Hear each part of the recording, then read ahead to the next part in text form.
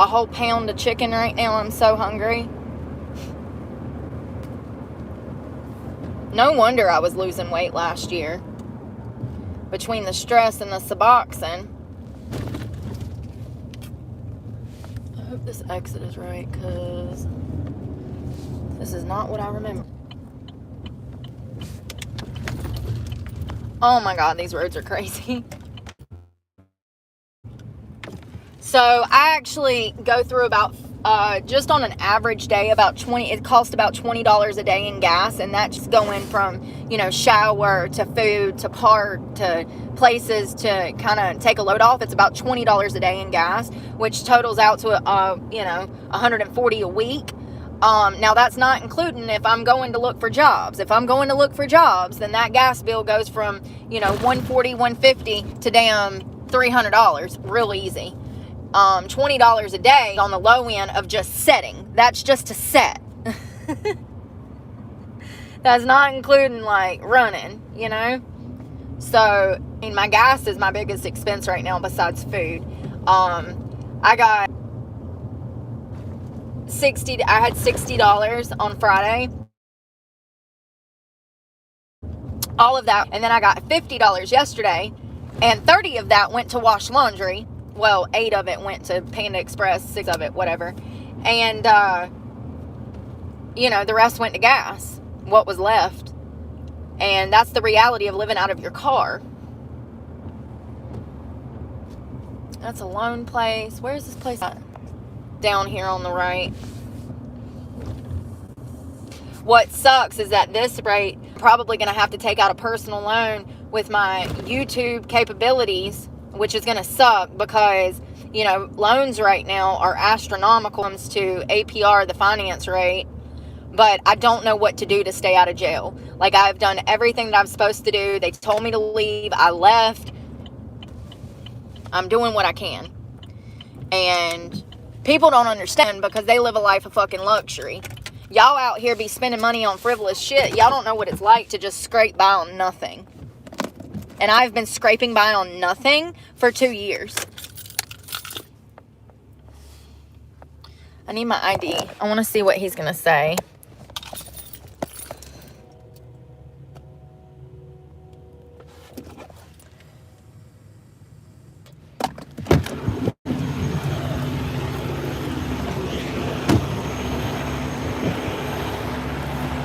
The last guy offered me $85 for a $1,000 necklace. It's $1,000. It came from Kay's.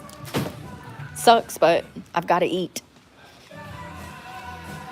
So hungry.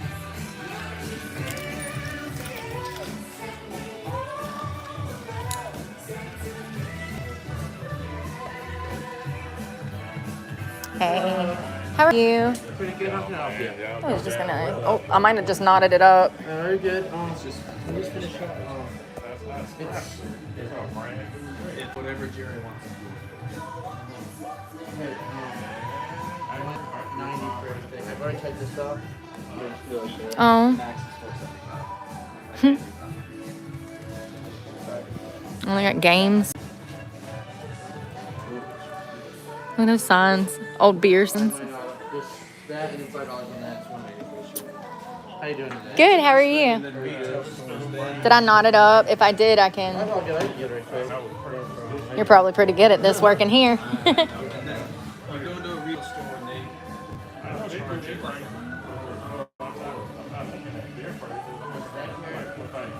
I am so sorry. I don't really need it now. We're trying to sell it or pawn it? Yeah. Sell it. How much are we trying to get? 100. 100? Okay. Oh, look at that pretty baby. He's so cute. Oh, there's 2 of them.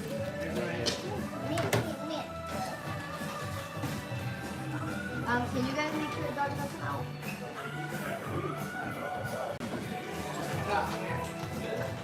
You can't do 75? Metal at 72. Okay, that's fine. Yeah, it's fine. And that's I scrap it up. I've got to hold this for 20 days. So to drop another $100 scrap. 10. Well, $100 that'll last me 2 days. Gas and food. It's the reality. What is? $36.58 for 10 carats. Alright, so when you buy it, yeah, I understand. So as a pawn shop, we take jewelry in. Jewelry doesn't have a serial number on it. So by law, we have to hold it for 21 days in the back. So it's, you never know where it's going to be at. So you have to take that into account when you, unlike a jewelry stores, they can buy it and sell it the next day or scrap it out or whatever they want, move it as fast as possible. Which kind of sucks. We can't do it like that. It used to be only 7 days. Playing Christmas music already. It's crazy because just 2 days eating, I can see the weight coming back to my face. Alright, sir, I'm ready for you. I got 1 day before a fire, alright? You have your ID, ma'am? I do. Make sure your computer to open up. No, you're fine. Huh? There you go.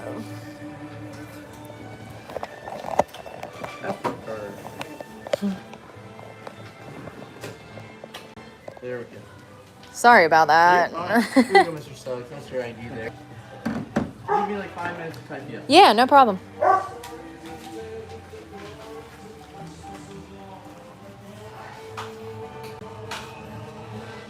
Look at that little cap gun. 1950s.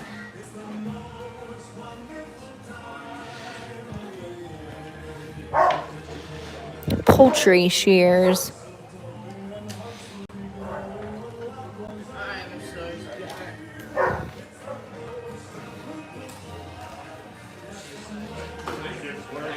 What Jerry says, I can't do anything else. When a baseball card That's tough. is just as expensive as your $10 necklace that you just pawned to eat. It's just crazy, man. This fucking economy is killing me. I need one to just end all my misery, right? Probably be easier. Unfortunately, I have 2 reasons to live. Fortunately.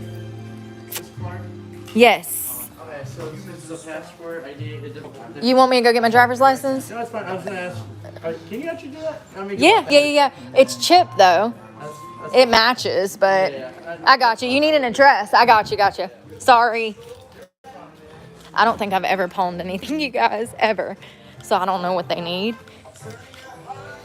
I just know that I'm 12 miles till empty. So if I don't do this, I'm going to be stranded again. Every other day, you know. I can't do nothing about it. All I do is make it through 1 day at a time. Make it through 1 day at a time.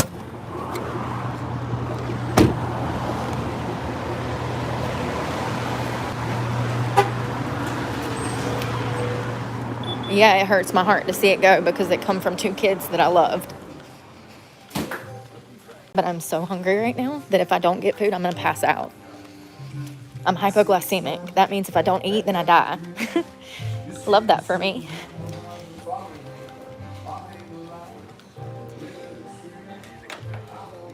Sorry. It's still valid, so it'll scan or whatever, but... Yeah, that works. And I look completely different in those pictures, but it's me. Driver's license. I don't know. A couple hundred? I mean, I would recommend coming here for this because you're going to get a cheaper rate anyways than you would at the shop. 300, 400. I like that little one back there. Oh, I like that little rugger actually. It'd be perfect. I can fit that in a boot. It'd fit right down in my boot. I used to have one of those. Snuff. Oh, I've had a couple of these now that I'm looking. Oh, there's a 40. Yep.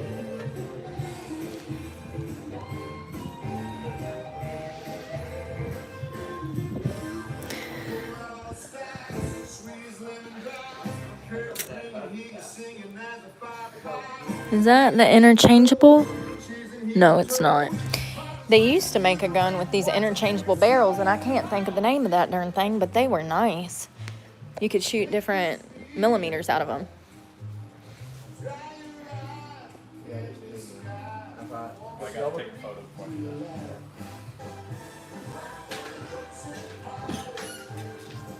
It might. I don't think it was a dare. It was something else. I think it was a Colt with interchangeable barrels, but I could be wrong. We can Google it one day, y'all. It was pretty cool.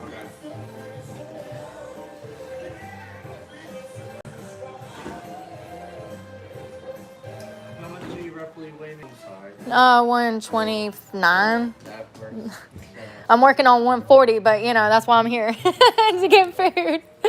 Ah. So funny. He's asking me my weight while I'm trying to gain weight.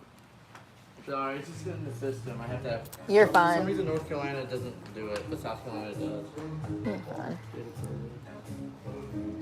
12,887. Phone number? It is.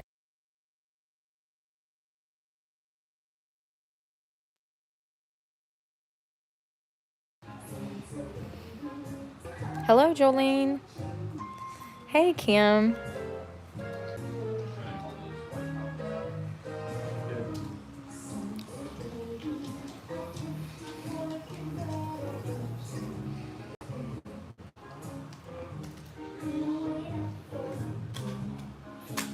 Thank you.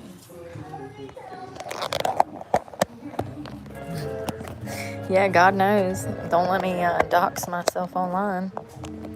It wouldn't be the first time.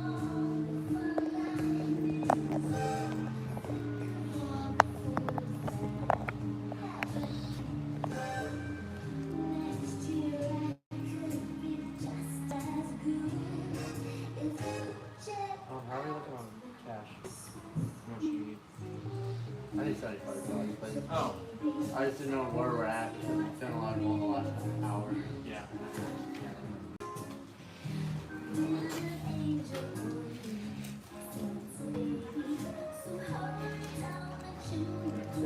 Why is there a 20 in here? Am I just gonna throw it in? You can give it to me.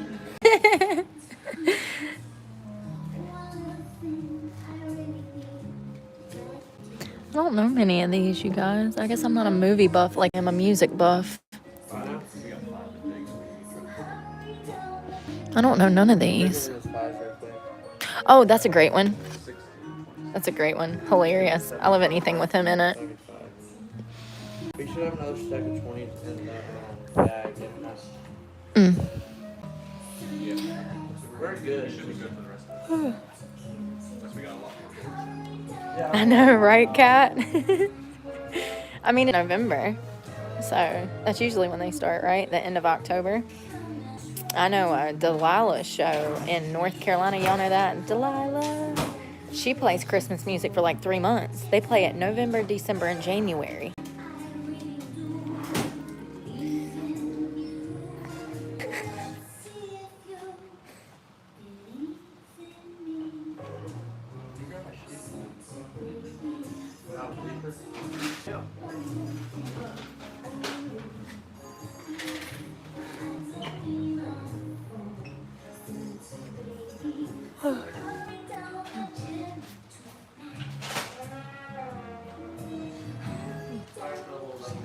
Oh, you're fine. Take your time. I'm in a rush.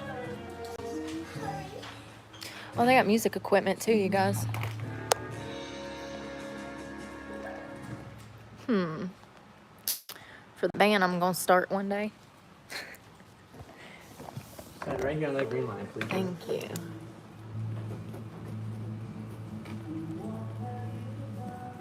Yeah. Oh, You're all good? thank you. 50, 70, 75. Oh, thank you. Y'all have a great one. You too.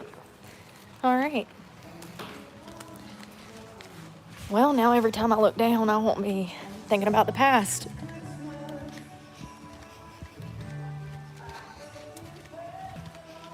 Honestly, I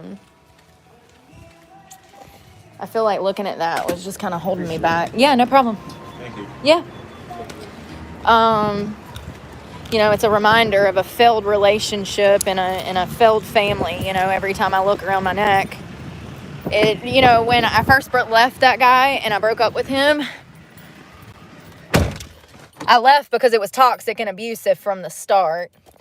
I was used, I was manipulated, my career suffered, like, it was crazy. But anyways, when I left, I kept the necklace because he told me to, and then every time I would look at it, it would make me think of this relationship, you know, and in some ways, I remembered the kids through the necklace, but I realized the other day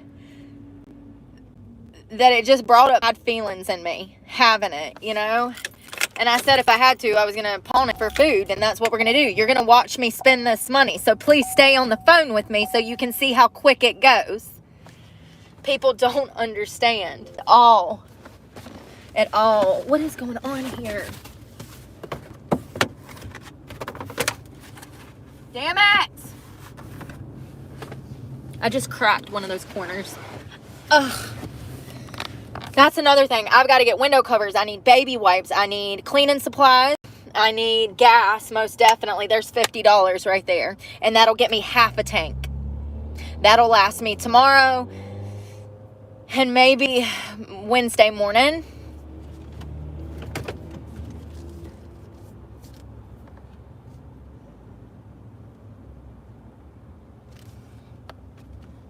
Come on.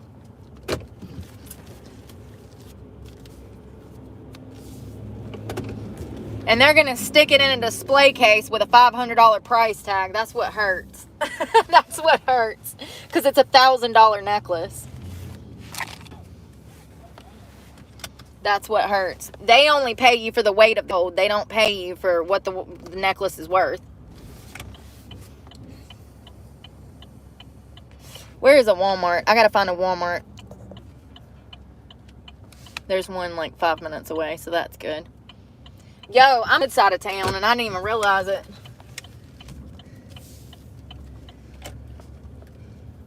Everybody's nice over here too. Like every single person that I've talked to over here has been extremely nice.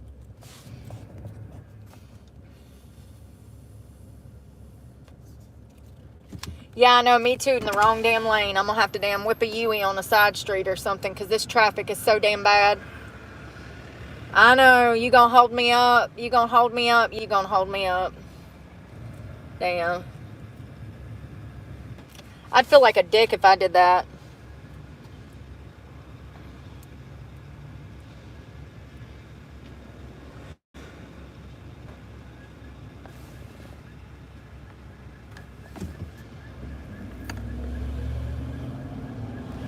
Oh, here's a gas station. We'll go. Perfect.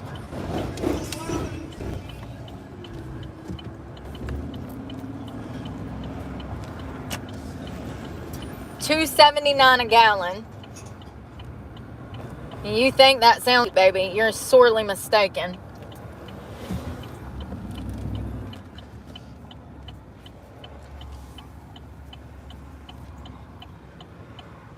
People are so fucking rude.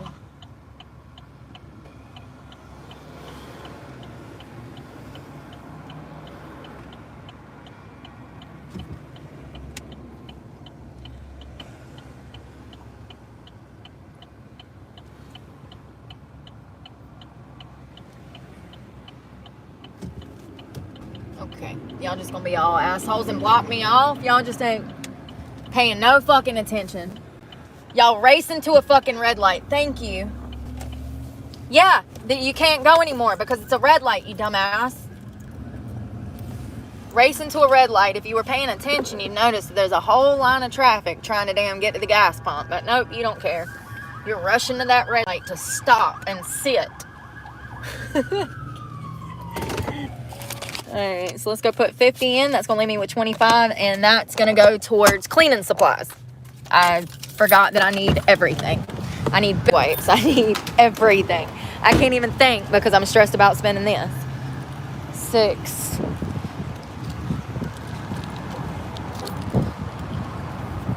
I don't have any baby wipes, cleaning wipes, window covers. My window covers last night creep me because they're so raggedy. You can actually see in my car. Hey, You good. You hear that? She turned around and said sorry to me. Number 6. For instance, say I went into that pawn shop and I pawned that necklace and they gave me a counterfeit and then I come to this store and it's fake. I'm going to jail. Easy. Hey, how you doing? Good. Can I do 50 on pump 6? I just got that from the pawn shop. Okay. That's why I went about it. I was trying to tell people how easy it is to go to jail. Yeah, no 6. Okay. Thank you. You too. She started holding it up. I was like, God, I'm so loud. I was telling her I got it from the pawn shop and that freaking if it was fake, it ain't my fault. And it's $2.69. Shit. Everybody's so nice around here. It makes me want to cry. It does. I feel like, oh, so it's not me. It's just everybody up there is miserable. You know, I think it is. I think it has a lot to do with economic things. Like if I'm going through it, I know other people are going through it. I see y'all. I hear y'all. But like, I know y'all are going through it, but like, it could be worse. My situation. You could be going to jail for shit you didn't do. You could be going to jail for harming your own kid when you didn't. You could be marked a child abuser and never be able to find work again like what I'm going through. So just be great. Because it can always be worse. And I knew today was coming, but there's nothing I can do about it, you know? What do you do? When you don't even have the gas to go look for a job, what do? You can't do anything. And that's where I've been at. I know one thing, I can't sit up there and waste away with people trying to kill me. Literally, I had people try to run me over, don't forget.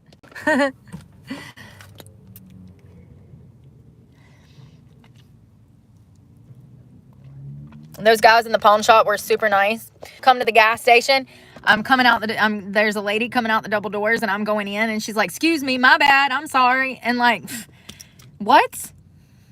What? I'm sorry. Did I hear you correctly? You won't hear that shit in North Carolina. Quite the opposite. They'll be like, move, bitch. Why are you in my fucking way? You existing? Why are you white? I ain't had none of those problems since I got here. And matter of fact, every single black person, Hispanic that I've met have been super nice. That's what I'm used to. People being kind because they don't hate themselves. And you motherfuckers up in North Carolina almost had me believing I was crazy.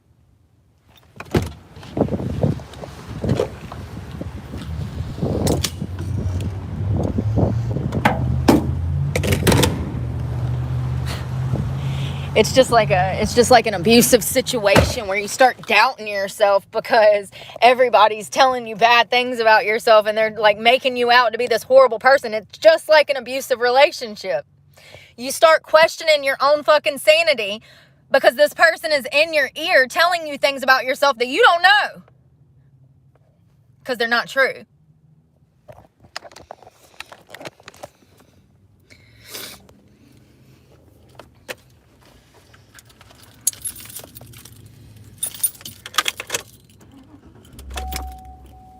You don't know. You know what I mean? What was that? I already pawned it. I had to. Andrea, thank you again so much. But I had to. Like, people don't understand. I don't know how people are surviving. I don't know how you guys are surviving because I know how much it takes for me to just exist every day. Just existing is $30 a day. You know what I mean? So that includes my shower, which is $8. That includes the $20 to get there and back. And then I have $2 left over for food. That's the reality. I can't do any better than what I'm doing. If I go souther, it'd be more expensive. Where I'm at is actually cheaper than North Carolina. People are like, why did you leave North Carolina? A, because I was told to, B, because it's cheaper, and C, because where I'm at, these motherfuckers don't treat me like I'm the problem. Because I'm not a problem. I'm a good person that wants to do great things. Society has tried to snuff the light out of me since I was a child. Since I was a child. It's a miracle that God has given me the level of awareness that I have. Because I could have went the complete opposite end of the spectrum. I could be a horrible actual child abuser. A miracle. And it's only because of God that I am where I am right now, mentally, spiritually, and physically. I wanted to be from the disease of addiction, and he did it. I have zero fucking issues with zero.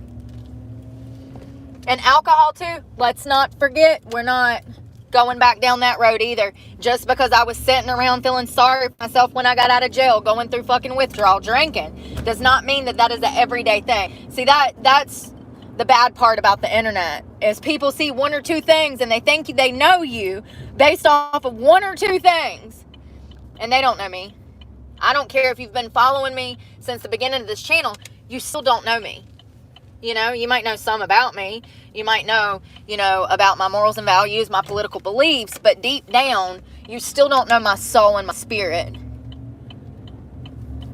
But, I want you guys to get to know me, which is why I started a channel. But I understand that I have limitations in communication. A lot of that is education. Unfortunately, I didn't grow up in a household where words were spoken. Quite the opposite. Objects were spoken, they'd be thrown upside your fucking head. You'd know at that point that they wanted you to get up and go do something. But words were not spoken in my home. I did not grow up in a home where there were hugs. I didn't grow up in a home where there was, love. And, I didn't grow up in a home where the holidays were celebrated and special. Quite the opposite. I don't think that I've talked about my childhood enough, but we'll get there eventually. You would think saying up in a home with no love, affection, getting sexually abused and beat would be enough. But for some people, they still just don't get it. And I understand it's because they didn't grow up like that, so they can't. But, there's only so much you can beat a dead horse before you realize that certain people are just never going to understand you. Their brains can't handle what that must be like. And in my opinion, if you can't put yourself in someone else's shoes, then you're incapable of actually understanding them. I had someone tell me today, "Oh, I understand. I said, "No, you don't. No, you don't. You're a man. No, you don't. So stop trying to relate to me by telling me that you do when you're a man. You can't even begin to fathom." And it goes both ways.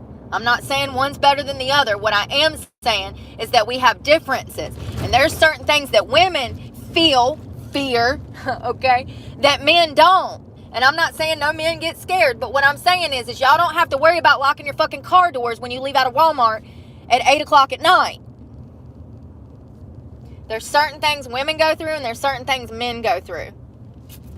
And at the end of the day, it can be quite hard. Men, where are they from? Mars? Women are from Venus? Whatever. It can be quite hard to relate. I mean, and I understand that people say, "Oh, I understand," to try, but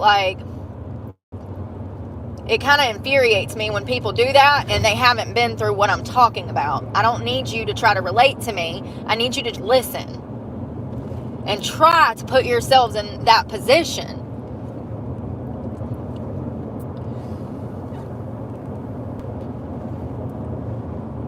Well, at least the guys in the pawn shop were super nice. I'm glad that they let me do that with no problem, because honestly, I'm so hungry.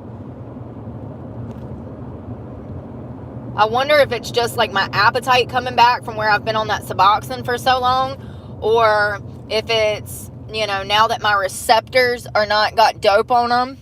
I'm wondering if it's, but also it could be the physical fitness, because I've been killing it in the gym. So, I think a combination of both. Let me see where I'm at. I'm glad I looked at that because I need to make this turn. You know, my first check, I had received like donations. And so that's why my first check was $1,300, because I had received like $1,200 in donations.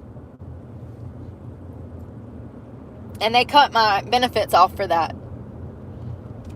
And my next check, it ain't even enough to cover my insurance. So what do y'all, you know, like, what do you want me to do? I don't know.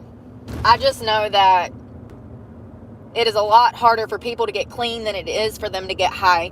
Everybody in society will give you the tools to get high and watch and stand badly as you're killing yourself. But when you want to get clean, nobody is going to be there for you. And that's the reality of sobriety. I've been in this fight for 4.5 years by myself.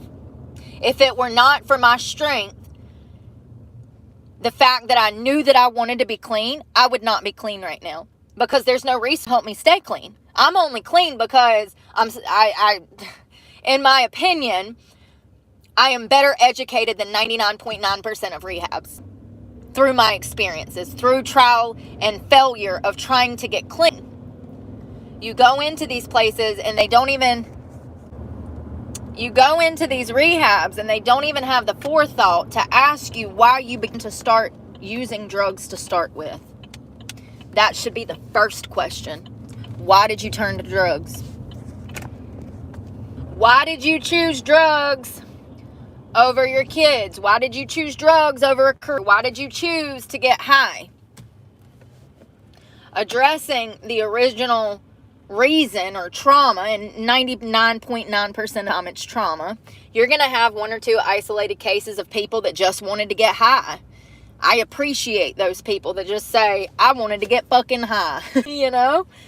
But most of the time, it's going to be, shit, this fucking light. I got to get over, man. I got to get over big time. I hope this little punk's going to let me over. 99.9% of the time, it's trauma. I already felt this way, but recently I've been watching a lot of intervention, and I didn't quite grasp how many people turn to drugs because of trauma. But it's the majority. It's the majority. I saw one episode where a girl was molested by her stepfather. She went to her mother and told her mother, and her mother did not believe her. Around this time, her mother says that she became a problem child. No, Karen, she was molested by your... She was molested, abused, traumatized, assaulted by your boyfriend. That's why she become a problem child. Give me a break. You know, they said the same thing about me when I was 6 years old getting molested by a biological father. The teacher used to call my mama every day. She's being a problem. She's doing this. She's doing that. She doesn't hit a kid. She didn't. To the point, mother actually lost jobs because she had to come to the school every week to get me out. And they called me a problem child. But when I look back on my childhood, it is very clear through my behavior that I was suffering from sexual abuse. Every single sign was there. Every single sign was there to show that I had already been sexually abused by the age of 6, which is why I was having behavioral problems. So let me get this right. I'm getting sexually abused. I'm surrounded by teachers, educators, my parents, social workers. And y'all thought the best route was to beat me at school and then send me home to get beat some more. And then every day was the cycle of beatings. I'd get beat at school. Then I'd go home and get my ass beat by my parents. Then I'd go back to school and get beat by the teachers or the principal. And then go home and get beat again. And I'm talking about there were weeks I would get beat a dozen times in a week. Now, let me just remind you that this was also during the time where they restrained kids in school. They could hog tie you and leave you for hours in a room by yourself. And teachers were actually trained to do this to students. They would restrain you, put you face down on the ground. It's just crazy looking back on my childhood. It's like At what point was the affection, empathy, and communication supposed to come in to guide me towards the light? Because my childhood was nothing but abuse, trauma, the justice system, the Department of Social Services.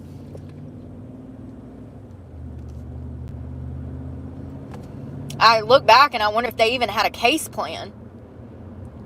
Or were y'all just fucking time? I was on numerous medications, some of which made me forget parts of my childhood. So I'm on Depakote, Seroquel, Prozac, Adderall, Ritalin. Those are just a few. There was probably 60 different medications that I was a guinea pig for before the age of 12 years old. So there's a reason that I talk about these kids transitioning in the medical profession, because I've been through it. I've lived it. I was one of those guinea pigs. But back then it was drugs. It was medicinal, pharmaceutical drugs. And my childhood, I don't remember half of it because of it. And that might be a good thing, because I went through a lot back then. Every day was daily abuse. Every day was daily abuse. There was not a day that I was not abused as a child. It's a miracle that I'm even a decent person, because I could have went the opposite way. And I think that, the state tried to make it seem like that, absolutely, by charging me with crimes that I didn't commit. They tried to make me out to be somebody that I'm not.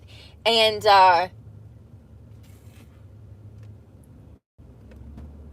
I've said from the start that I was not guilty, and I will continue to say that. And matter of fact, I'm interested in talking to other women that have been through the similar things. And one of you commented yesterday, thank you so much for commenting and making me feel not so alone, because it's imperative to talk about what has happened.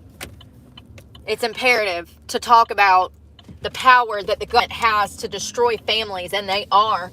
They're destroying more families than they're helping by far. There's no debate in that. We have studies that prove that. Irrefutable.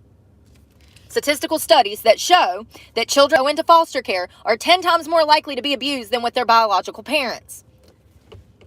And let's not forget, father figures make up 17% of abused daughters. So that means if you got a boyfriend or a boyfriend,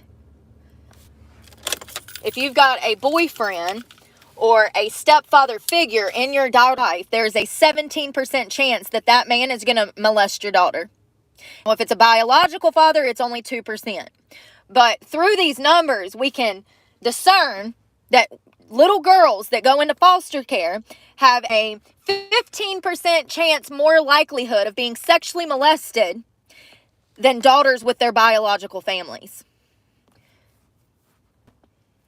Let's go get something to eat. I'm starving. And I mean, hell, at this point, I don't know what I want. Hold on one second. I can't spend all of this money on food. I have to spend this money on things that I need.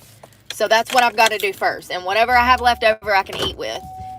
That $50 got to force a tank. So that'll last today and tomorrow.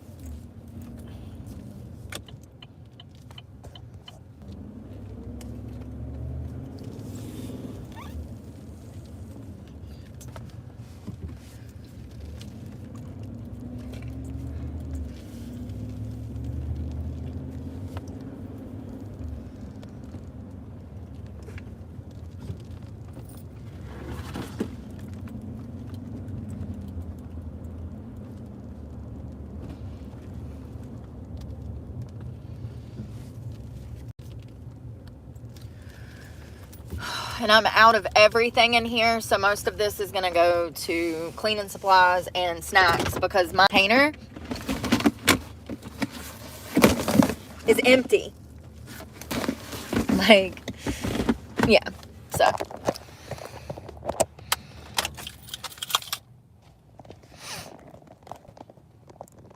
I don't have PayPal. I set up PayPal to receive something from somebody. I never received it, so I deleted it. It's fine.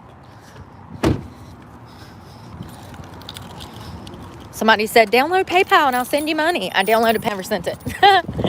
So, that's life. That's 90% of people say they're going to do something for you and they don't. That's why I don't deal with people. Because if I say something, I'm going to do it, I do it.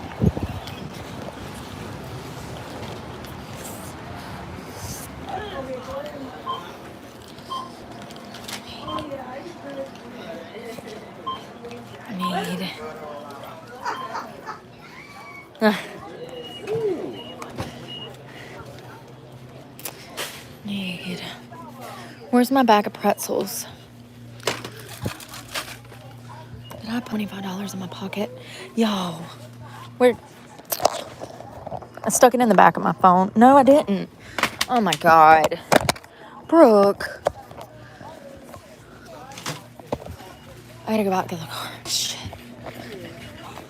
Excuse me. Where did I put that money, y'all? I'm about to cry.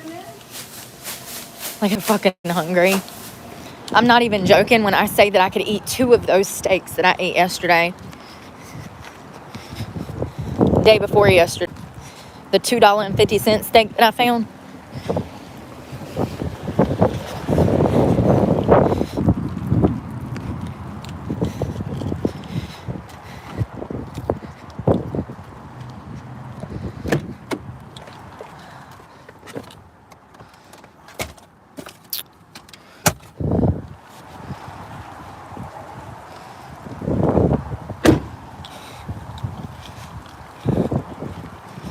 Nobody's sending me money. See, this is the problem, y'all. Y'all are gullible as fuck.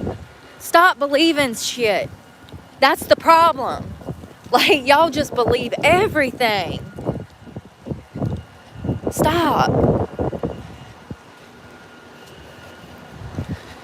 I've received money from 2 people in 2 months. Andrea and Nikki. Andrea sent me $80 and Nikki sent me $50. That's the only 2 people that have sent me money in 2 months. Stop it. It's like ridiculous how people just like gaslight. Like y'all just believe anything, won't you? Sorry, excuse me. Lord, y'all got me in the store cussing, looking like a crazy lady because y'all gullible. That man ain't sending nobody money. That man's trying to scheme me into finding out personal information. People say stuff all the time. Oh, we can do this, and this. And they do that to gaslight y'all. I'm just going to save my breath because you can't tell nobody nothing. It's just sad what people believe.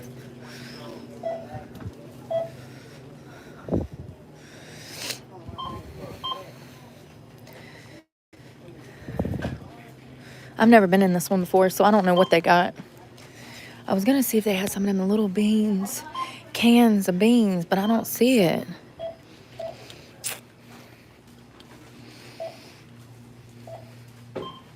I'm sorry, Brian, help. I believe you. I think that, boys don't report it like women do. And hell, at this rate, women ain't even reporting it anymore because their claims are not being heard. I don't know about that.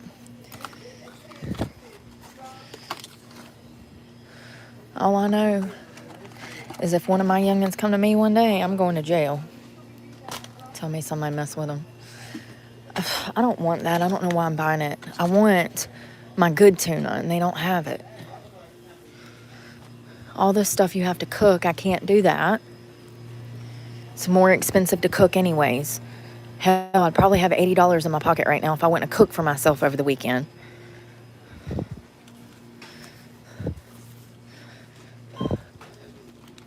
And it wasn't like I made anything lavish. Y'all saw what I made. I'm getting aggravated. Excuse me.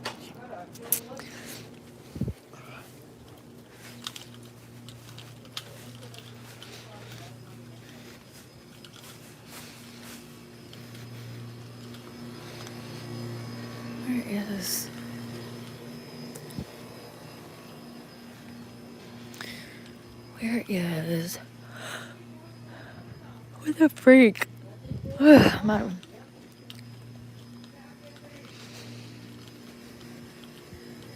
You can't just cook anything anywhere. You can't post up in the Walmart parking lot and just open a camp stove and start cooking. The cops will show up and say, oh, you can't be doing that here.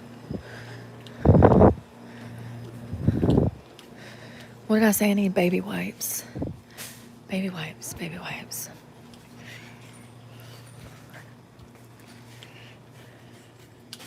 They ain't got nothing in this store, y'all. Like, literally nothing. Where's my toothpaste? Oh. Damn it. Let's see if they got the boards for my window covers, because God knows I'm letting up. Waking up to some creeping. Hey, there's the baby wipes, but I don't see mine. Those will have to do. I usually have... Where is the damn laundry detergent?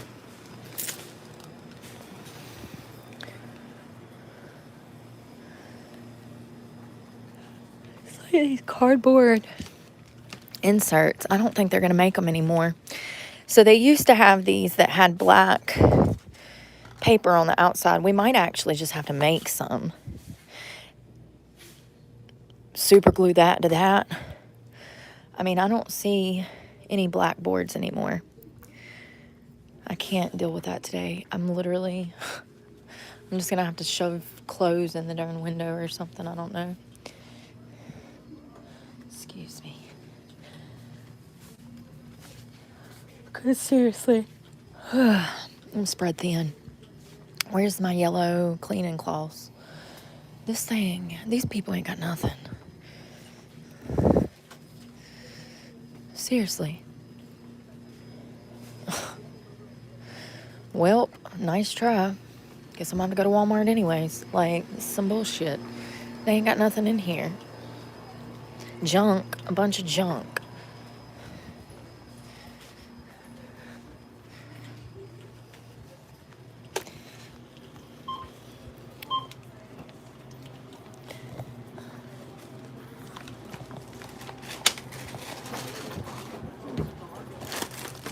Whew.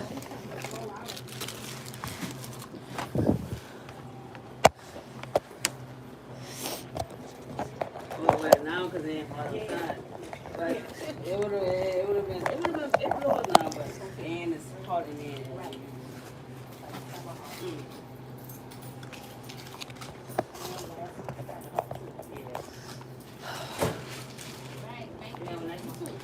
Hello. Hey.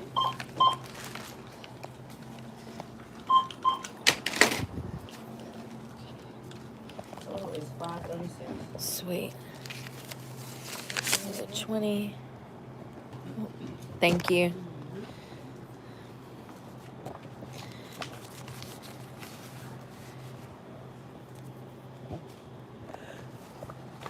Chicken and dumplings.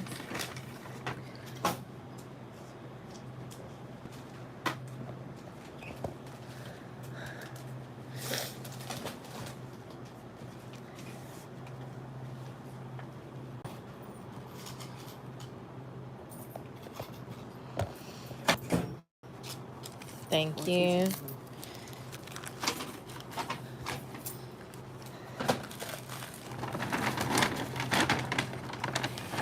Thank you.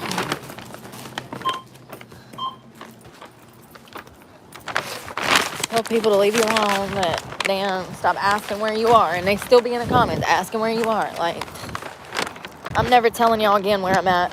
And matter of fact, it's about to be like this from now on, because I got motherfuckers out here calling my bondsman trying to have me locked up. You dumbasses. Seriously. Imagine trying to leave your home state so that you don't have more false charges. You find somewhere cheaper to exist where people are nice and people actually want you there. Okay? And then you got some weirdo off the internet calling your bondsman trying to get you locked up. For what? I don't fucking know. She said that he kept saying I was in Florida. So? She said, I told him. This is what I forgot to tell y'all the best part. She said she told him maybe if he was as concerned about his own life as mine, he might be somewhere in life. I said, oh, damn, shots fired. I said, I like you. I mean, I liked her because she come and got me me out of jail, but I really like her now. You know what I mean? That's what we need. More people out here telling people to mind their own damn business. The world won't be a crazy place if you mind your own damn business. Karens and Kevins of the world.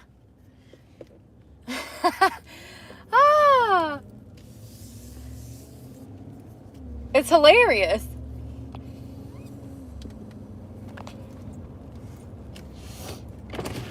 I mean, it speaks a lot to society that I even have to leave because of the harassment and stalking. And once again, I've only told you guys probably about 20% of what's actually happened. 20%.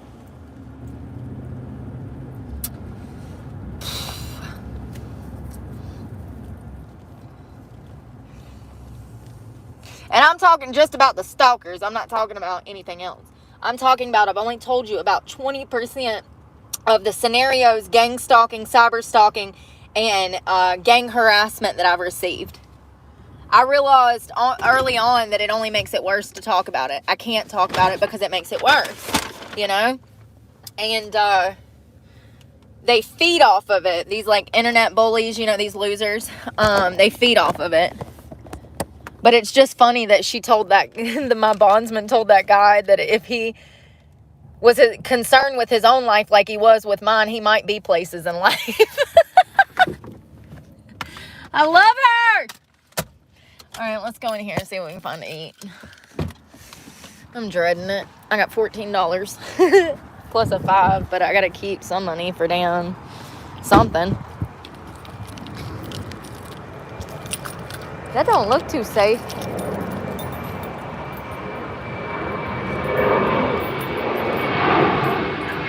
Why is it crooked like that?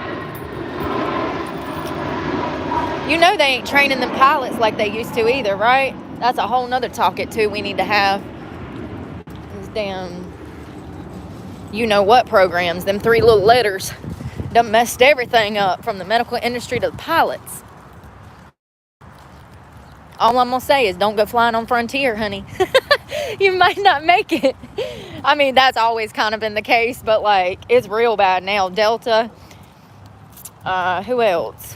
Who else is on them damn programs? And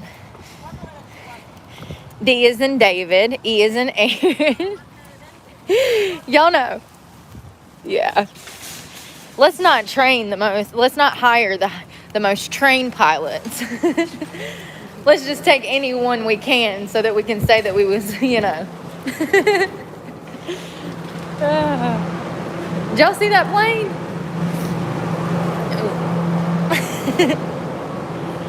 It was sideways. Y'all, it's cold up in here. This ain't gonna make me hungry. I'm hungry. Well, I was before I come in here. Now I'm disappointed. I don't know. Let's go see what meat they got. I might have to go somewhere and fry me up a steak because this ain't working. Y'all don't understand. Once you go to what I've been eating, nothing fills you up but what you need, which is protein. Straight carnivore. I don't know where this come from. It's got to be from my training. I feel better already, like, just thinking about food. That chicken was good, but it ain't good for you.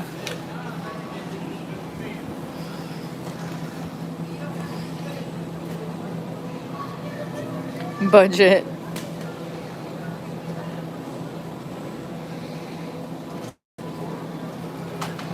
Yeah, there you go. Blake, you got it. Look at this, you guys. I mean, you can't even get a steak for less than damn $9 nowadays. It's just bullshit. They could make them smaller, but you think they will? Hell, and those should be on sale. Look at the whole color difference. Damn.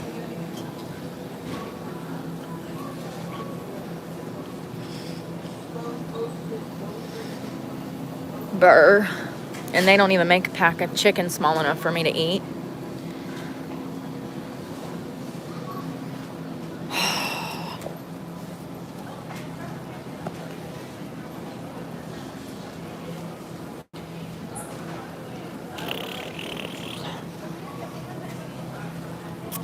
Well, that was fun. I don't know what the fuck I'm gonna eat.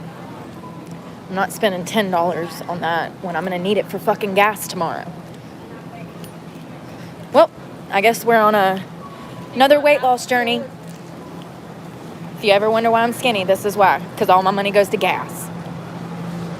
Every single penny. I can't believe I just got rid of $1,000 necklace to be able to fill up my gas tank so that I can escape from society because they won't let me sit anywhere.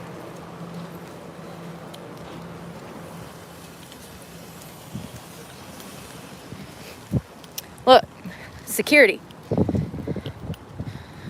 When you see that truck, just know that you are not welcome at that Walmart as a van lifer.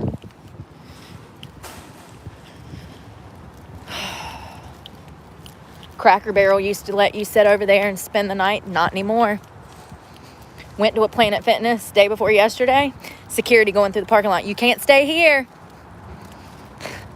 Okay, well, if Walmart ain't gonna let me stay here and Planet Fitness ain't gonna let me stay here, where the fuck do you want me to go? Welcome to an election year.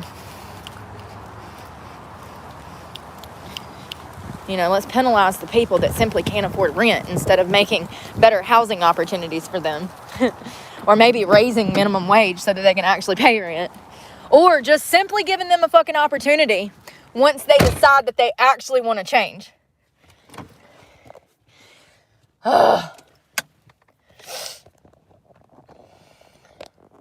I cannot believe that I paid $6 for that little thing of chicken. I thought that it was going to be an actual portion, not a snack.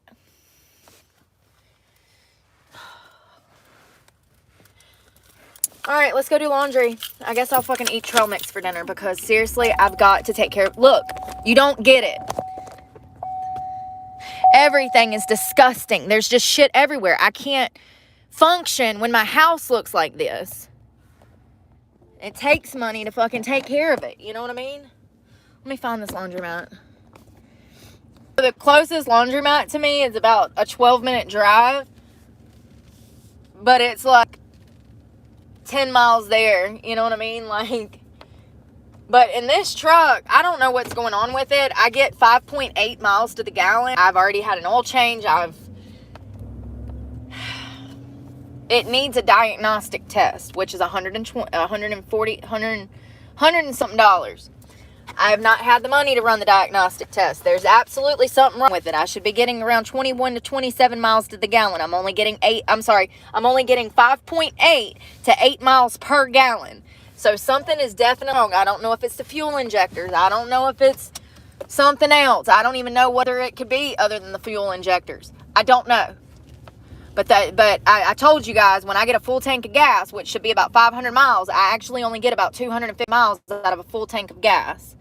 So this has been an issue. I just bought $400 worth of damn tires and oil. And then the following morning, I had to wake up and buy a $300 battery. This was after I made a $700 truck payment, a $140 insurance payment, a $100 cell phone payment, and paid my storage shed all in 1 week. It hit me hard. It was all unexpected. I wouldn't have bought the motherfucking tires and oil if I knew I had to buy a damn battery the next day. And this is after taking out a loan to bond myself out, $2,500. It was a $25,000 bond. You do what you can. Sick of struggling. Seriously, I'm sick of struggling for doing the right things. Sometimes I question why God gave me the strength, but he hasn't rewarded me yet. I have seen no rewards in 4.5 years. It has been the hardest. Going through 5 years of prison was easier than being on the streets and I have financially for the past 4.5 years. That 5 years in prison was a fucking breeze in comparison to the life that I live today sober. Ain't that sad? Ain't that sad? Because of the Biden-Harris administration. 100%. It's all their fault. I would be able to find an apartment right now, if it wasn't full of illegal immigrants. So don't tell me immigration hasn't impacted my fucking pocket, because I know it has. I've seen it firsthand. I've been in the Department of Social Services.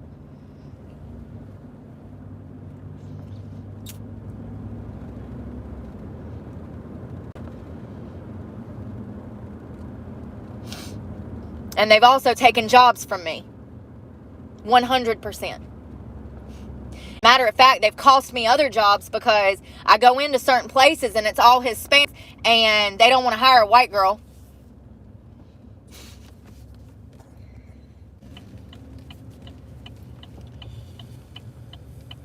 I went into one bar for a job and he told me nobody knew how to bartend. And I said, well, I do, and I can actually train the girls too. And he wouldn't hire me because I was white. And they don't tell you that. You can look, if you have any kind of situational awareness, you can look and assess the situation and know. Because he didn't even do a background check on me. So if he would have done a background check, I'd been like, okay, he saw my record. That's why me. No, it was because I didn't speak Spanish. When you're going to be the only English speaker in a restaurant, bar, grill, whatever you want to call it, that's going to cause problems.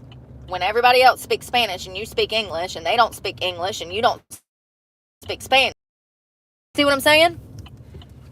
Mark my words. It's already happening. Mark my words. It will become a common trend for things to become slightly segregated again. It's already started. It's already started. If you travel, if you see the world like I do, then you know that segregation has already started in businesses. It's been going on in colleges for 4 years. So don't be surprised when you walk into your favorite restaurant and they treat you like shit next year.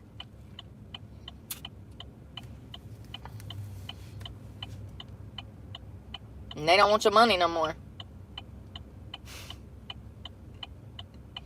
And I haven't had anybody say they don't want money. But what I am saying is I've absolutely been in social situations where there is segregation going on and I'm treated funny because I'm not the color of everyone else. And I'm there to spend money. Like, it's just crazy. Like, wait a second. Who fucking died and made you Walmart segregation police? Who said that just because the sun's down, I can't be here? It's true, though. I got a scratch on my truck to prove it. In a video. And law enforcement interaction. All in one day. From discrimination. Because I was white. At a primarily black Walmart.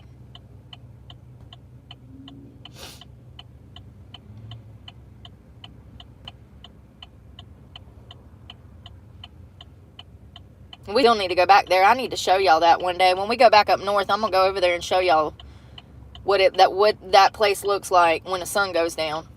There was people, I would say, I don't know, 20, 30 people out there drinking and smoking dope on a Tuesday at 2, you know. Like, it was dark, so it was like 9 o'clock at night. But you know what I mean? It's a Tuesday. And people are using the parking lot to party in. It was crazy. And I'm like, wait a second, I was just here in the daylight, and it was the complete opposite. What is going on? Crazy. I'm hungry, but like, it's stressing me. That's part of the problem. Like, I start to feel better, I start to eat good again, and then the fucking comes financially, and it's just like, I can't eat because I'm gonna need this money for gas. And after what I went through today, I would rather fucking starve than be stranded somewhere.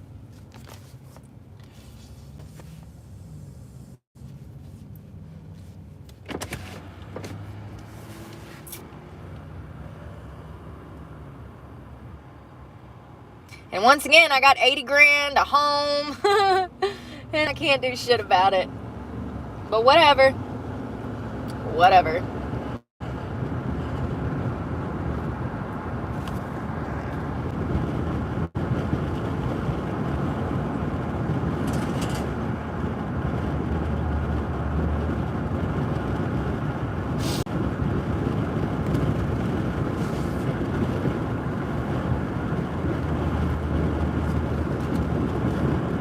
My sugar level low. I'm getting cold, and it's 76 degrees outside. That's usually a sign that my sugar's dropping. I'll get extremely cold, chill bumps, aching, my head will start hurting, I get lightheaded, and I'll start seeing double when driving. Yay! Maybe next time I'll go off a bridge. I'm joking. Kinda.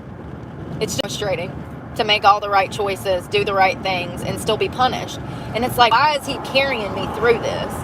Why is he doing this to me? I mean, it's definitely God. I mean, it's, 90% society, but ultimately has the decision to bless you. So I just don't understand what the silver line through all of this struggle for the past 4.5 years has been.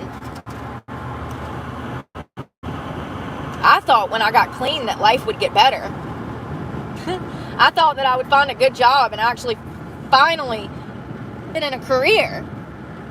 I had a better chance of getting a job on drugs than I do now. People don't like sober people. People don't like girls like me. They don't. They don't. When I was on drugs, I had no problem finding a fucking job. Track marks, black track marks up my arms and neck. See, when I was on drugs, people didn't feel so bad about themselves. They could look at me and say, oh, well, she's a drug addict. At least I'm not that bad.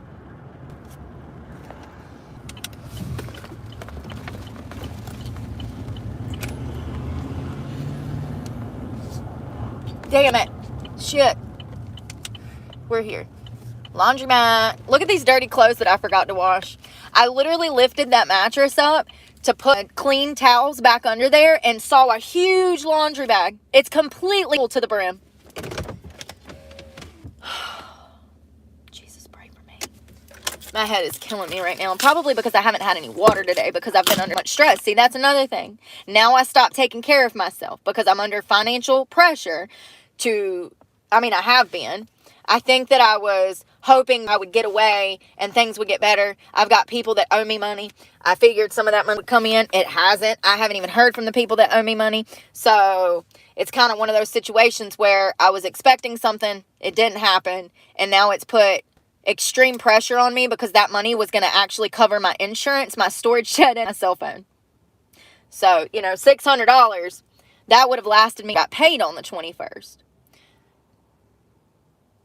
Now they're not even answering the phone. How convenient when I leave the state, you answering the phone. So am I just never going to see the money that you said you were going to send? Or no, I won't.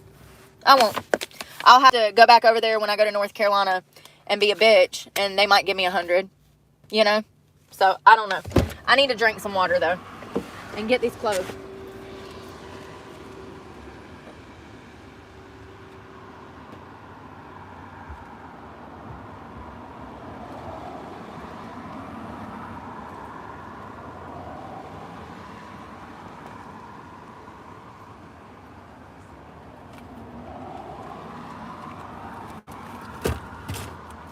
And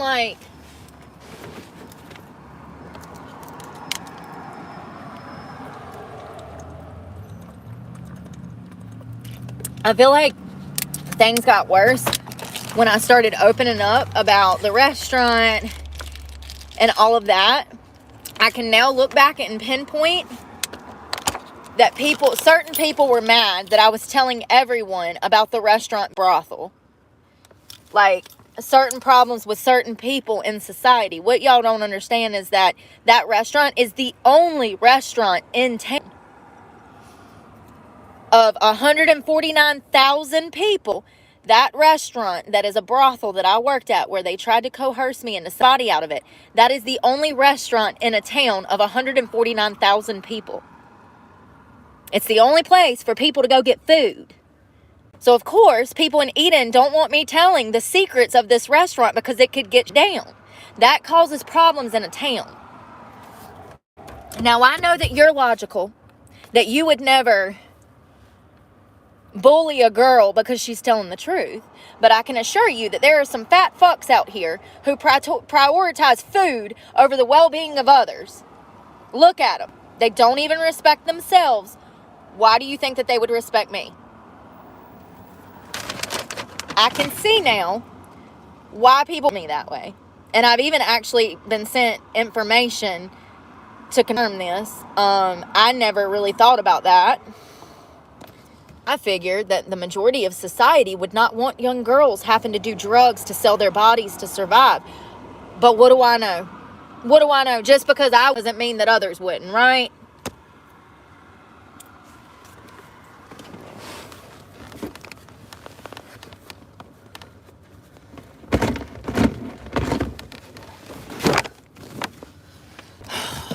Where's that laundry detergent spot? I have half of that little one, I do believe, left, but still. You never know when you're going to need more. This is something else you go through every week. Every week. You have to do certain things living out of your car. Laundry is going to be a 2 to 3 times a week thing. Your car is going to smell, and then you're going to smell every time you get out of your car. So if you want to smell like sweat, shit, and piss, by all means, wash your laundry once a month, once a week. But if you want to smell like a normal person that's not living out of their car, you're going to have to do it 2 to 3 times a week.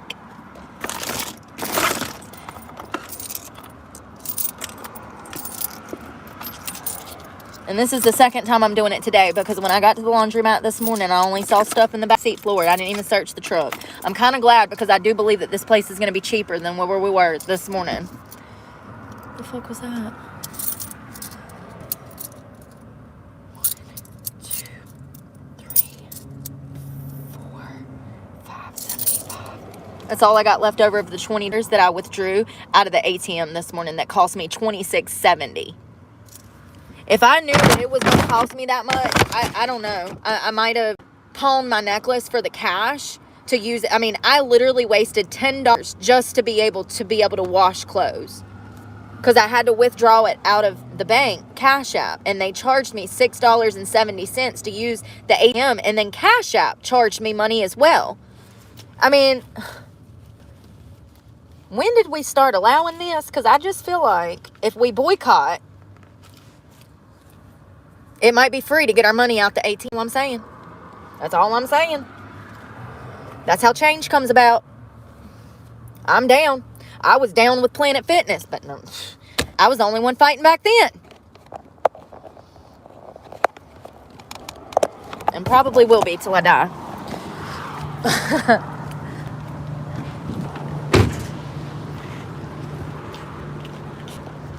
Oh my God, I forgot to tell you guys, I pulled up at the gas station the other day, and there was a guy that had his front end off like mine. Hey. Them took his front bumper off like I took mine off. I said, oh my God, it's my twin. Hey.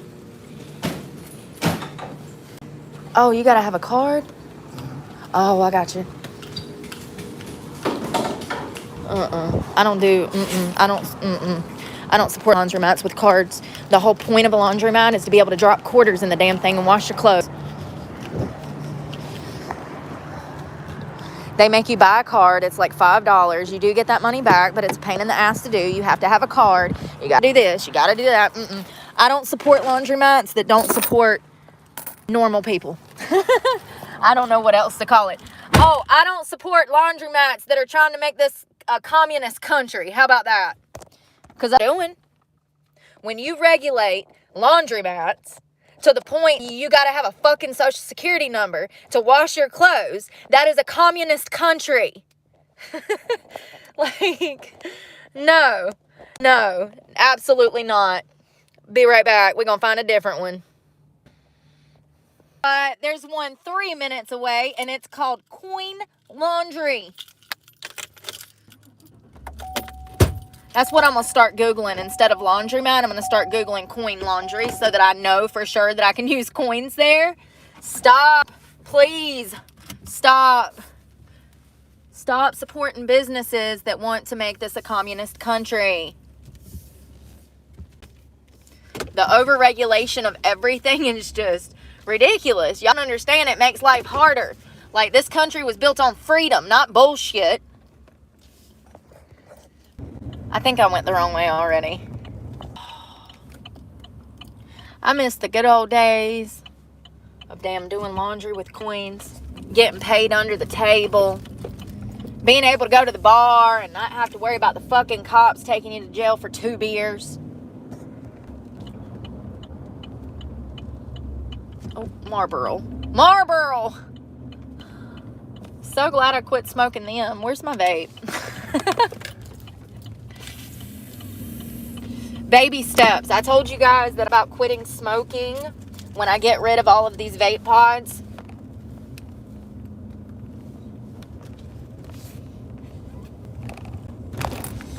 I really would like to. I think that it would help my training performance. I already train lungs every day. If you're not training lungs, what are you doing? As I die.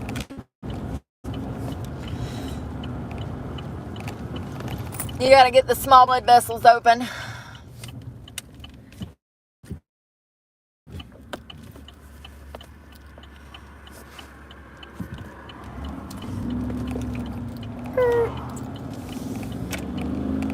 Oh, Mr. Coin Laundry, where are you at? I need to wash my clothes because I forgot. Should be. Oh, he's getting him a palm tree delivered. They brought it by a truck. Y'all see that palm tree strapped to the back of that truck like it's a car? You should see them toting them down the highways on damn 95. Truckloads of palm trees. I'm like, there went $150,000. Some of those palm trees mature, 30 grand. Did you know that? Yeah. Yep. A fully mature can take up to 30 years. That's why there's so much.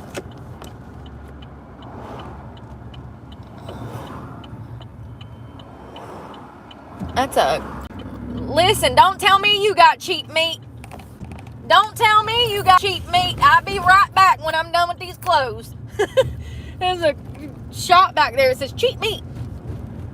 How cheap we talking? We talking like off the crack truck cheap, or are we talking it's prison meat? You know, because if it fall off the crack truck, that's good meat. The chicken truck. You know? But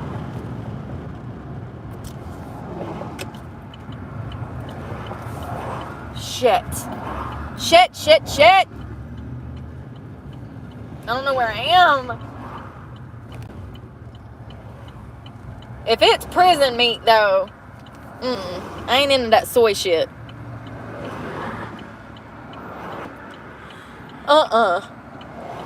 If it's just cheap and it looks good. There's a Wendy's. Why don't I just go get a burger? Because there's cars coming. I wonder how much a damn junior bacon cheeseburger is.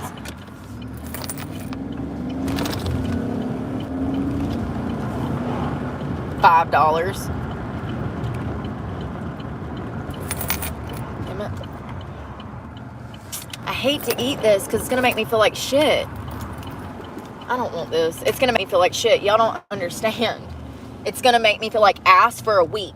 I'll feel it seeping out of my fucking pores. I can't do it. There's a reason you're pressed, okay? Wendy's, that's why. I'm poor as shit right now. Out on bond, struggling, and I'm happier because I'm eating healthier. We're not going to change that just because we're shit now. We're going to go to that cheap meat store after we do laundry. We're going to see if they have a cheap cut of steak. I got that other steak the other day for $2.50 and I felt amazing because of it. I see you, baby. I see you. I ain't going to hit you, Unc. I ain't going to hit you, babe. I would never. And matter of fact, I'm going to hold traffic off. He's on a moped. You got to watch out for them. I saw a guy on a motorcycle get hit one time. I'll never get over it. And I was honking my horn too. I was like, ah! I'm like waving. I done rolled my windows down. I was trying to tell him that there was a Ford Explorer about to merge over on him. And that fucking Explorer did not hear my horn. I was screaming at the top of my lungs. I was hysterical. Do you hear me? Looking like a crazy lady trying to prevent this guy from getting hit on this bike. It was horrible. Absolutely horrible. Still tears me up. because it was all the guy that was in the Ford Explorer. He was not paying attention. He had a system in the old school Ford square body Ford Explorer, and the system was up so loud he could not hear anyone that was trying to flag him down to prevent him from merging onto a motorcyclist. And that's why they have noise ordinances. Your music is not supposed to be louder than a car horn for a specific reason. Safety. I think they're cool too. You know, I have a sibling that does it professionally. He owns his own business. He puts them in cars. He builds them from the ground up, speaker boxes. I grew up in a household with parents that listened to rap. I've been over this. I grew up on Tupac, Biggie, NWA, Bone Thugs. My dad always had a nice system in the car. When I tell you that my hair would be blowing sideways from the noise, honey. Like, my brother has done competitions in other states and won, you know. So, I love a good system. But there's a time and place for everything.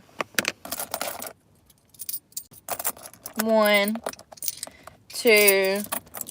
Actually, the loud system. I love riding in a nice truck with a loud system. That's not the type of thing that you do in rush hour traffic, cyclist around. It's something you do on a Sunday drive out in the cut. You know what I mean? Where ain't no people gonna be. And you can ensure that you're not gonna kill anybody because your system is so loud you can't hear a horn honking to warn you that you're gonna run over somebody or something. Did I put that laundry detergent in here? I did. I rolled up next to a guy a while ago and he liked to busted my windows out with his damn speakers. You know what I mean?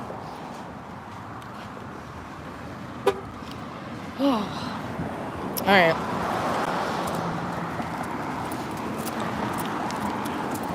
I hurt so bad. Ow, my whole body. I've been at this laundromat before. We stopped over here a couple months ago and there was some dude sitting out there, remember? And I said, I think I'm about to get robbed.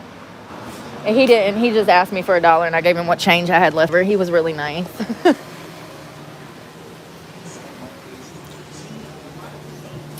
$3. I can swing that. We coming back here next time, not that other one. Damn it. Hold on 1 second.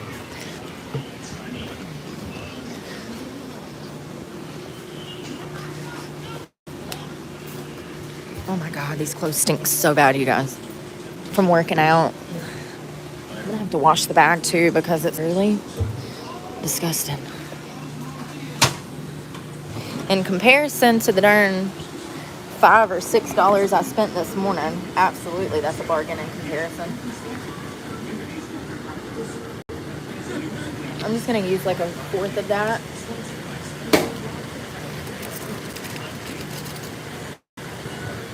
I'm glad that I saw those before I waited another week. Look, we're gonna do cold water. Prevent smells. Gin stink. Oh my God, y'all. Every time.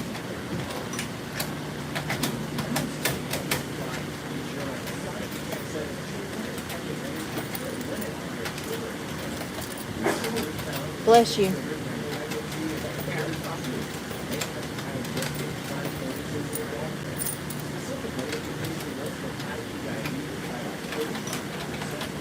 Every time.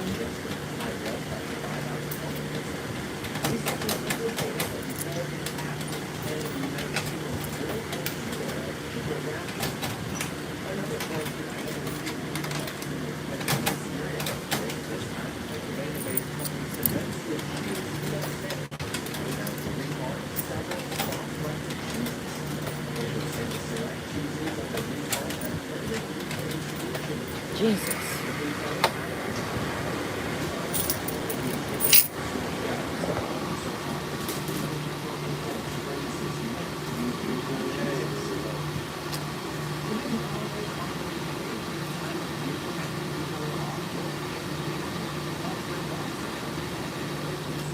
Yeah, no, I agree, LD Adams. My truck has those bright lights, and I can tell when I'm driving behind people that it bothers them. I try to get over.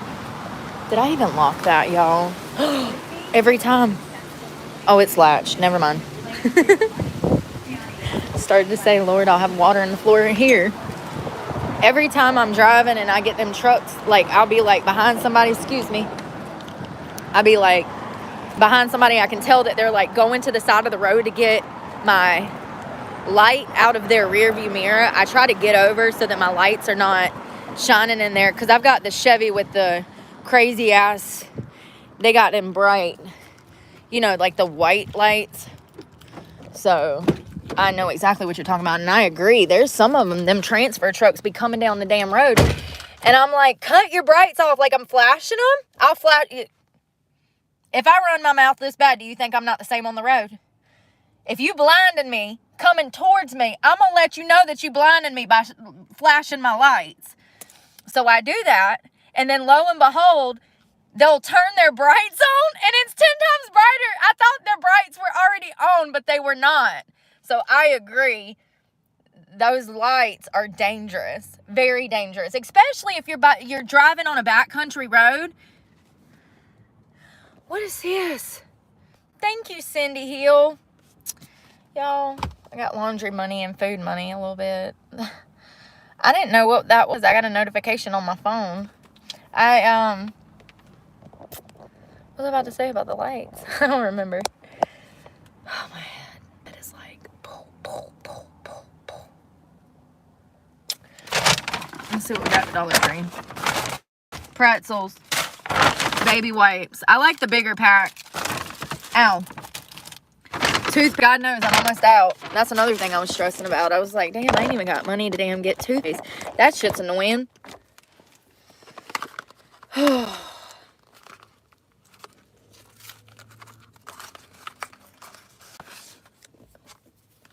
This girl out here walking the street. It's sad, y'all. Definitely. This is more my side of town. I tell people a lot of problems when I come over here. People leave you alone. They mind their business. Or maybe not. Here's some girl asking somebody for money.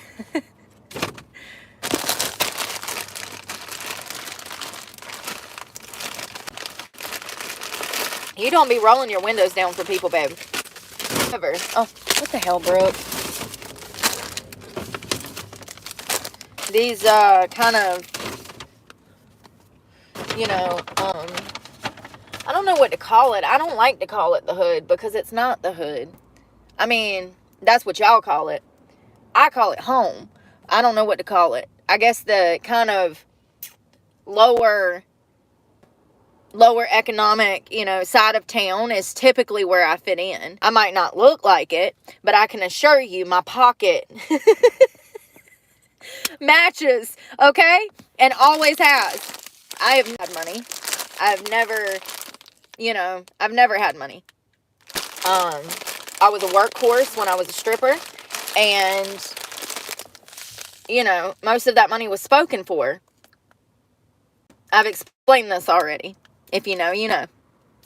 But I've always been poor. I've had the illusion of money through stripping. I've had the illusion of money through certain people that I dated. But I can assure you, anyone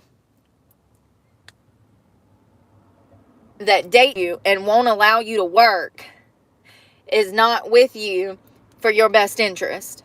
Anyone that loves you would want you to work. Just saying. But also, a lot of this upcoming generation, they look at that type of thing, which is scary to me. When I got into that kind of financial situation where I was having to rely on someone to support me, that's toxic. That is abuse in a nutshell, okay? That's codependency. That's abuse. Anytime you have someone with a significant age difference, and that person that is older has the money, and they're dating someone younger, there's a power imbalance, and that's when abuse, that is the breeding ground for abuse. So I want you ladies to know that if you're out here looking for that type of situation, that situation only leads back to abuse. You will never win that game. Whoever has the money and whoever is the elder is going to have power and control over you at all times. I understand that you think that you'll have control, but I can assure you that you will not. Ever. You are not in control of your life when you are not being allowed to thrive. And you're also not in control of your life when you're being leveled full of heroin.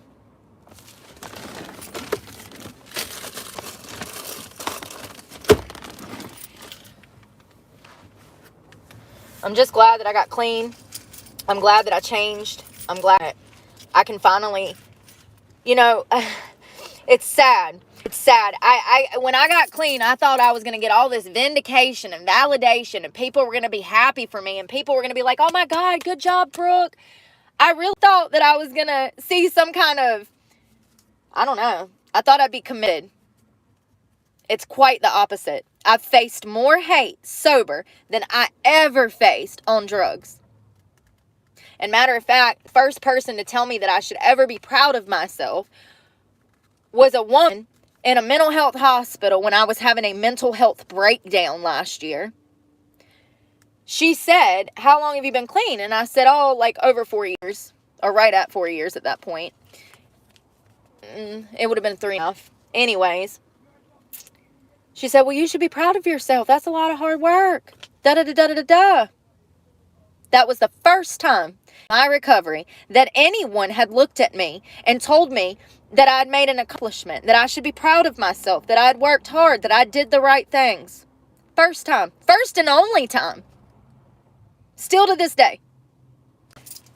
That's the reality of recovery in the United States.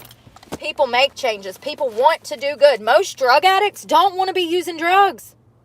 They do it because they don't have any choice.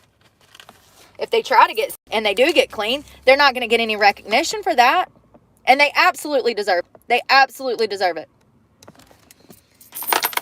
So what do I have left over out of a $1,000 necklace? $13. And that'll be gone tomorrow. That's food. That's something tonight for dinner. We have to eat. Like, I am so fucking hungry. I literally could eat a foot-long sub right now. Maybe that's what I need to get. Oh, I need to stay on my diet. That's the only thing making me feel better right now is real food. It just sucks where I'm going to fucking cook it.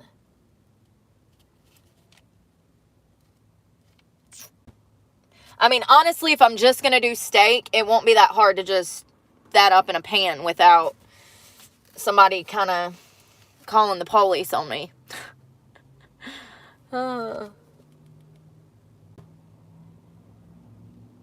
All these old heads walking up to the liquor store right here.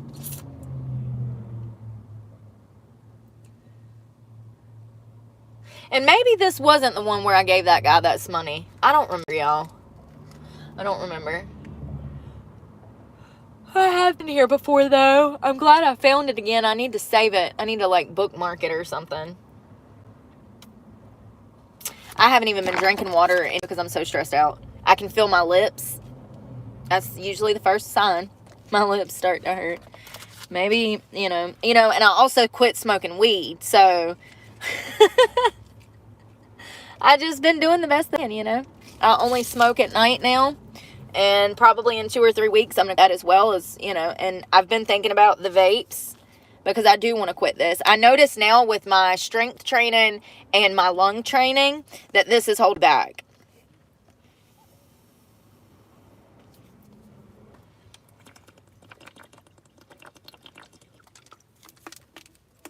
I would love to turn my channel into more like a workout channel, but what I might do is actually create another channel because I recognize that most people follow me for either me or my outlandish shit that I say, and they're not going to be into fitness. You know what I mean?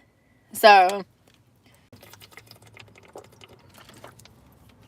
I might just create a whole nother channel dedicated to fitness because that's what I want to be doing. That's what makes me happy. That's where I thrive. That's what I know. Health, nutrition. What's crazy to me is the fact that a lot of schools are, did y'all see that short this morning that I posted? It was talking about how a meat diet is scientifically proven to help children be smarter. They fed kids in Kenya. They did a large study. They gave a group of children meat with, it was stew beef with vegetable stew with beef. They gave the other group of children nothing but vegetable soup. The children that had beef in their diet consistently scored higher on all of their tests across the board. Not only that, after 2 years of eating that meat diet, they were actually still testing higher than the children who did not have meat. Now ask yourself, why in the world would all of these damn vegans take meat out of school? That's what they're doing. There's a lot of schools that only sell vegetables or processed shit. School lunches are not what they should be to start with. It is that children have a full, healthy diet. It helps them learn. We know statistically, children that go to school with a full belly actually score and do better in school than children who go to school on an empty stomach. This is scientifically proven. There's been study after study after study when it comes to early childhood development and diet. I think that part of the reason that they're doing this is to actually make kids dumber. What we know from what we're experiencing and what we're seeing is not only are they, they've taken educational books out of the schools and replaced those with porn. There's no debating that. All of the evidence is on my channel. Pornographic books that have bestiality in them. I'm talking about animals having sex with.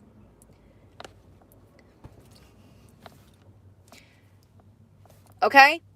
And there's other books that have adult fornicating with,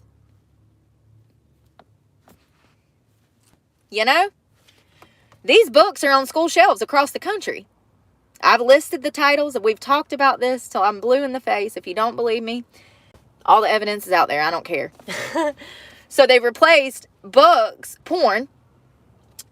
They've rewrote the alphabet. It doesn't even rhyme anymore, okay? It doesn't even flow together. They've changed math curriculum. They've taken history out of schools. And now they want to take out meat and healthy diets out of our children's curriculum, lifestyle at school. It's no coincidence. They're breeding stupid people to control. They're breeding stupid people to control.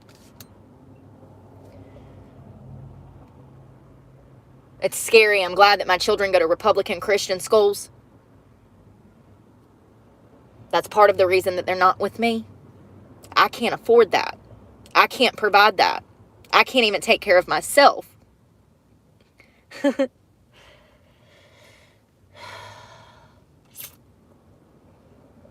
I'm just glad that they're in good homes where I don't have to stress about this.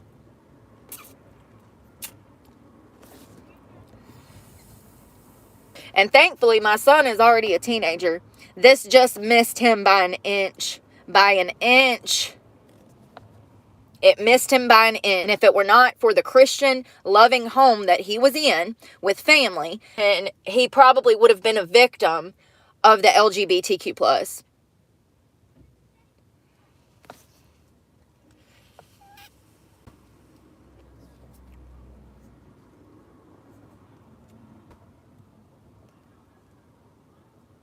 Maybe this is God's long-term plan. Maybe he's going to make me look super fucking crazy for 10 years like Cat Williams. And in 30 years, they'll be like, oh my God, y'all remember that crazy bitch that was homeless?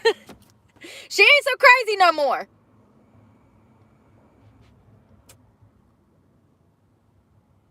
I'm so happy that and you know what I'm going to listen to before I go to bed tonight? Jordan Peterson's, the same interview that we listened to today. Because every time I listen to it, I learn something else. I didn't understand how the medical industry had become a nightmare overnight and they were complicit in the harming of children. Now I do. It started in universities, liberal colleges, and it spread like wildfire.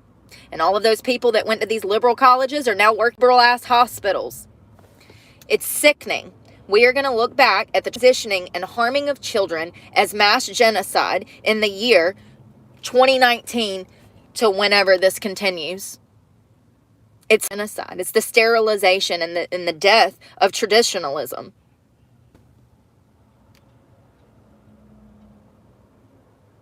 This, in my opinion, this is the worst thing that the medical industry has ever done in our nation's history.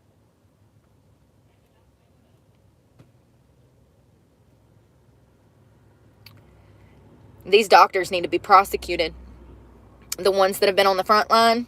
Magnera, whatever her name is, she needs to be first.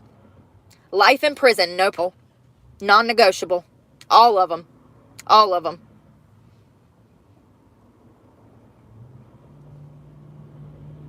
It took one man to cause all them riots, like Jordan said. But we have hundreds of thousands of children that have been affected, abused, and mutilated, and nobody does anything. Why? It's sickening. I'm just glad that my children are not a part of it. I love Cat Williams. He's a real one, man. He is such a real one. I heard him talk today. Y'all ever seen that interview with, I think he went like on Char's podcast or something, and he's like, she tries to say that he's like a convicted felon, and he says, he said, I had 19 felonies, no convictions. He said, there's a difference between jail and prison, bitch. So funny. He went off on her. Listen, that is not a that I even want to talk to, because I know he would embarrass my ass. You know what I mean? There's levels to this shit. And Cat Williams is like, he's GOAT. He's GOAT. Him and Chappelle. They have been saying that this shit was fucked up from the start. And y'all called him crazy. P. Diddy ain't hurting nobody. The LGB ain't killing nobody. That was 5 years ago they were saying that. Fast forward. What's going on? We have the medical industry killing and harming children. Killing. Absolutely. They're killing themselves after their sex changes fail. Suicidal tendencies double after sex changes. So they get the surgery thinking that it's going to make them happy. They come out of surgery, they fall into a depression, and they kill themselves. I want to be clear. And this is not one isolated incident. We're talking about thousands of teenagers. They called him crazy though, right? They called him crazy. I'd rather be crazy and have a soul than be complicit and burn in hell. 100%. 100%. Let's go check on these clothes. We ain't got no money. If anybody comes to ask us for money, we homeless. And that's the truth. We ain't got no money. We literally are so poor right now.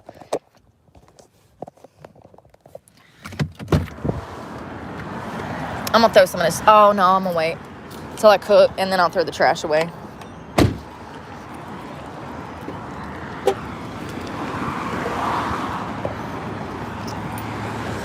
If I could just pay my damn truck off, I wouldn't have these struggles. Seriously. Between the gas, the truck payment, and the insurance, I don't know what I'm going to do about insurance this month. Maybe I can call them and like talk to them and maybe tell them that I mean, hell, even when I get my check, I don't have enough. I can't do nothing about it now. I'll figure it out later. Maybe tomorrow. I don't remember which one was mine. I think that one. Let's find a basket.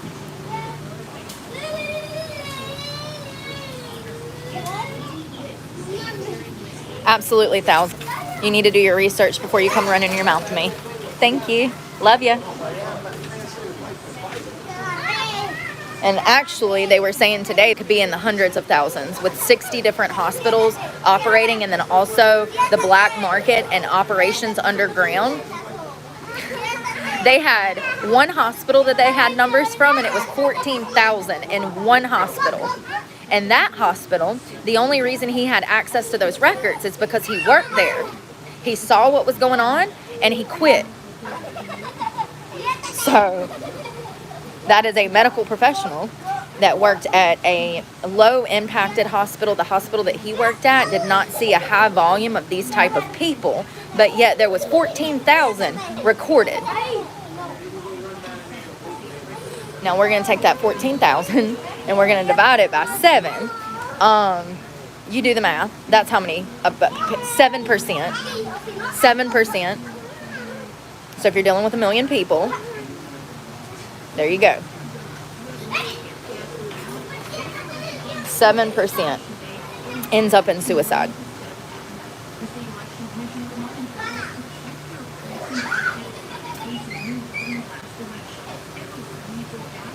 So it still has 4 minutes. I'm gonna wait.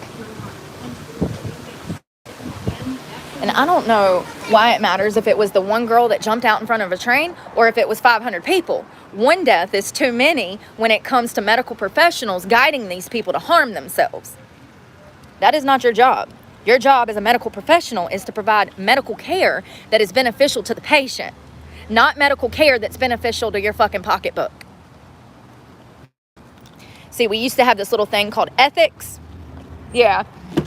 That went out the window when they figured out that talk therapy didn't work. And I mean, that it worked, but it wasn't lucrative. That's when this transitioning thing started to happen. When they realized that it was a billion-dollar industry, that they could brainwash children and brainwash parents by saying, oh, if you don't do this, your child's going to commit suicide. You have to give them gender-affirming care. It's been about money. It is not about the child. Anyone that thinks that any child should have any say in getting treatment for gender-affirming care before the age of 25 needs to be in prison. You're a child abuser. You're sick. You're sick. In the head, in the soul, there's no help for you. If you think that anyone has the right to have a double mastectomy before the age of 25, you need to be in jail. You're a child abuser. If you think anyone has the right to take hormones that will sterilize them before the age of 25, you need to be in jail. You're a child abuser. Plain and simple. See, this is why I started a channel, to point out real abusers. Real abusers. We're talking about a child who doesn't even have the forethought to think till tomorrow, but it's okay for him to cut his penis off and turn it into a wound that will never heal properly. Thank you, Troy. Love that sticker. Thank you so much, Troy Bentz. I really appreciate that.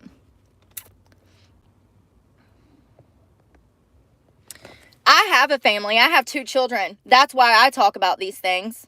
What do you have to fight for? What are you fighting for? And it ain't just about my children. I care about all children because I always have. Always have. Why you think they just run up to me in public? Y'all be hearing them? Because I'm a good person, just like animals. They sense things. They sense things, honey. Everywhere I go, there's a child around me saying, hey, it's my birthday. Hey, I like your dress. Like, children are innocent and they're pure and they can read people. And they lose that somewhere during teenage years. They say that we actually lose that around 6 years of age. You ever seen a child get so excited that they start shaking from excitement? They'll hold their hands out like this and go like that. They can't contain that excitement. It's an overpowering of serotonin and dopamine hitting them, and they're just so excited they can't even control it. We all have that. We lose that at some point during our childhood. It usually, we lose it. But also our sense of reading others. In my opinion, children have a 6th sense when they're little, and at some point, just like that excitement, they lose it. Now, I've heard psychologists speak on this. They think that it has to do with the realities of life. The realities of life make them lose the skills that they were able to hone on in. Could it be that, or could it be like social pressures of being introduced to school, and then you have this social pressure of being cool like this kid or being like that kid? I don't know. But I do know that children that I've been around have had a 6th sense, and they can read people. They know who's good, they know who's bad, just like animals. If you've been around enough animals, you know. And if you've ever been around an animal and had a friend that was not such a good friend, and the animal wouldn't fuck with that friend, but that animal was all over you, you need to get away from that friend.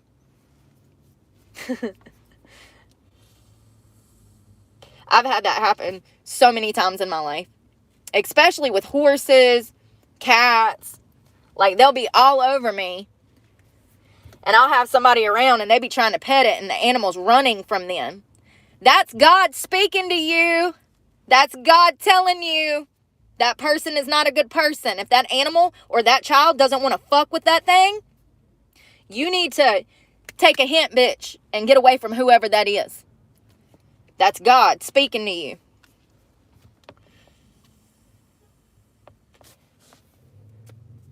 I feel like a lot of people are just desperate for human interaction, and so they put up with a lot of bullshit. I used to do the same. I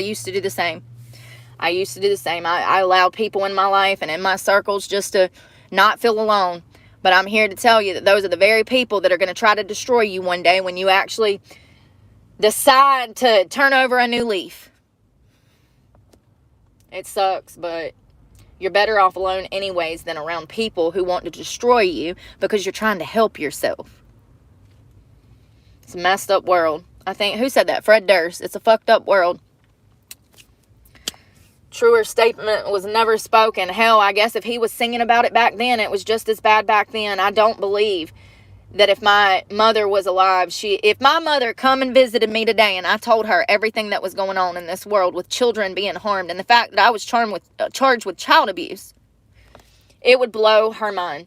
She'd probably drop dead again. You know what I mean? It'd be that shocking to her.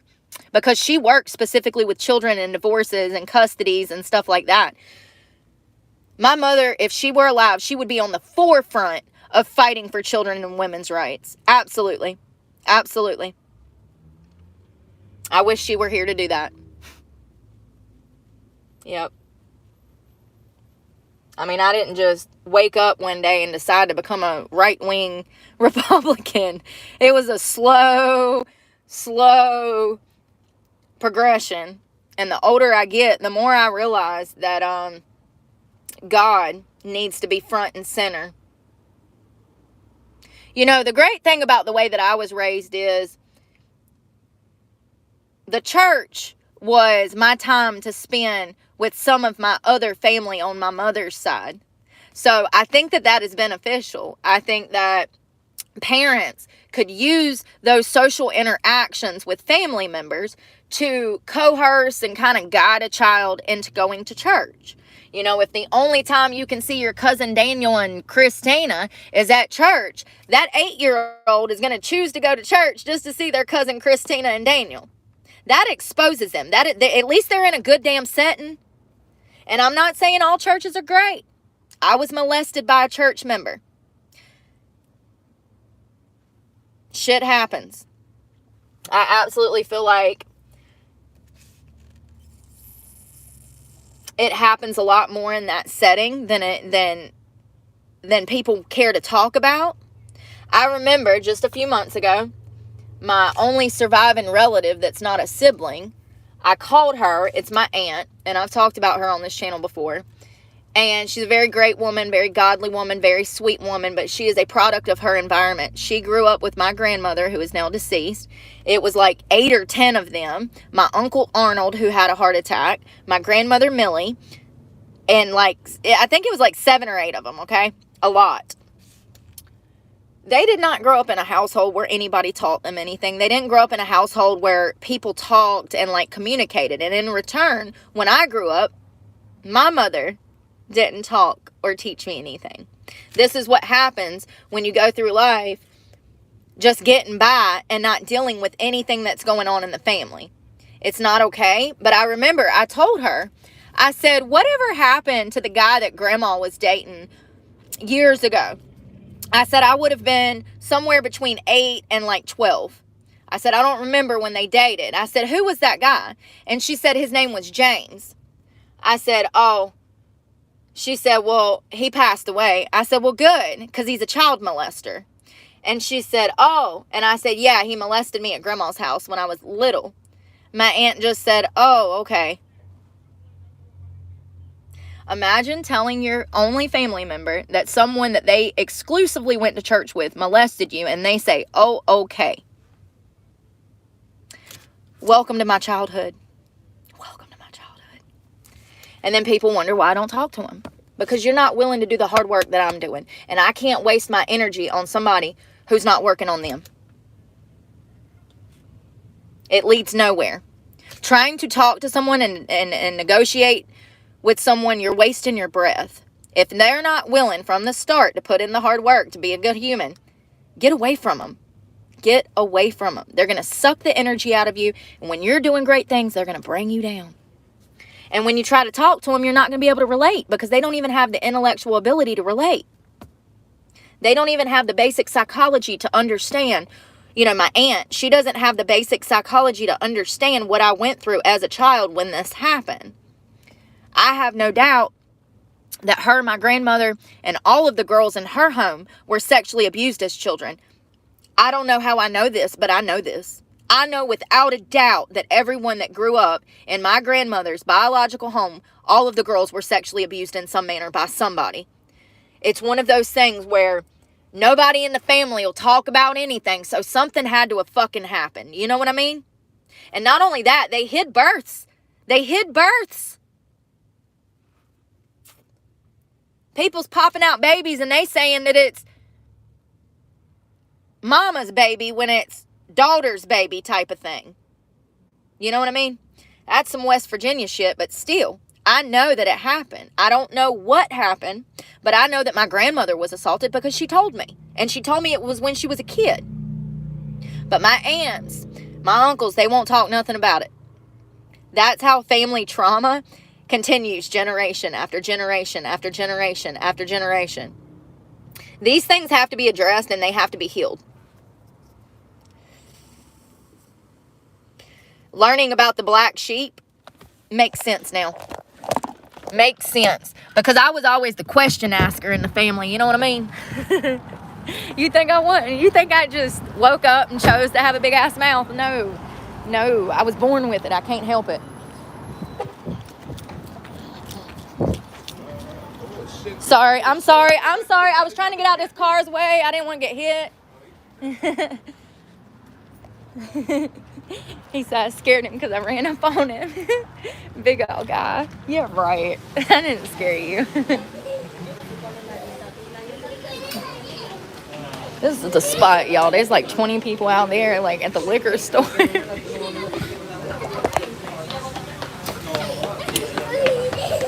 I wish there was somewhere I could train at night. I mean, I'm sore as hell. I don't need to be. We'll go tomorrow and train. I guess I'm just excited about being back in it. After having so many weeks off. 3 weeks is actually not that long to take a break. If you're, oops, damn it. At least it's clean in here. If you're going to be training 5 days a week, you're going to need some rest days, and every 2 or 3 months, take 2 or 3 weeks off. I think 3 weeks was the perfect time. Just enough time to try to put on a few pounds.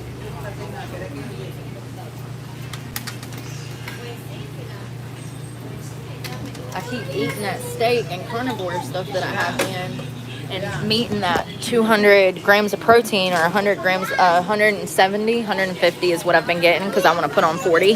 So 20, sorry. And eating that, I should be able to like maintain some weight and actually gain something. So we're going to give those. I probably put too many quarters, but I don't know how these dryers work.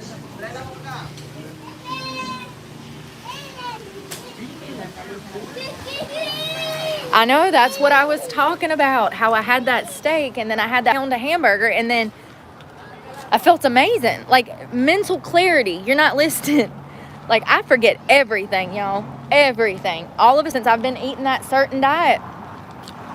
I've been able to think. I can remember things. I'm not as foggy. I don't know how to, and physically, the amount of energy that you get from that protein source is just, it's unmatched. It's like unmatched. Being able to, that's what I was talking about Jordan and Michaela earlier, that they swear by the lion diet. Michaela had all of these health issues. She actually suffered from all kinds of autoimmune disease issues. She was physically sick for years, to the point that at one point Jordan had to defer from the university to take care of her. That's how bad it was. Hives everywhere, breaking out. Like, y'all don't understand. Autoimmune disease, they can kill you, right? Lupus. So They switched your diet. They started eating nothing but beef, salt, and water. All of her autoimmune deficiencies went away. They've both been on the diet for years now, over half a decade. I think Jordan's been on it for like 10 years. Not only did he lose a bunch of weight, but he's in extremely good shape now, and he's not having any health problems. Now, I tried the carnivore diet before, but I never sat down and ate a whole damn steak or a half pound of damn ground beef. But I'm going to tell you what, you get hungry enough and you get off that sugar and those carbs and you start craving meat. I woke up craving a damn steak the next morning after eating a steak. That's no coincidence. I mean, that's what we're supposed to eat. Why do you think people in Kenya have perfect teeth? Look at Americans. We're born with all these crazy teeth like this. We come out the womb with crazy teeth and have to go to the orthodontics. Did you know in Africa they don't do dental? Like, they have them, but they don't need it because of the diet that they eat, because it's meat, because they're using their teeth like they're supposed to. Yeah, there's no coincidence that certain tribes all over Africa come out of the womb with perfect white teeth, and they don't brush their teeth with fluoride. It's the meat. It's the meat. Cleaning their teeth, upkeeping their teeth. We know that meat is good for your bones and body and teeth and skin and hair and nails and all of that. So it's no coincidence. I mean, and there's been mass studies on this. This is what is disheartening about these fucking vegetable freaks, is that they're just rewriting history. They're rewriting history, and they're trying to make our children dumber by taking meat out of their diets. It's a proven study. There's no negotiating. I definitely hope that market is still open when I'm done, because I want to try to cook something. I'm hungry. And I don't want to eat crappy Wendy's. I'm going to spend $9 on 2 junior bacon cheeseburgers and a fry that's going to make me sick when I could just go to the store and buy me a $7 steak. Junior bacon cheeseburgers are $4 now. They used to be 99 cents. And matter of fact, they used to have damn 79-cent day when I was in high school. We used to skip school and walk to the damn Wendy's. As long as you had damn 4 quarters in your pocket, you was getting a burger. And hell, there was even this corner store in the middle of Graham, North Carolina. It was right below my grandma's apartment building. And you could get 2 hot dogs, however you wanted them, for $1. 2 hot dogs all the way for $1. One hot dog now will run you at Freddy's, what, $3.99, $5.99 Freddy's for a dog? For one hot dog, almost $6 at Freddy's. I could be off a few cents, but I could understand that if it had been 60 years. It's not even been 20. How you go from 2 hot dogs for $1 to 1 hot dog for maybe $5 in less than 20 years?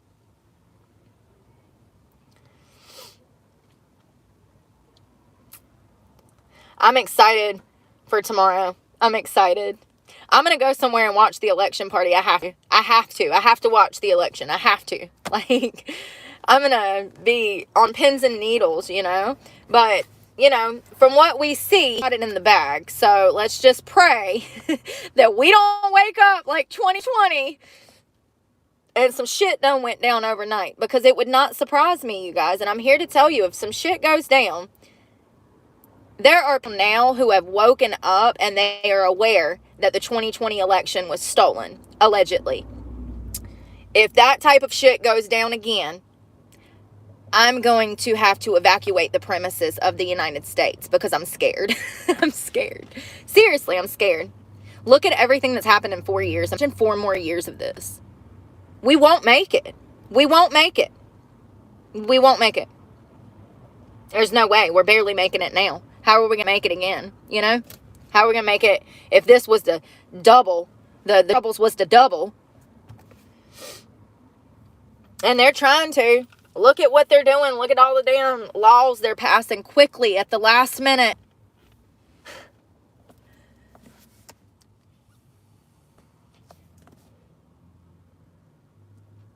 You know, something else I read the other day, you know all them Confederate statues they was trying to tear down during 2020? You could put those up, right? Take a wild guess. Which party put up all of the Confederate memorials? The Democrats. So why are they trying to take them down now? Y'all the ones that put the damn things up. And then now you try to take them down. And they did. They destroyed a bunch of history during that time. It's just kind of, yeah, I never heard of Kamala until Biden become president either. But apparently she was a prosecutor who locked up disproportionate, she singled out black men and had them prosecuted for marijuana. And we're not talking one, we're talking hundreds, if not thousands, of African American men that she looked up intentionally with the intention of making an example out of them so that she could get ahead in her career. And I find it so funny that she says she owns a gun, but she's not smart enough to know that a Glock doesn't have a safety. Also, this is the same woman that 3 years prior was screaming from the top of the buildings they need to regulate guns and people shouldn't own guns and guns are dangerous and that's why there's violence on the street. She's so full of shit. Every time she opens her mouth, she's just spewing out propaganda and lies. I don't think her, Joe, has ever told the truth about anything. Once Trump gets in there, that we are going to be finding out secrets that kept from us probably for decades. This has been treason on a whole nother level. This is an inside job targeted to destroy the traditional family and to make money in America. These people are evil, y'all. You know, the job report coming out, you know, saying that the numbers were, I think it's 10 times worse than we'll know for a few years. I think economically we are suffering. I think they've been lying about everything. I think every number that the left has spewed in the past 4 years was doctored. It has to be. It has to be. Because the numbers show that the economy is not in a downward spiral, but yet all of us are out here struggling to feed ourselves.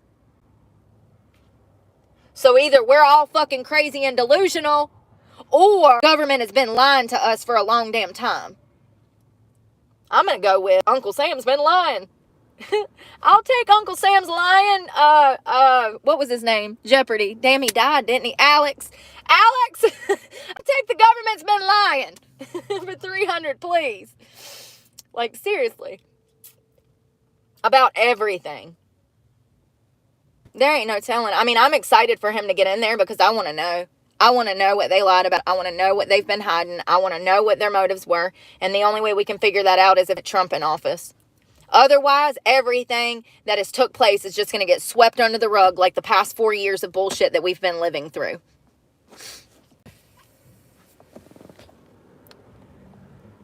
You know what I mean?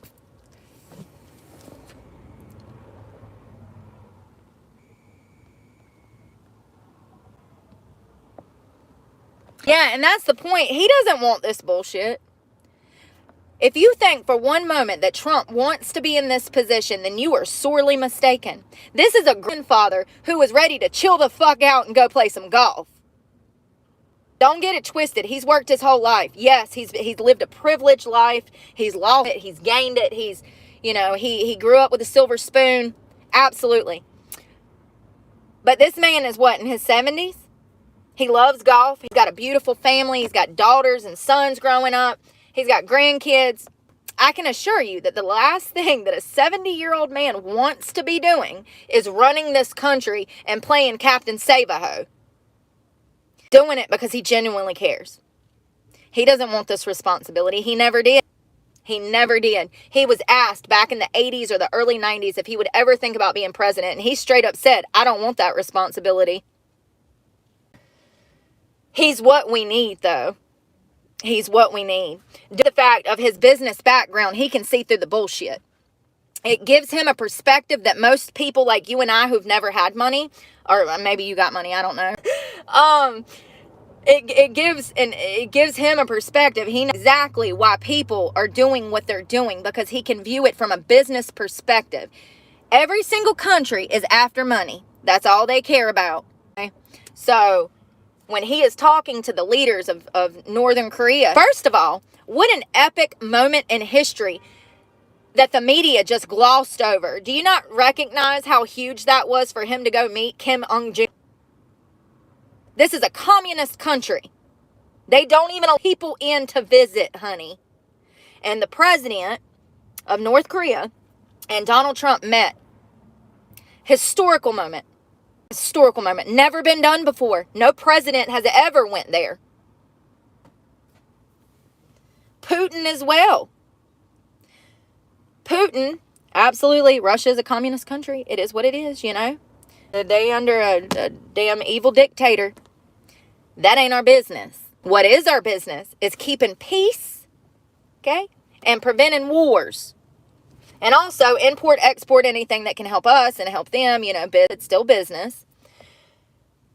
But the fact that he formed relationships with these communist leaders is huge. That was a step in the right direction. And what happened shortly after he left office? Wars started all over the fucking world. People dying. Y'all out here protesting for Palestine. You need to be protesting against the bitch that you allowed to do it. And her Biden. You need to be protesting against the people that started. How about that? How about grow a brain, grab your balls out of your wife's pocket, and protest against the people that caused the war. Those people that are over there, they've been doing that their whole life. They've been fighting for decades, generations, I don't know, centuries. It ain't our business. And it could have been prevented. The Ukraine war and the war in Gaza both could have been prevented if we had the right guy in office. They would have never happened. See, the reason the wars happened was so the Democrats could get richer. Well, if we give billions to Ukraine, we can siphon a couple billion off the top into our own fucking bank accounts. Don't be naive. It's money. It's all about money. It ain't about them and the people of Ukraine. You know, I was on that train when it first started because you know what? I have friends that are from Ukraine. Immigrants. I dated a man from Ukraine. So I was right there with them saying, absolutely not. Let's fight. Like, you know, and I was all for Ukraine until I found out that Zelensky had bought a $16 million condo in Dubai, as well as $78 million worth of yachts. And then I said, wait a minute. Why ain't the media reporting this? Oh, that's right. The media is ran by the swamp. And the swamp is getting rich off this war. And how many times did I post that? 2 or 3 we've talked about that.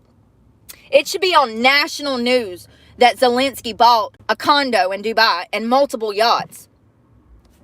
You'll never hear it. But let's just give them another few billion, right? We just did. And money to Moldova. As Americans can't pay their rent. As Americans struggle to feed themselves. Let's just give money to Moldova and more money to Ukraine. And Ukraine, unfortunately, will never win that war. That's the reality. Anything that you see on the media is a lie. They've had small victories here and there. But the truth is that they will never win that war. No matter how much equipment, no matter how much time passes, they will lose that war. And that's the reality of that war. It was a fucking setup. And it's sad. You know, I've personally seen, I have memorabilia that was made on the streets of Kyiv. And also I have a hand painting done from, there's a classic theater that has been there for hundreds of years. Huge amphitheater. I do believe that it's been protected by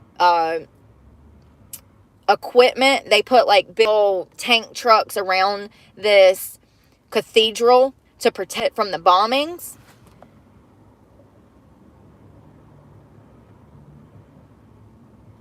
Ukraine was a beautiful place before this war, and it's sad that these people got caught in the crosshairs of America's swamp. Because all of that, Ukraine would still be on the map. This war would not be going if Trump would have been in office. It's just sad. It's sad because it was such a beautiful country, and it's not anymore. And think about the hundreds of thousands, if not millions, people that have been displaced because of this war. All in the name of little money, right? Just like our children being brainwashed and castrated. All in the name of money.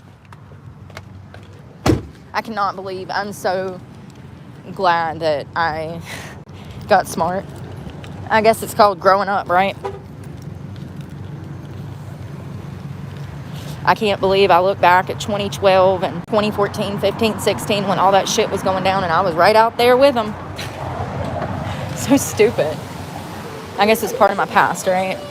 Oh. Let's see if these are done.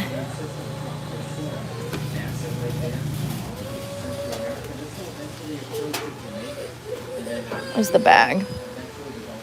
I had a laundry bag. Oh, there it is. Here, hold on one second. Maybe that's not a good idea.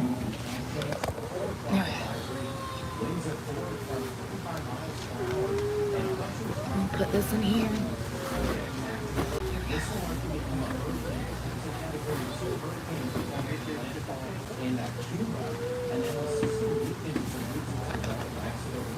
Y'all, there's another storm coming off the coast of Cuba. Oh, it's going to like Houston and Alabama. I think that last one gave me PTSD.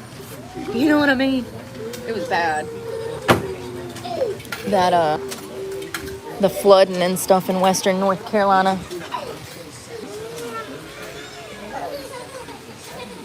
Dang, it's gonna be hot.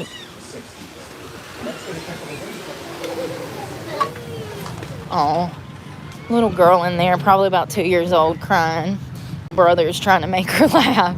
Her big brother, who's probably about 4 or 5 years older than her, he's trying to make her laugh. She's just sitting there crying. How sweet.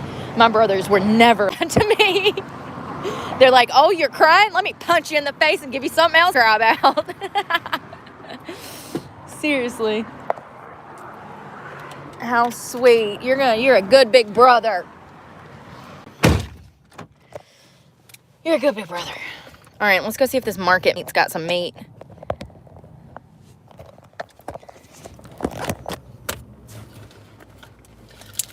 Meat, you got the meat, got the beef. Y'all, it's about to be smoke 30 when we get this damn steak. I need to smoke some dope because I'm literally so stressed out. I don't even know how to think right now. I cannot believe I just got rid of that $1,000 knife for damn $80. Not even. He did give me $75, but like, bro, that's literally enough money for gas, maybe for 2 days, and food. Like, that's Biden's economy, where $100 gets you a damn full tank of gas and groceries for 2 days. Seriously, 100%. 100%. Y'all think that's bad? Just wait. They get back in office, none of us will be eating. We'll go from the land of the obese to the land of Hitler real quick. Watch. We're already halfway there. Everybody I talk to is struggling. Hell, I talked to one lady outside of the park, and she was saying that there's a food bank down the road. She said she went down there to get food, and they shut the gate 30 minutes after they opened the gate. They were out of food within 30 minutes of opening and having to shut the gate. 30 minutes they ran out of their food storage at a food bank. I've talked about this a little bit. I don't think that I went into great detail about how bad it is, but food banks are suffering out here. We have more families eating from food banks every week right now than ever before in this country. Ain't that sad? I mean, you would have thought the Great Depression would have been no. Now, they didn't even have food banks back then. They had this article that I read a few weeks back, and it was talking about how food banks in certain places, they're overpopulated and they don't have, as many donations, and they have more families than ever. It's just sad. It's sad. And then I ran into that lady at park, and she told me, because I asked about a food bank, because there was a food bank down the road, and I was like, how does that food bank work? And she said, we went, and she said they closed within 30 minutes, right before to our car. I saw a sign. They had a sign out there. It said, unfortunately, we won't be open this week type of thing. So I'm just like, oh, it's weird. They must not be getting enough donations to actually give to the public. You know why? Because everybody's fucking struggling. Nobody's got any extra money to go buy donations to donate.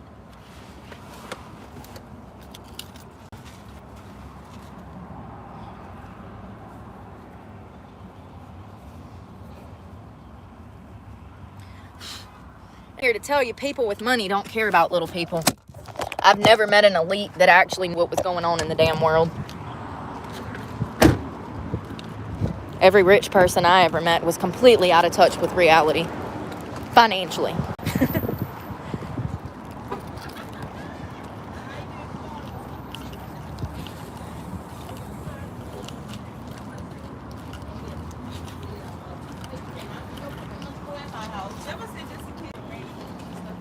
No backpacks. Yeah, you think? People be up in here stealing, don't they? Check out the meat section. I've never been in here before. First of all, I cut my hand open. Because, you know, it's one wound a week. One wound a week.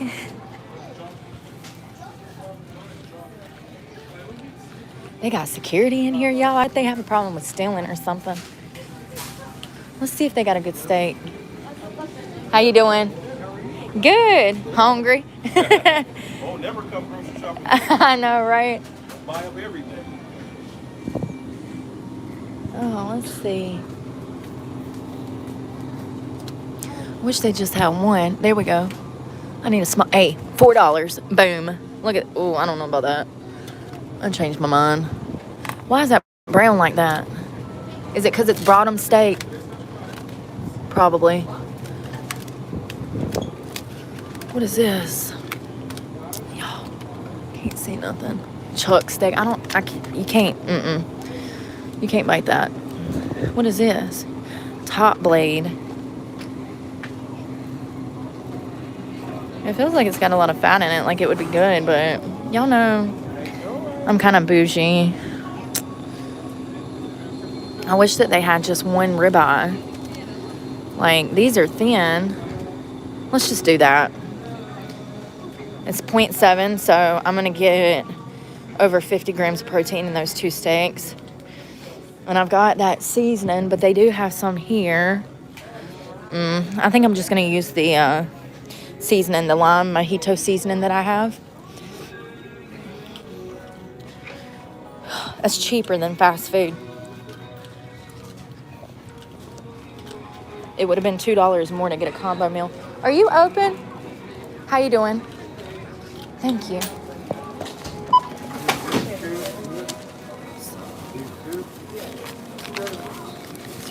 It's $8.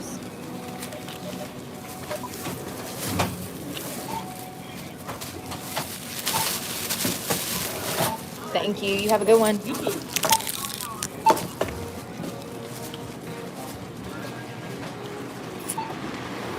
Y'all, I needed this. I needed to get away to... Oh, it's starting to rain. Damn it, it's starting to rain. How am I going to cook? Motherfuck my life. I swear to God, I just want to cut my head off sometimes. It's literally pouring. It's drizzling. How am I going to cook? Oh my God, I'm going to cry. I'm just going to fucking cry. It's literally turning one of those days. I can't cook in the rain.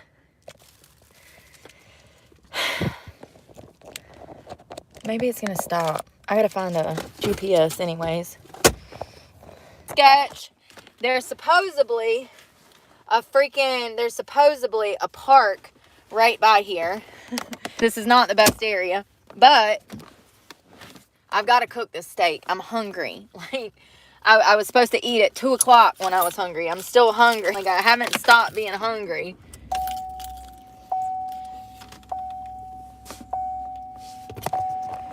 I wonder if it's going to continue to rain.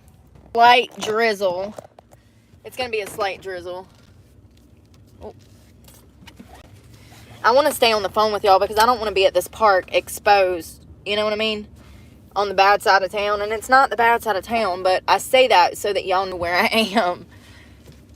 Because if I say, oh, I'm in Mayport and something happens to me, you'll never know where I'm at. You know what I'm... I don't know. At least you're on the phone with me. Oh my God. Be a sketch neighborhood because I don't know where we're going. I've never been here before. Where's my light?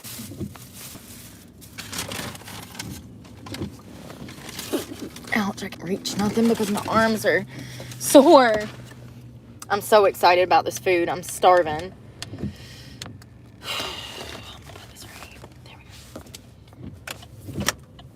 There we go. Now you can like see me without the cops seeing me. My one, you know what? I got that one windshield wiper. Now this one's falling apart.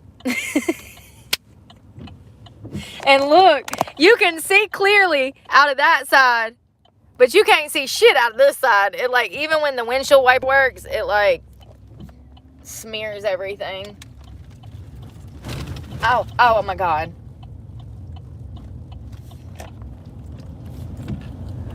I'm hungry and sleepy. What time is it? Oh, it's only 6 o'clock. God, it feels so much later, don't it? When it gets dark like this at night. Be feeling like midnight. And it's like, damn, 6 o'clock in the afternoon. First of all, that park, no. Hell no. It's right next to this, like, no. It's next to an apartment complex, like a Section 8. No. There's going to be people all in the streets running around. I'm going back to Walmart and I'm going to cook in the parking lot because that's the only place I feel safe. And I hope that this is a turning lane and not a bike lane because shit, that's a bike lane. Oops. I hope they don't say nothing to me for cooking at Walmart. We're about to see. I ain't never tried. Damn it! Y'all wait, I can't see shit because it's raining and like...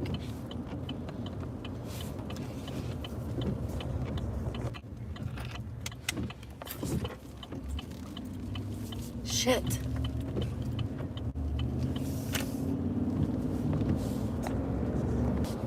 Everybody's so nice down here. I'm not used to it. I walk in there. There's women. You know, here's the thing. I talk about obesity a lot because of my family history with obesity. But also, I've noticed that I get a lot of hate from women that are struggling with obesity. But tell me why people down here, even if, they still treat people nicely. They don't take anything out on other people, And that's something different that I'm not used to because in North Carolina, people take their anger out on other people when they're not happy with themselves. Slow ass car in front of me. They're acting like they're lost. You're from the area. How do you not know where you're going, sir? Or are you just old? Probably just old. Damn, this looks sketchy as hell. Oh my God, I'm going under a bridge? Oh God. Feet don't fail me now. Oh my God, y'all. If this damn car don't get the hell out of my way, I'm gonna ram him. I'm so hungry. It's like literally everything is in my way from eating. Police. Damn, I start to get sleepy about 6 o'clock when the sun goes down. When the sun goes down on my side of town, that lonesome feeling, I want my bed and a steak. Light off because I just went by the police and there was like 6 of them in the parking lot. I'd already be at Walmart if this damn car'd get out of my way. Sir, you don't need to be behind the wheel of a car. You are a danger and threat to society and yourself. Seriously. If you can't go to speed limit, you don't need to be on the road. Come on, sir. Beep, beep, pawpaw. Oh my God. Is he ever gonna get out of my way?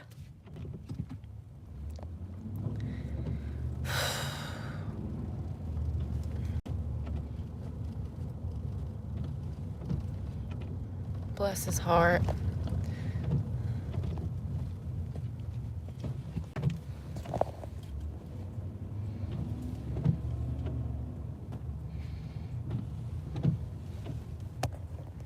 The thing that I'm really worried about is that security that was at Walmart. I have a choice, though. I have to eat. I can't. There's nowhere else for me to cook it. Nowhere. Not a park. No, that's not safe. The sun is down. I have to be somewhere that's well lit. Welly lit.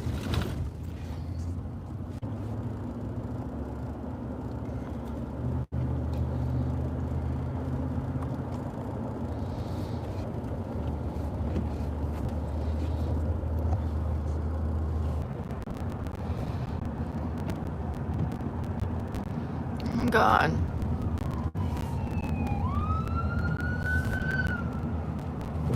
I can't see shit on this side of the road because this damn windshield wiper blade. When the sun goes, trying to make sure that I don't, let the creepers out the bag. Get over. Shit. Oh my God, this looks complex. I'm so hungry, I can eat an elephant.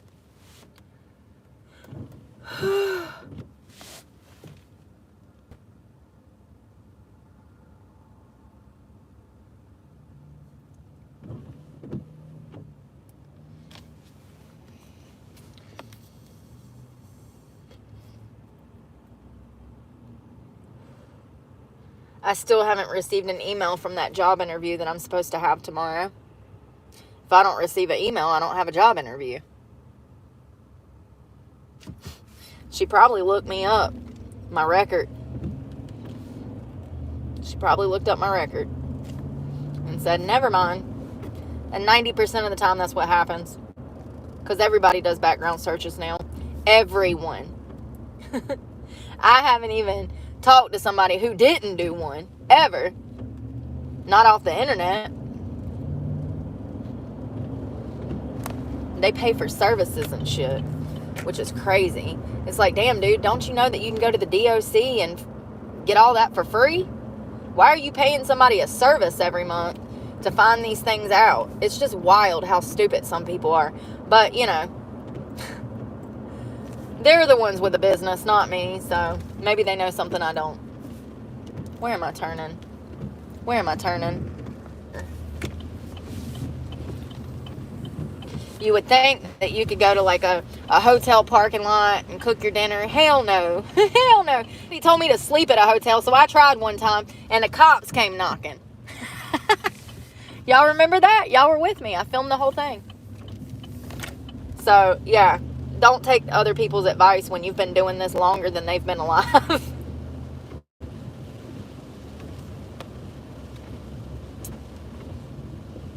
It's not easy, I'll tell you that much. It is not easy. You have to find state land, which is really hard to find because, there's not much of that left. They've developed pretty much damn everything, it feels like.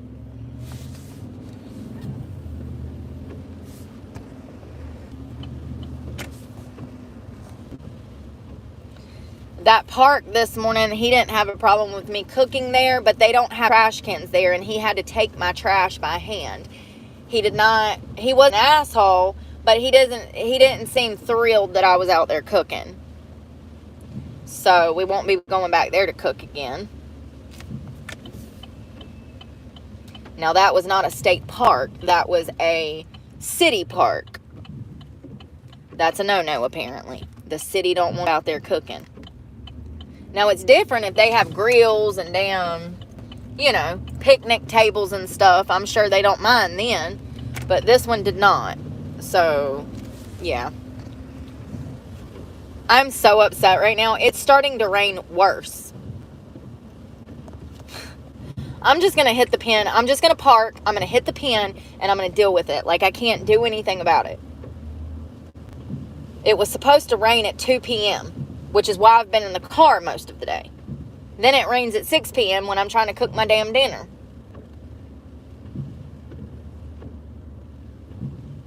I should have just went to Longhorn and ordered just a steak. It probably would have been cheaper. It would have been cooked.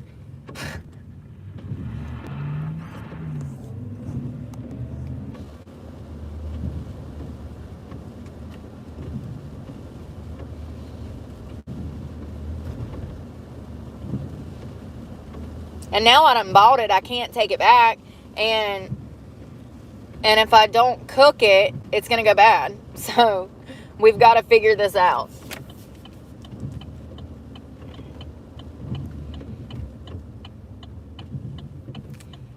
Please, Jesus, let it stop. I should have just went to Culliver's and got 3 fucking burgers with nothing but just the meat. I've got to come up with a better way to get beef in my diet, because it's the only thing making me feel better.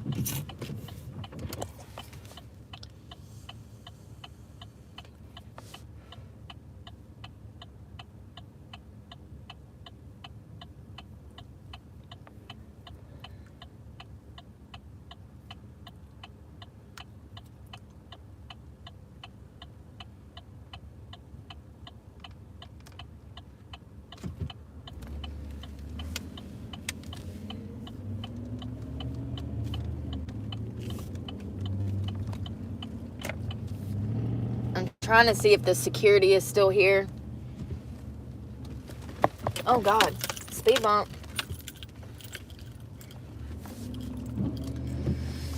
Given the circumstances of the last Walmart security guy, you just, I guess, gotta see what the hell is going on.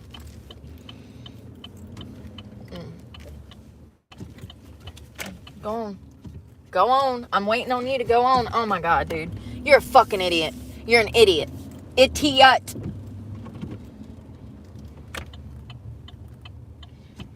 Damn, going the wrong way and a one way, and damn waiting for me to go when you ain't even supposed to be there.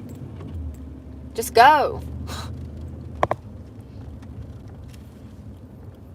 No overnight parking. Wonderful. I'm sure this grilling this steak is gonna go fabulous. I have no choice. I'm fucking hungry. Like, I'm past hungry. I'm fucking hangry. I've been waiting all day to fucking eat. Like, god damn, I'm cooking a fucking steak, and if y'all want to take me to jail, so motherfucking be it. At least I'll have 3 hots and a goddamn cot. How about that? Fucking assholes. Regulating everything. You can't even fucking live for free any fucking more.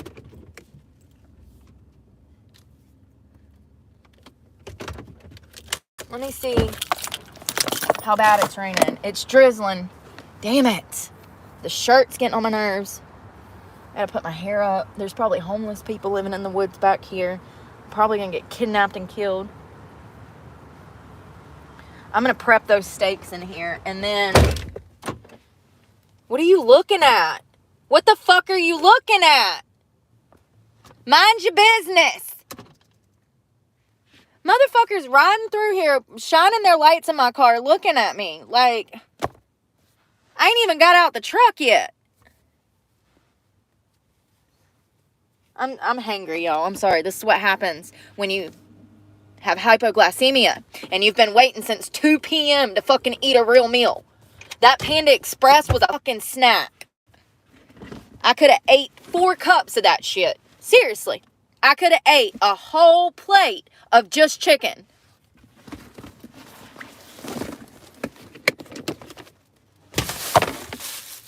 And the only thing I'm putting on there is the steak so that I can knock it out and get it done. Because I don't want the fucking police showing up. Because I already know that somebody's going to show up and have something fucking to say. Because they always do. They always do. Where's the steak? I cannot wait tomorrow to eat this late. Like, I grabbed extra bags. I can't do this. Like, it fucked my whole day up. My whole mood's been fucked up all day. I can't even think clearly. I should have just went and got fucking steak and eggs for breakfast. Next time I will. Well, the last time I did that, I didn't even eat the fucking hamburger. So that's why I didn't. Because I don't know.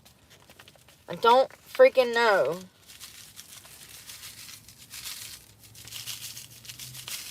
We need more of this tomorrow. Dry rub. Oh. Damn it. Y'all just gonna have to bear with me until I get some food in me, because I'm really, like, shaking really bad, and I feel really lightheaded. And when I was coming through that light, the fucking lights look blurry as hell.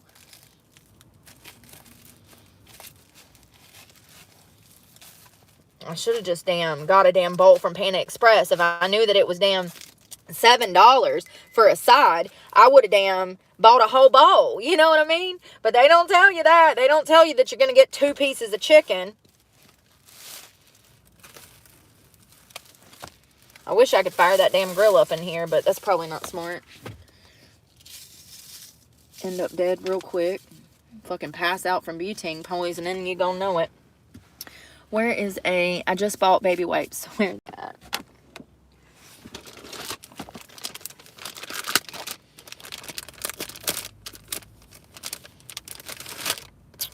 This is why I don't like these things.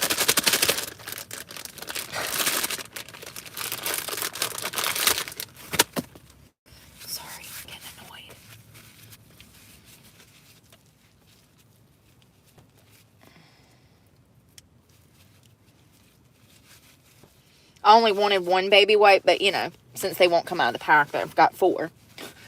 3. It's like raining bad, y'all. Fuck!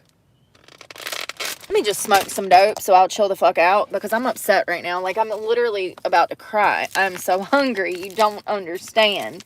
I've had nothing to eat today. 6 eggs is nothing. I need to be eating 150 grams of protein. 6 eggs was only 36 grams of protein. That's all I've had. Some eggs. I haven't had the money to eat. And then when I got the money to eat, I had responsibilities to take care of. And it is pouring. You don't understand.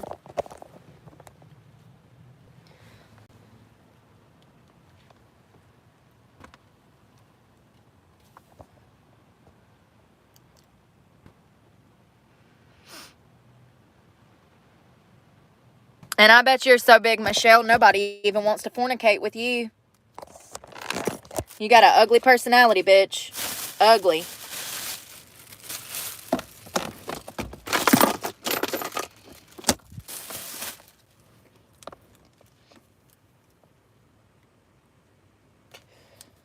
Alright. Damn it. I'm trying to think of where I can go that has an overhang. Gas station will flip out if I go out there. Pretty much anywhere I go is going to cause problems. They'll call the law on you for being out there cooking in the parking lot. You're going to jail. The cops are going to show up. They're going to cause fucking problems. And y'all know my mouth. I can't help it because they're corrupt. They're evil. They break the law. They are child abusers. Cops. The government.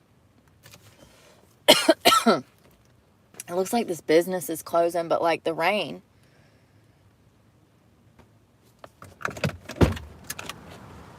God, the wind, the rain. I ain't going to be able to cook out here, y'all. I ain't going to be able to cook out here. It's impossible. The wind is fucking rocking the truck. I got to get on my GPS and see where I can fucking go that it's not raining.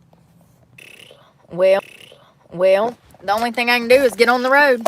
I got a 46-mile drive. So the only thing I can do is try to outrun it somewhere to cook along the way, because where I'm going tomorrow is that way. So I got to go back that way tomorrow anyways. So I might as well start my drive tonight and hope that I can find somewhere to not only cook my steak, but also be able to sleep for the evening. You know what I mean? Oh, look, here's one. I'm literally sitting here. Huh? Police, I ain't even got out yet. I ain't even got out. Do you fucking hear me? Do you see what I'm dealing with? I'm just sitting over here minding my business. Oh, you just gonna pull up right on me? That's the cops telling you to move on. What he's saying is I see you. You can't stay here. Don't even fucking think about cooking, and you need to keep it moving. That's exactly what that was. That's what they do. They ride through. They acknowledge you. They slow down. They let you see them, you know, do the little eye exchange, and then they keep it moving. If you leave, best believe they're coming back to make contact with you and tell you to get the fuck up the road. I'm glad that you were here with me, and I'm glad that it was raining so that I didn't start cooking. Look, and he's just going to sit there. Look, look, look, look, look. Oh, this shit is wild. So he came through the parking lot this way. He come right here, he sat, and then he just went over here and parked right in front of me, letting me know I need to go. So let's go before I go back to jail for more. And first of all, why didn't I have these problems when I was on the white side of town? Why do I come to this side of town and now all of a sudden it's a problem? I haven't had a problem since I got here 4 days ago. That's the first cop, actually it's the second, that's done that. And it was on this side of town. Wow. So, I am so confused. I am so confused. I figured on the more seedier side of town I wouldn't have these cop issues. Maybe that's why I'm having issues, because I'm going to the bad side of town. Typically, that's where I blend in. I mean, that's how I feel. I feel like I belong on this side of town, you know?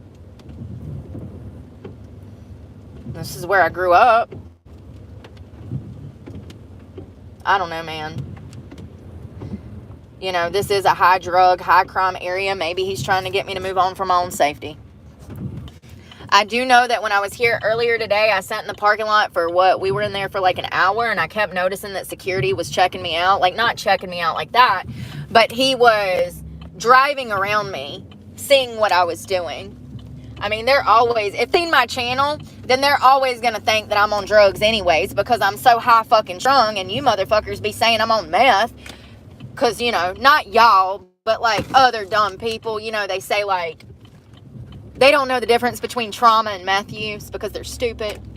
So, you know, if anybody saw my channel, then of course they're going to assume that I'm like a druggie or something, and that's why I'm over here. I've cops tell me that. Oh, here goes another one. Oh, so y'all just going to follow me until y'all figure it. I got to go. I got to go back to where I've been, because every time I come out from that fucking hideaway, I have problems. Am I just going to have to move to this fucking island and call myself damn... What was that girl? Oh, Olive Oil. I'm going to jump on the highway. When I get on the highway in like 2 minutes, I'll cut the light on. I'm sorry, y'all. See what I'm dealing... This is why I go live. So you can see what it's like. So you can see what I'm dealing with. It's not as easy as y'all think. Y'all think that I can just go sit at the Walmart parking lot all day long? No, you cannot. You go use their bathroom 2 times and they're looking at you funny. Go use their bathroom 2 times in 1 day and they will start looking at you funny. Listen to what I'm telling you. They worry about van lifers shacking up and moving in because they've had bad experiences. I get it. I get it. But I'm nothing like that. Nothing.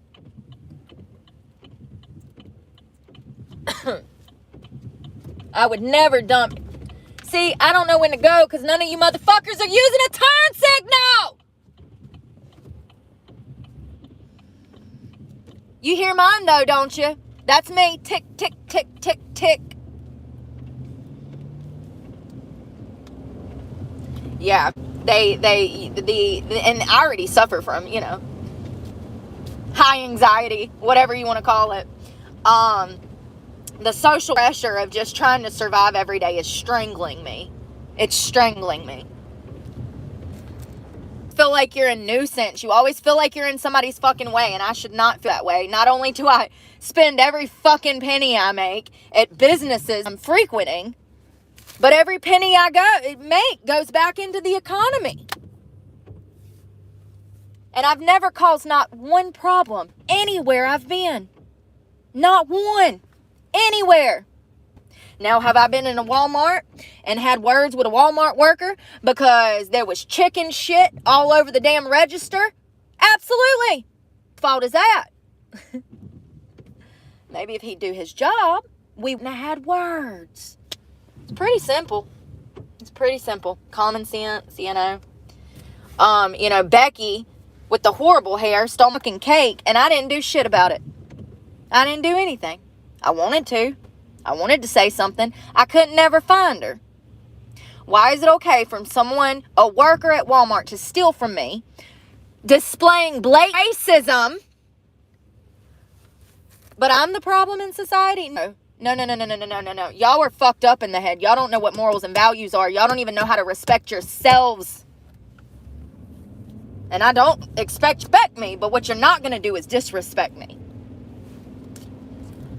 Genuinely one of the nicest people that you will ever meet if you met me in real life. And if you're female and you see me on the streets and you want to say, hey, honey, I can't wait to give you a hug. Seriously. Notice I said woman. And you know, honestly, men, I've had some interesting interactions recently. I think a few of you actually knew who I was, but you didn't tell me. But you were so respectful and nice that you weren't creepy at all. See, there's a difference. There's men that are respectful, and then there's creepy ass people. And that's what scares me. And that's why I have to be a cold-hearted bitch, you know, because you can't trust nobody out here nowadays. It's specifically men. And women too, don't get me wrong, if you're a man, I see the other side. But I'm just saying, a single female by myself, you know, in my current situation, I would, you know. Now, if you're like, I don't know how to explain it. If you're working at a gas station and I come in and I'm getting gas, that's different. If you're like, hey, Brooke, I know you, like, that's different. But, like, if you see me go through a fucking red light, 3 lights back, and you bust a U-turn to come follow me, and then you follow me 45 miles just to talk to me, honey, you're going to get stabbed. I saw you when you saw me. I saw you before you saw me. I can promise you that. Always. I can promise you that. I don't give a fuck if I'm on live. I can feel the energy. I can feel the eyes divert. You know what I mean? And I know when some guy is creeping on me, that I think I'm going to do. I think I'm going to make it out to this backcountry road and just cook on the side of the road. Seriously, I've just got to, where I'm headed, it's raining and it's not expected to rain until tomorrow. So I don't know why it's raining here. How is it here if it's not supposed to rain there and it's 40 miles away? How? I'm going to be there tomorrow anyways. I was going to wake up and drive over there, but it's fine. Tomorrow is going to be the only sunny day for the entire week.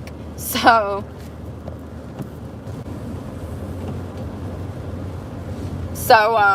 I have stuff to do.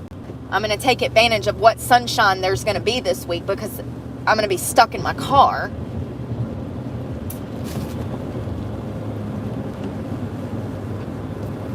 And I actually need to call my bondsman back in the morning. I'm going to do that like first thing. She's real cool, you guys. She seems like,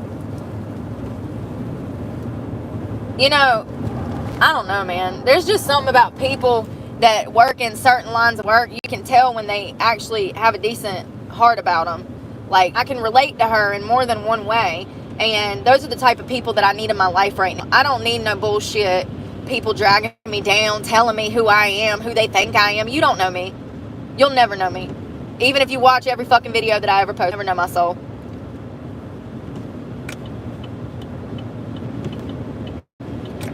I need positive influences, positive vibes. And I, you know, honestly, that was one of the reasons I started this channel. I wanted confirmation that I wasn't the only one, number one, watching the world burn. I also wanted validation for my recovery. I figured that, you know, out of billions of people on earth, somebody would say, hey, proud of yourself. Don't start a YouTube channel looking for validation, honey. You won't get it. Matter of fact, quite the opposite. Don't start a YouTube channel unless you got thick-ass motherfucking skin. Because people will just come and lie and try to break you down. And, you know, I mean, I've been sent over 12 different fake pages. One person even created a fake dating profile for me. That's lovely. Imagine stealing my pictures and then making a Tinder profile for me. I don't have Tinder. I've had it in the past. It's been over 3 years. And when I had Tinder, I met my ex on Tinder. We started a relationship, had a relationship for years. You know what I mean? So I now know that Tinder is for hookups, but I didn't know back then, honey. Went looking for love in all the wrong places, okay? Looking for love in all the wrong places. Dave Chappelle. Great stand-up if you've never seen it. You might not be able to find it. They probably outlawed it. Just like Gone with the Wind. It's racist! Ah, the irony. The irony. Alright, let me see if this is my exit. Lying. I might get dressed like a man and park under a damn bridge and cook under a path, like a bypass. It's gonna be dangerous, but I got you guys with me and I'll arm the fuck up. You know I always am. I already got 2 on me right now. So, we'll put all of our gear out and park under an underpass and see if we can fucking cook under a bridge. Ah! I just want to fucking scream. My life! My life. What the this? Look at these cars. Count how many have turn. Is that so hard? Like, you know, the reason that we have these things is to actually help all of us. It's to help all of the traffic move smoother. And see, I don't even know which way the road is going right now because I can't see it because the car in front of me is not turning yet, nor does it have a turn signal. Like, come on, man. Use your turn signal. Don't be a dick, okay? Don't be a dick. Use your turn signal, please. I beg of you. Like, I'm literally begging so hard. Especially with oncoming traffic. Y'all be making left and right-hand turns. Ain't got no turn signal on. Here I am coming straight. You know? Well, actually, I went to make a right-hand turn a while ago, and the cars coming to the left of me had no turn signals on. So I don't know if they're turning or if they're going straight. Every single one of them was turning. If they would have had their turn signal on, I could have went. Assholes.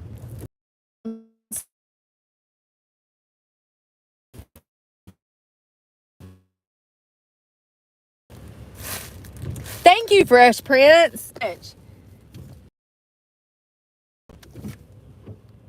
Did I just see that or did that just... Okay, yeah. Hello. I'm in traffic trying to cook a steak. Trying to cook a steak, man. I just want to scream. I wish I had a camper shell for the back. I looked at one last year, but I was in the middle of Jacksonville, Florida, doing job interviews, as well as Brunswick, Georgia. So I really didn't have the time or money to spend on a camper shell when I had to save all of my money for job interviews. There were days that I was spending $100 on gas getting back and forth to interviews. There was days that I would wake up and freaking do interview after interview in person. I'll never do that again. I'll never stress I would rather live on the streets, absolutely, than beat myself down emotionally, spiritually. I can't do it. If I don't get a job walking in somewhere, then it is what it is. It's out of my hands. It's physically out of my hands. It's emotionally, mentally out of my hands. I talk to so many people. Like, anybody that'll talk to me, I'll talk to you. You want to talk? What you want to talk about? Bring up a topic. I'm good at everything. Talk to people. And I ask people, who's hiring? You know? And they tell me that they have family looking for work. When I ask about employment, they tell me that they got people that's looking for work.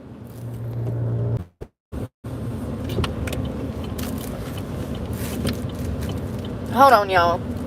There's like a tow truck, and then like it's raining, and like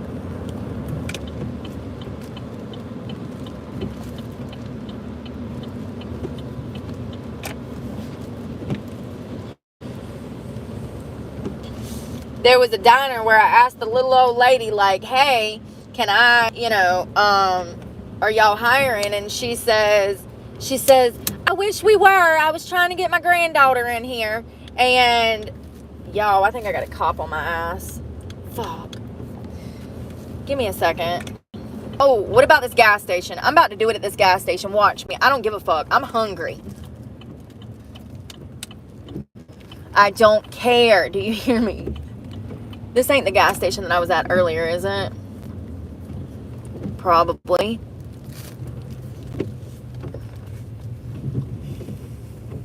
No, it's not. All right, let's see if we can be incognito, park somewhere where nobody can see us.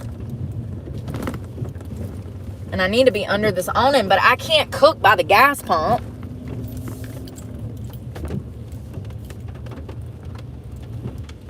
Let me see if I can swing in here. No, the trees are probably going to drop water on me. Fuck it. I ain't got time for this shit. I'm hungry. I would rather risk going to jail than continue to shake and see double. I should have ate at damn 2 o'clock. That Panda Express was a joke. I ought to... I ought to write a bad review, but I'm not. Seriously. $6 for that? You could have just told me for another $1.50 I could have got a bowl. Thanks for the upsell. I'm sure you do well in sales. Damn, it's raining.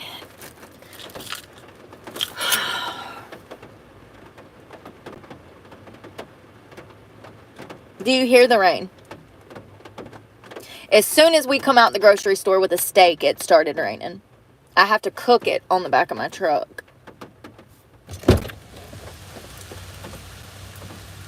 It's really not that bad. Let's just fucking try. I don't know if the stove will work in this weather, but we have to try. Let me grab everything, put it on the back of the tailgate, and then I'm going to come back and grab the steaks and you.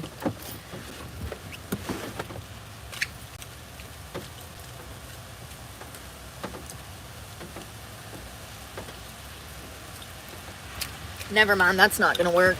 It's way too wet. I wonder if...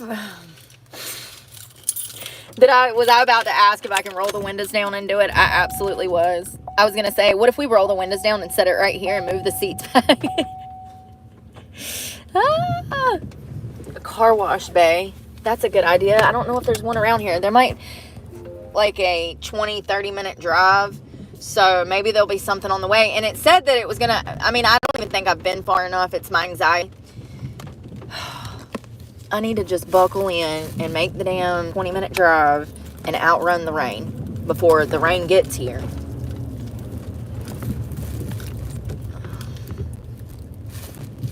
I'm coming out. Look out, mother parkers. Here I come. Beep, beep. I think I go back this way. This sucks. Now y'all see why I be stressed all the time. Like I can't win.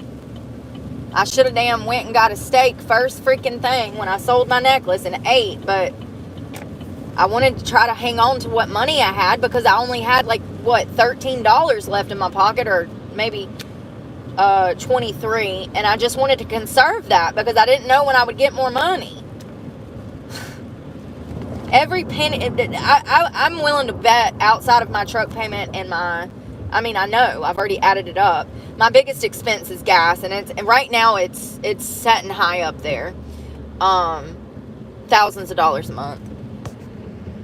Oh, that I have a Chevrolet Silverado. You know, it's a Z71. It's a 2017 model with the big engine.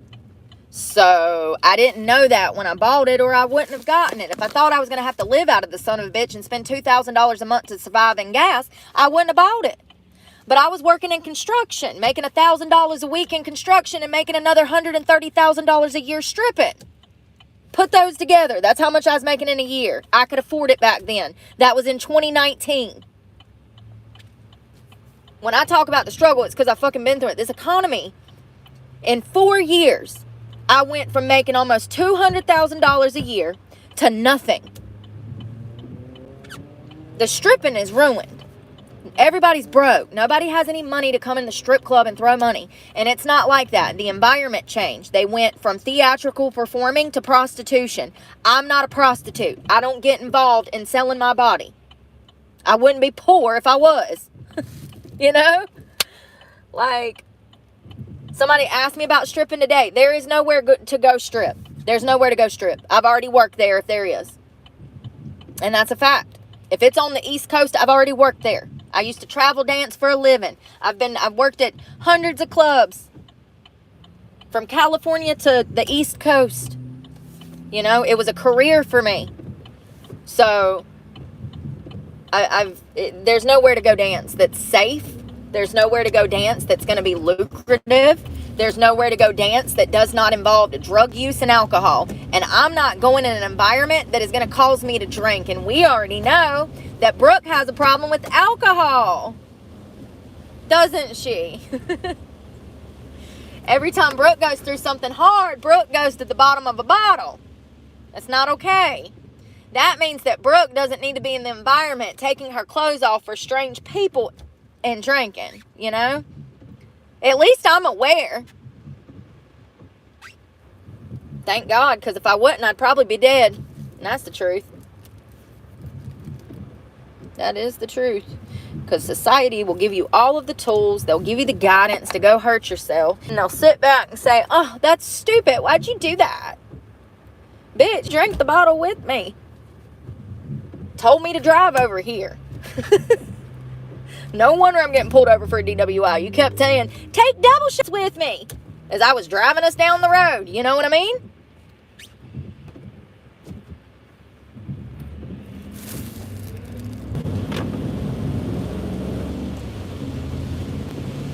There was pivotal moments when I was pregnant with my son. People in my life that should have stepped in and guided me, talked to me, but they didn't. And you know, as a mother now, I'll never understand that, because they were mothers. And regardless of whether or not they were my mother or not, if they cared about their, if they cared, they would have been there for me in some manner. At the very least, just to have a serious conversation, woman to woman. And I was a child back then. Y'all don't even understand. When I say I did not grow up till I was 32, and I still ain't even fucking there, obviously. But when I say I didn't have the conscientious drive to do better until 32, that is the truth. I think in some way I've always been a learner. Absolutely, I'm a sponge. But I didn't have the situational or the mental capacity to know things that I know now. You know, there's certain things in life that you have to be taught, that you have to be told. You don't know them until someone teaches you or tells you. And there was pivotal moments when I was a teenager that people could have intervened in my life and guided me in the right direction, but they failed to do so. And matter of fact, they set the dominoes up for me to damn take the fall. You know what I mean? For them to all fall. And so just to make me look bad. Just to make me look bad. And you know, I ain't always had a big mouth like this. Yeah, I've been outspoken and a firm believer on what I stand on, because if you don't stand for something, you're going to fall for everything. But it wasn't until I got clean that I started really running my mouth.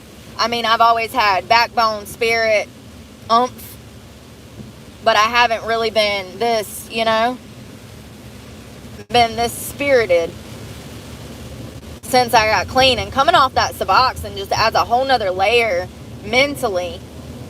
You know, and that's another thing I was thinking about today. Y'all, society does not give people time to deal with anything. Life comes at you so fast, you just have to ball whatever you were dealing with up, shove it up, and forget about it. And that is not okay. You know, when we're talking about people with recovery, it's going to take time for them to feel normal. I look back on all of my recovery failures, and I see now why I failed. Because I had people that were not understanding whatsoever around me at all times. And matter of fact, once again, that might not be your friend. That might be somebody that's in competition with you, giving you bad advice, hoping that you'll take it, so you'll take the fall. When you go to get clean, or like when people are in recovery, it is imperative that they have people around them that is going to understand that they are going to feel like crap. I'm from North Carolina. You see my tags, you asshole. I think I went down the wrong road because he's like giving me anxiety. What a douche canoosh. Like, could you imagine seeing somebody with out-of-state tags? It's raining, first of all. I've got a bad windshield wiper head. I can barely fucking see. I'm tiny as hell. I'm a girl. And you're riding my ass. He's probably drunk.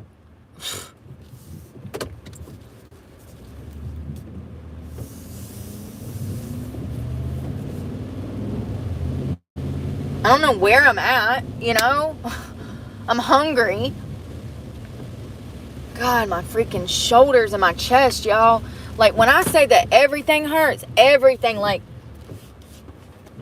where do I start? Where do I point first? Here, these forearms are locked the hell up, first of all. Second of all of this, my chest, my inner arm right here. Don't get me started on my legs, because I can barely walk. But that's good, though. It's good. I want to feel it. Like, I love the burn. Seriously. I love that slow burn. There's something about it, man. And, you know, this happens to a lot of heroin addicts. A lot of heroin addicts actually get compulsive over diet and exercise after they get clean. They get addicted to the high of working out. You absolutely get high off working out. Why do y'all think I run? It gives you this fucking head buzz from hell, man. There's nothing like it, and it's the best feeling. It's 10 times better than heroin would ever be. It's a whole body high. You feel like you're like floating in midair, coming off the treadmill. Let me run 5 miles, honey. I feel like I damn shot a whole pound of black tar. Like, it feels like you're out of body experience. Like, it is a great feeling. And then the next day you feel amazing. You feel amazing for days and days and days. It's just, there's something great about it. I'm glad that I got off the Suboxone, because I feel like now that it was holding me back from achieving my fitness goals.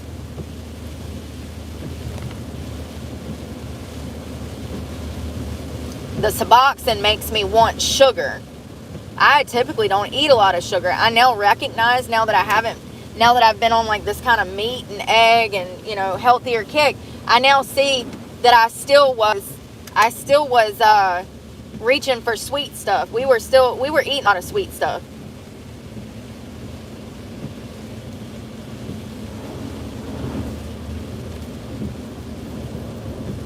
This rain is really making me upset. I wish it would stop for just like 30 minutes, Jesus, please. Please, God, because I just need to cook my steak.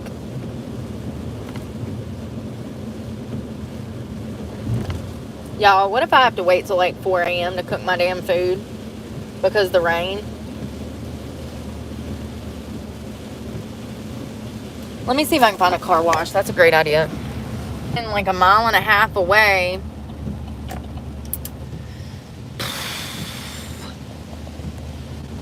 I'm in the middle of nowhere. I'm in the middle of nowhere. When that, who was that? Dwight Yoakam. You can't even see. I know, because my windshield. The other side you can see. That's what I get for only getting one windshield wiper. Well, only one was breaking. I'm cheap. See how blurry that looks?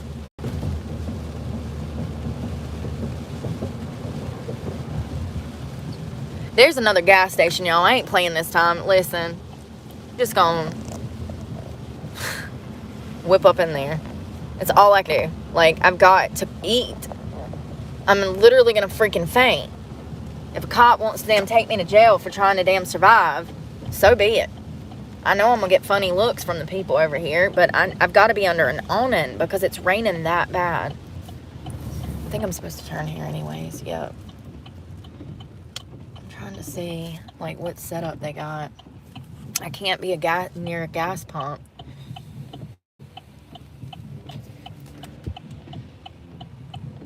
I'm just gonna pull on the side of the store and do it in the rain. It's actually not raining as bad here, I think. I don't know till I get out.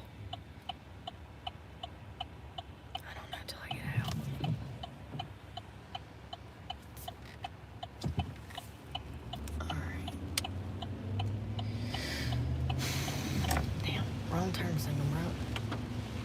Oh, we were going to the left, but then we went to the right. I can't see.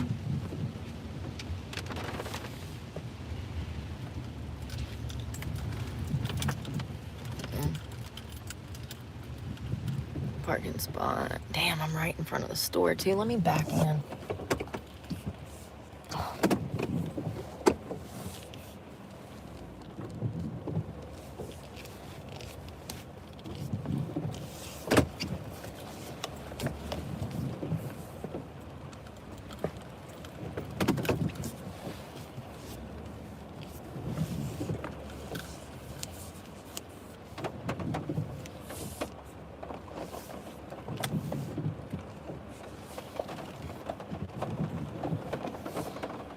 This is not going to work, you guys.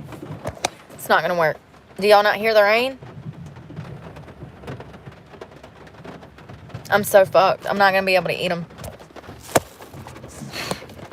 I just want to cry right now, like, so bad. Do y'all not hear that rain? This is going to be impossible. There's nowhere to go. You don't understand. I'm in the sticks. I can't cook them in the city because it's unsafe.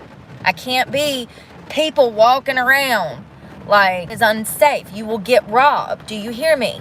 100%. You will get hurt.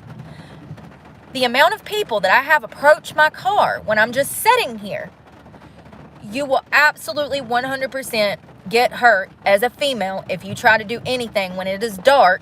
Even if there's people around, nobody's coming to save you, ho. 100%. They're not coming. They've already done social experience. Nobody's coming. People will watch you get stabbed in the middle of the street and nobody has any backbone to do anything about it. Isn't that sad? But here I am catching charges for shit that I didn't do. I'd be the first one out there to save you. I'm just fucking annoyed. Like, this is why I have to eat. Because when I don't eat, then it fucks my whole mood up. It fucks my whole day up. I'm so fucking annoyed. They fucking cut my food stamps off over a fucking check that went to bills. But if I was putting drugs in my goddamn arm, it'd be fine. I'd be sitting at the fucking Ritz right now. What is wrong with me? Why can't I be fucking soulless? Well, I guess I'm having weed for dinner, right?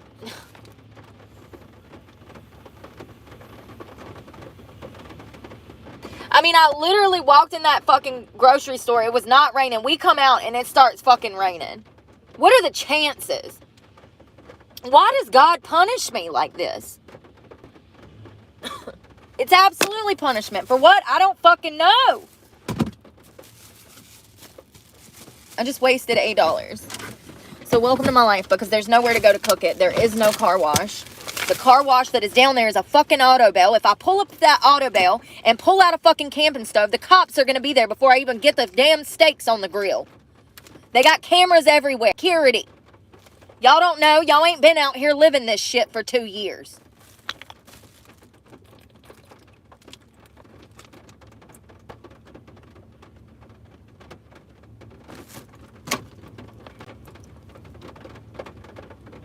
You don't understand how I was homeless for 2 days. And I remember walking to a bank that was closed on a Sunday. And I went to use their electrical outlet. And the came through to run me off, telling me that I could not use an electrical outlet outside of a business.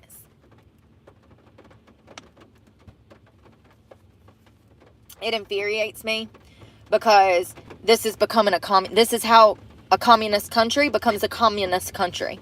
When you outlaw sleeping in vehicles because people can't afford rent, then you hunt those people down who are on private land sleeping in cars and take them to jail for that. We have that happening all over the country. I've been threatened with jail for sleeping in my car. That's a communist country, honey. That's not the land of the free anymore. When I can't stop on a fucking side street like a backcountry road, pop my tailgate, cook my food, and mind my business for 10 minutes. That's a problem. It's not okay. I don't understand how people that don't have a car even survive. Those 2 days that I went through on foot without a car and a home taught me a lot. I have more empathy for homeless people than I ever have in my entire life, and I feel bad for anybody that has to go through what I've been living through, and I've got a car. It is absolute hell just trying to survive a day. At what point am I supposed to get a fucking job? Like, I keep thinking about that as I'm filling out job applications. I'm like, how is this going to impact my life? How am I going to be able to survive like this every day, working 40, 60 hours a week? I think about it when I'm filling out applications every day. When it's a struggle just in laundry to be able to get to that interview so that I have on clean clothes and I don't smell like human whatever. You know, I'm sweating, I'm working out, I'm detoxing. I can't imagine what it would be like to actually stink and go into a job interview. You couldn't do it emotionally, mentally. I know I couldn't. I couldn't. I should have ate at fucking 2 o'clock. But I was so upset because of the necklace that I didn't. And it fucked my whole day up. This is what I get. This is my punishment for not living a normal schedule. Like, I needed to eat. But I was so upset that I couldn't.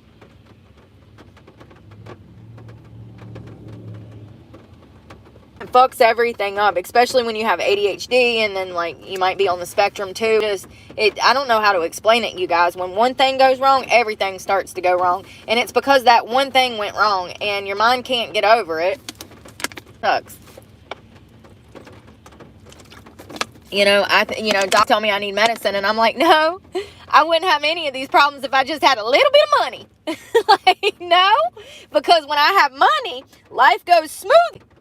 It's only when I don't have money that bad shit happens. Truly, absolutely. Every problem that I have is economic. It's financial.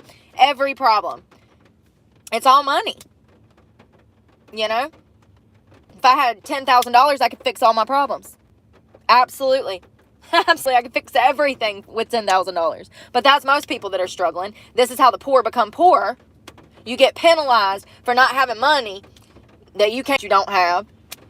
And in the long run, you end up paying more, but didn't have that money at that moment type of thing. And it just snowballs. And it's just a circle of economic BS. Moving money here, moving money there. It's just, I'm so sick of it. It's been like this my whole life, really. Even when I had money problems. Because I didn't know how to manage that money. And I also was on drugs then. So, you know, that kind of impacts how you're spending your money.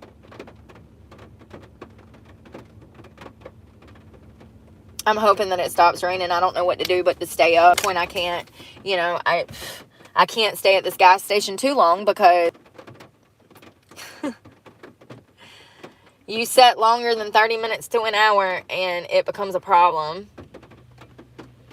You have to keep moving every day, every hour, unless you're at the park. Or if you're paying for a park pass, which is what I've been doing to shower because I can't afford a gym membership. So the park pass is $8 and you get to use that park pass all day. But I was only there 2 days, and the lady that kind of works there was she wasn't rude, but you could tell that she doesn't like me. And I wasn't extra or anything. You know, I'm online with you guys. In person, I'm a lot calmer, mellow, soft-spoken. I'm very polite, courteous. Y'all have seen me in person. I kind of like do that whole office voice, you know, like you got your phone voice, like your work voice, like, oh, how can I help you? You know, it's kind of like, you know, I'm like, you know, I don't know, but, you sometimes feel vibes, and it's like, the judgment, like, first of all, I've been physically active my whole life. I grew up playing sports. I was on a dance team when I was in high school. Like, I did lots of stuff. I was a majorette in high school. Like, I did lots of stuff, okay? I've always been active. The only reason I stopped active was because I fell into drug use. I fell into crowds that were not active, okay? People, places, and things. My love of nature stems from growing up in nature. Up in the woods. I grew up going to the beach every summer. I told you guys that I practically, half of my life was spent at Carolina Beach down in Wilmington. It was only 2.5 hours away from town in North Carolina. And so Mom and Daddy used to take us down there 5-10 times. Sometimes we'd stay for a damn month. And Daddy's family had a condo, so we stayed there a lot for Christmas. So oceanfront property all the way down at Fort, whatever it is. I forget the name of it. You know what I'm talking about, where you can take the ferry where the aquarium is. So anyways, I grew up at the beach. I grew up hiking. My parents took me to the mountains. That's why I like stuff like that, okay? I understand that I don't look like the typical hiker. And I understand that I'm not 20 years old, but I'm also not dead. I do think that the way that I dress and the way that I carry myself with confidence absolutely impacts how other people treat me. Like, I could tell that, like, I can feel that from some people, and it's the usual suspect. So I don't take it personal, because I'm starting to realize that I shouldn't be mad at people not loving themselves. That I kind of maybe shouldn't hold it against people that they're angry and that they treat me a certain way because they're not happy with themselves. I'm too soften up. But there's no denying the vibe. And, you know, if you're ever in a social situation and you're good, you're an empath like me, then you're able to read some people clearly.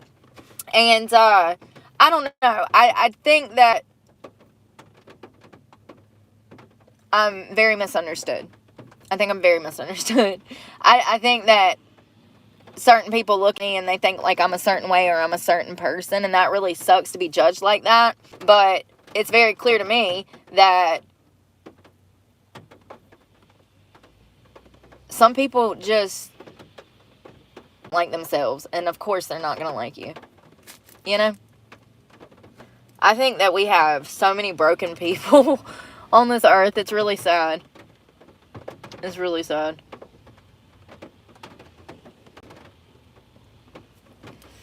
This rain, I guess I'm going to take my makeup off. I can get trash together and actually try to do something. It sucks because I really need to cook that steak, and I have no way to do that right now. The only thing that I can think of, and that's not going to work because it's in an angle.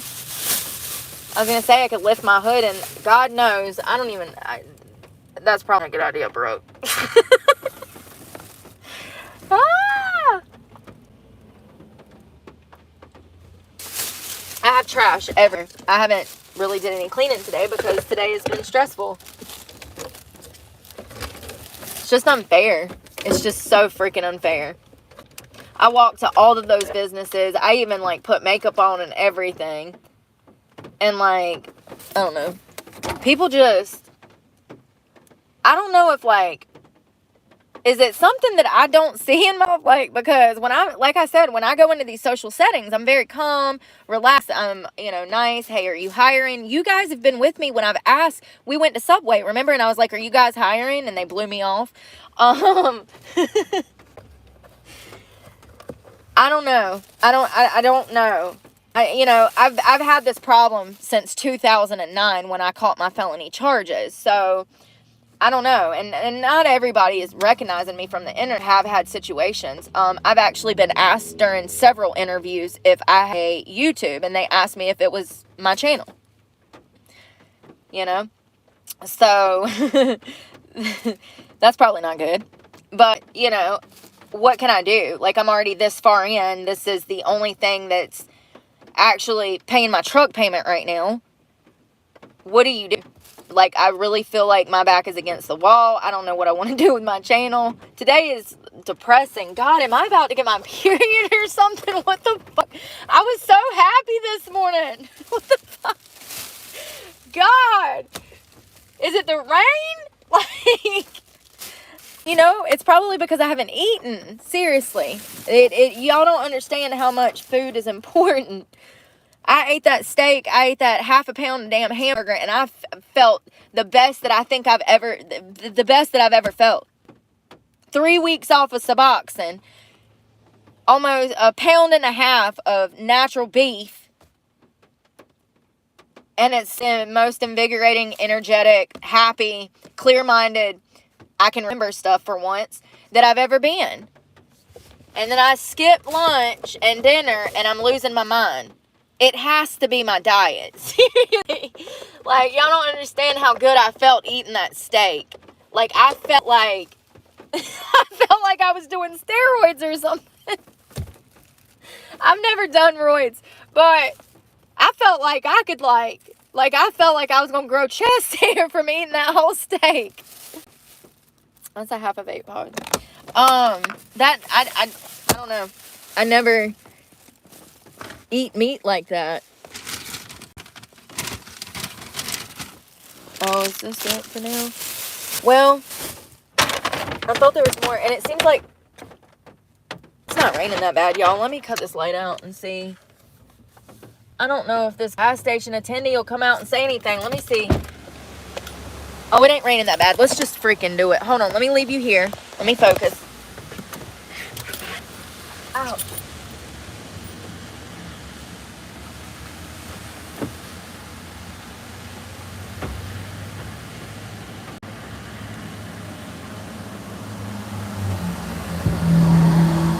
It's raining, but it's okay. Ouch. Damn it. No wonder my hand's cut open. This damn box.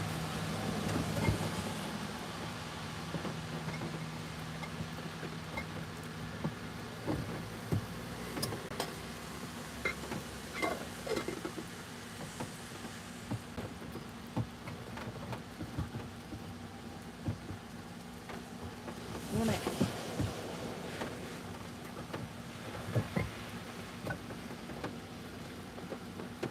Alright. Tomorrow I'm waking up and getting food immediately.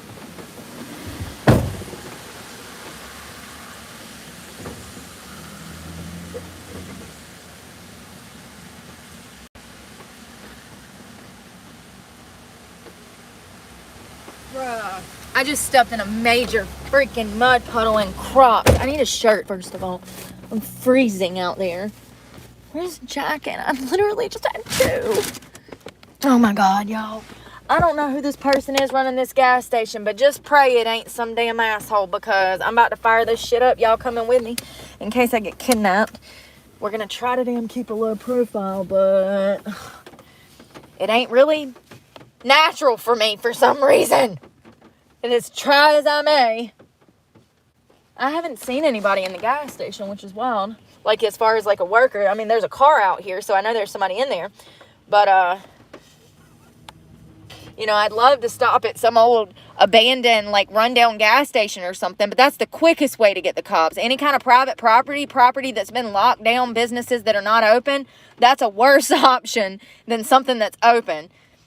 Y'all, I've pulled up in some sketchy places where there wasn't nobody out there, and the cops roll up like 20 minutes later, and I'm like, there's not even cameras out here. How did they know I was out here? I don't know, man. Me no. All right, where's the steak? Y'all, we about to cook steak at a damn gas station and hope that they don't say nothing, okay? Because this is sketchy as hell. Damn, is that the cops already? Look. Oh, that ain't the cops. It's just a guy.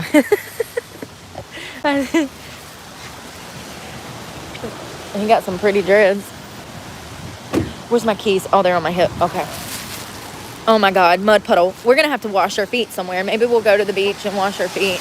Because, like, seriously, now I'm just, like, stressed. I'm not going to be able to sleep. Oh, my God. I feel like a nuisance to society trying to cook a damn steak.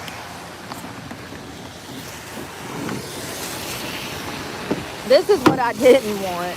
This is why I wanted, like, the jackery, so I could cook stuff in the truck. But whatever. We're this far in. Let's do it. Let's just hope the son of a bitch starts in the rain, honey, because I don't know. And let's hope that I lock that. Oh, shit. That didn't sound good. I can't see. Okay, I smell gas. Bad. Was it just a burst? Probably.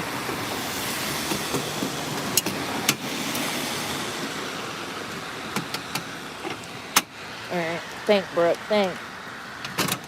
Alright.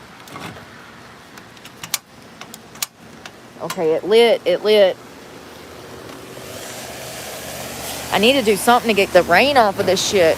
But I can't have this too close because, you know what I mean? It'll melt. Don't you think the rain's gonna knock that out? Does anybody know? I'm scared to cook in the truck, y'all. I'll set something on fire real quick. This thing gets hot, too. It might melt the damn bottom of the center console. Seriously. I need oil, and this is going to slip because I'm at an angle. So I'm going to use this box to keep that up. I got to get oil. I need oil. Shit. God dang this mud puddle. Somebody pray for me, please, because I need Jesus right now.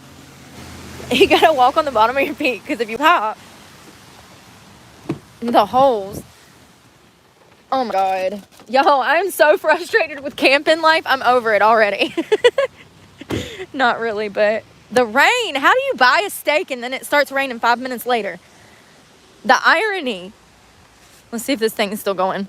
We're going to throw them on immediately. All right, give me a minute. If I didn't have bad luck, I'd have none. Oh my God, there's water going in the rain. I'm going to start a grease fire. Y'all, it's raining so bad. This is probably not a good idea. Jesus, please protect me.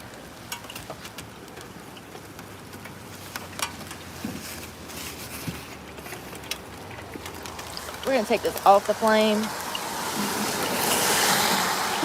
Cut this down. Throw the steak on.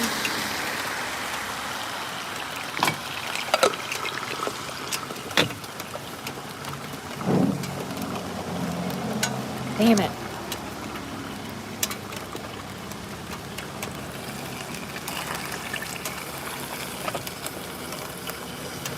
All right, steaks are on.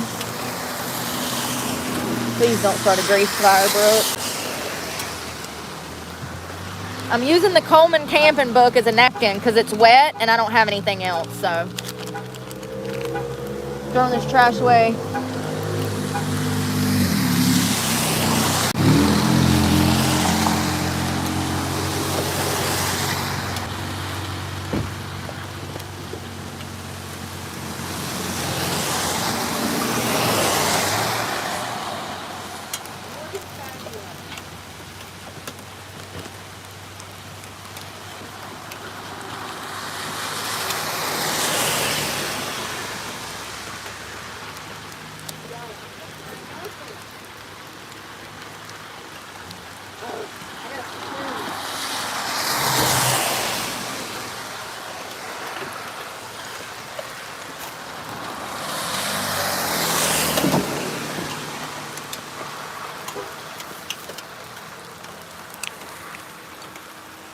I'm flipping these with a spoon because I don't know where nothing is.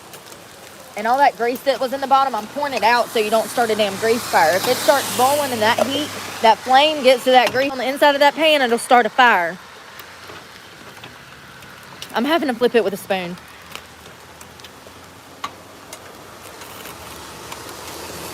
I'm gonna put this oil up.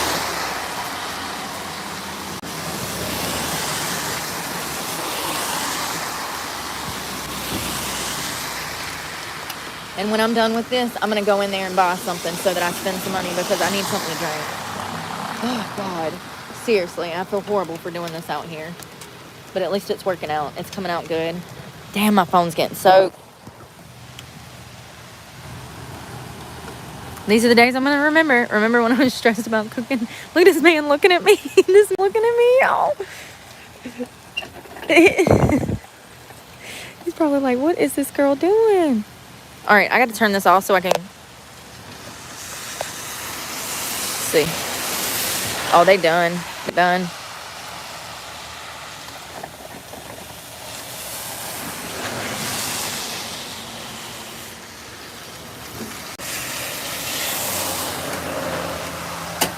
They're done. I want to get this stove out. Hold on. Off. I want to get the stove out of the rain now before it gets wet. Hold on. It's hot. Damn it. I wish I could put it in that plastic, but I can't. I got to set it. Just give me a minute. I'm trying to figure out what to do because it's still hot. Oh, I can put the box on top. No, I can't neither. Shit. Let me just put this can up. Oh my God, y'all. People looking at me everywhere. This kid's looking. It's okay. I'm just going to keep that there so that kids looking at me, adults looking at me. Jesus Christ. They're like, what the hell is she doing out here in the rain? Let's set that on the center console somehow. I'm going to put this. That's what I'm going to do. Hold on.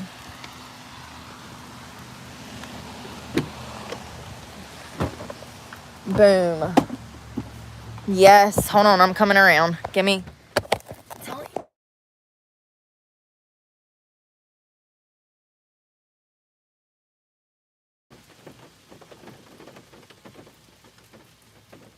This is wild. This is probably the wildest shit I've ever done. Seriously. Y'all think I'm crazy. No, bitch. This is probably the most outlandish, illegal, detrimental, dangerous shit that I've ever done. Far dangerous than most of it.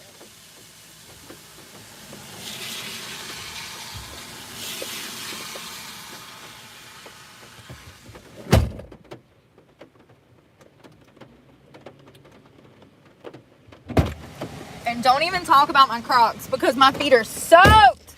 We're about to freak this steak up. Let me tell you something, honey. I got this kid in my face behind me in this car. After he leaves, I'm going to stuff my face. All right. It's hot. First of all, look at the setup. Oh my God, you can't even see. Where's the light? Y'all, I'm gripping on this spoon like it's a damn knife. Like it's gonna help me. I'm literally about to eat this with my bare hands. Y'all don't understand. I don't know what happened when I come off that box and a damn... Can y'all see that? I got it all stacked up. Like, it's just... Yeah. I'm gonna show you guys the steak. Let me get these people out my face. Y'all know I can't stand that shit. You see? I stacked it, the stove on the box on top of it. Alright, let's see what this looks like. They look good. Alright. I just dripped shit, so let me stop before I make a mess. I got everybody looking at me, y'all. I've literally had like 10 people stop. Like, what the fuck is she doing? This is why I don't do this. This is why. First of all, I'm going to put this on the back of the truck bed and let it get rain soaked because I don't need it. Hold on.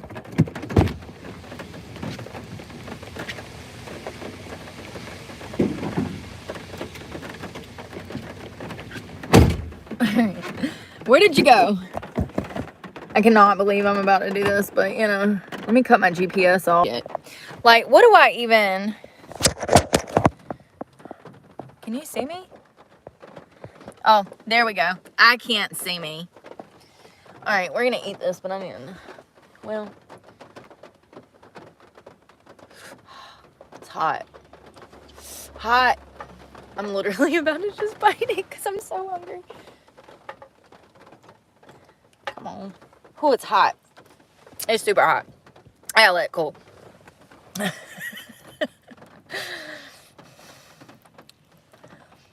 Let's see if the cops pull up before I'm able to stuff it down. The struggle be real, yo. Imagine having to wait an hour to cook a steak because you don't know where to go. Your anxiety is so bad. And you haven't eaten all day. So you're hangry and you can't even think. You're frustrated. It's raining. You finally find somewhere. And then you have to struggle through damn fighting the rain just to cook it. Everybody's looking at you and you have the worst anxiety once again. I feel like I'm in a chokehold right now. Alright, let's try. It's not bad when I'm in the parks. I don't mind when I'm in the parks. It's when I'm in public. Okay? You're a nuisance to society. That's how they treat you. Even if you're not. Oh, it's good. Perfect time. Tender. Look at it.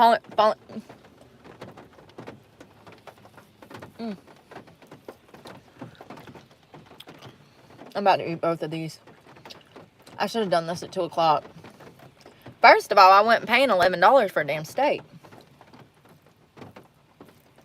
You know? Ooh, hot. I'm getting frustrated.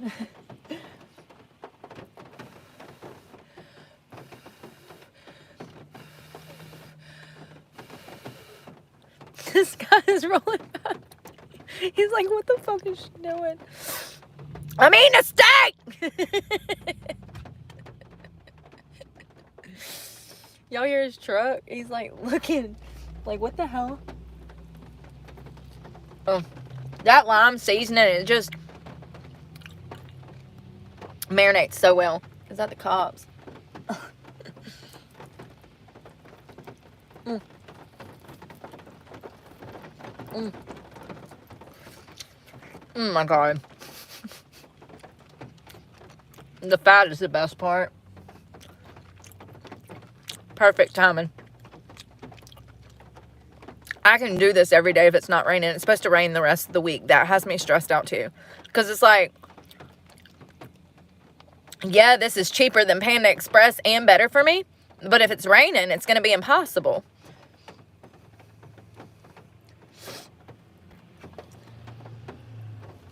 Mm.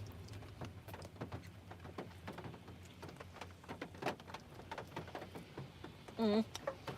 Gristle. Okay. We'll come back. Forget them people. I don't know. I was just raised, like, my mother was like, she cared about what everybody thought. And when you grow up in a household where it's high anxiety levels, like you're living on fear, I just feel like us kids that went through a lot of fear as kids, we grow up being people pleasers, you know? We grow up being like over conscientious of how our actions affect others. You know what I mean? I'm a very courteous person. I don't like to disrespect people. I don't want to overstay my welcome or do something that you don't want me to do or, you know what I mean? And gas stations like this, they frown upon stuff like that. Because if I get hurt here or something, then God knows what'll happen, you know?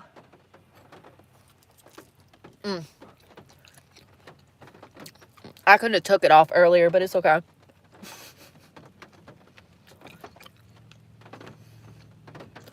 This guy's probably like, what the hell? I'm getting hair on my chest, boy. Y'all, so good.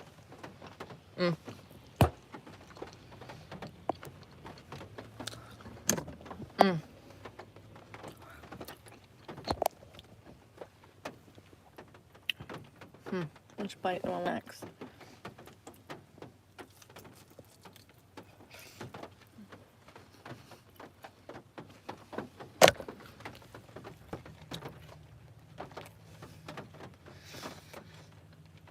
My clarity's coming back as I eat.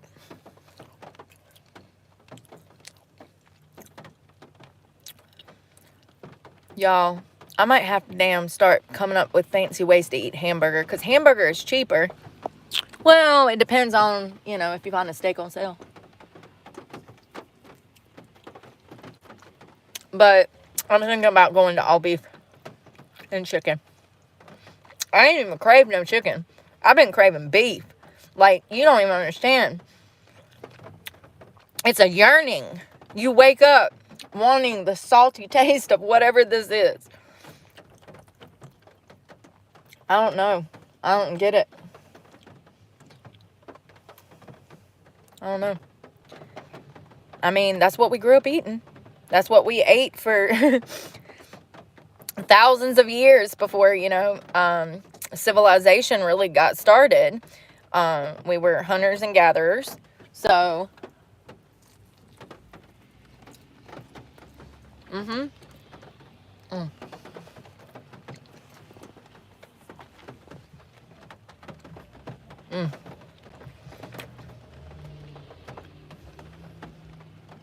when my man don't eat steak, I don't want him. My beef comes before my boy, you know what I mean? Seriously. I could never date a vegan. I can't date no pretty boys. If you're prettier than me, nope. I need you to be messier than I am. You know what I mean? I'm usually the clean one. Not always. I've dated some pretty boys. I take that back. I regret I said that. Because I've dated some heterosexual men that were purty, honey. That was a big mistake. You'll never be good enough for a man that's prettier than you.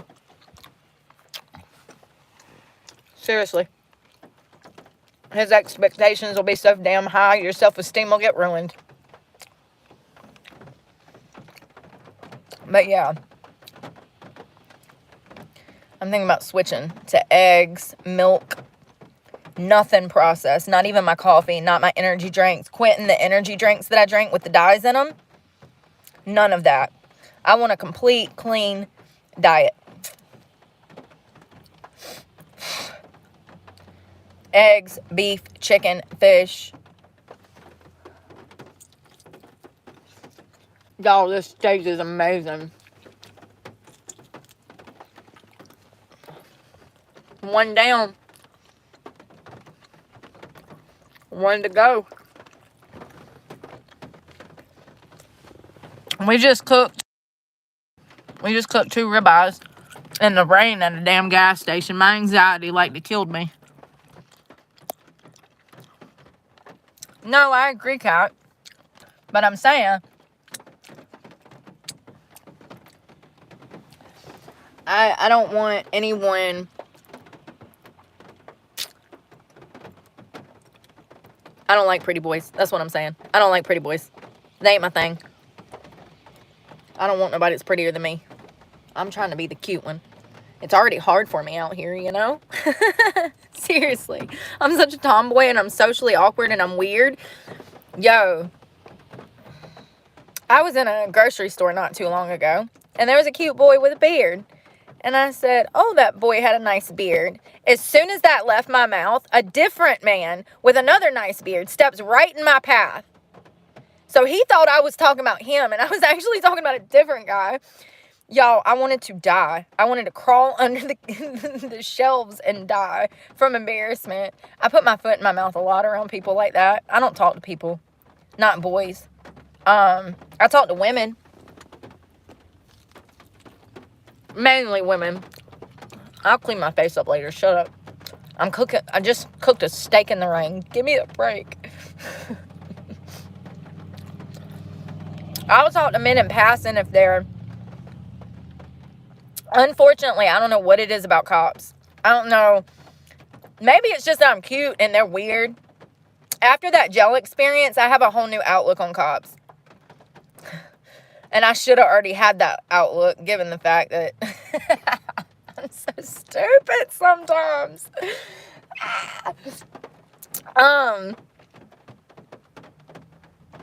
Yeah.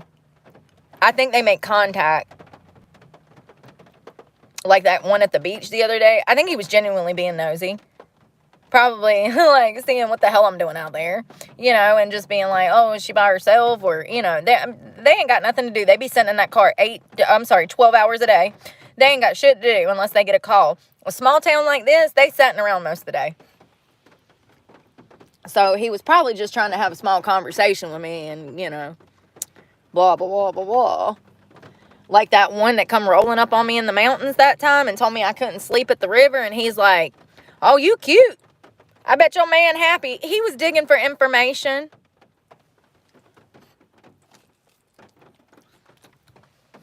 You know?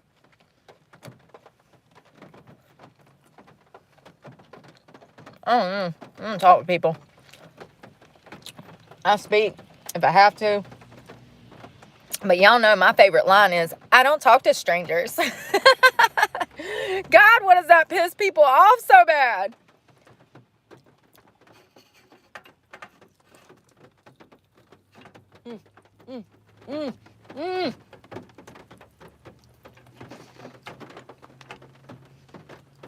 Sorry. I'm trying not to be messy, but it's impossible. I mean, for God's sakes, I'm eating a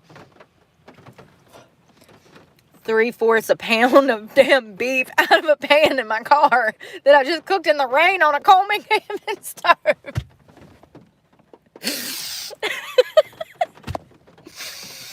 Oh my God. You know, at least I can laugh about it now. That means I'll always laugh about it.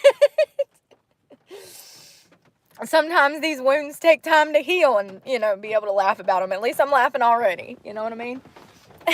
It's my anxiety. I know how people treat van lifers. I know the discrimination that I've faced living out of my car because I can't afford $2,000 rent every month.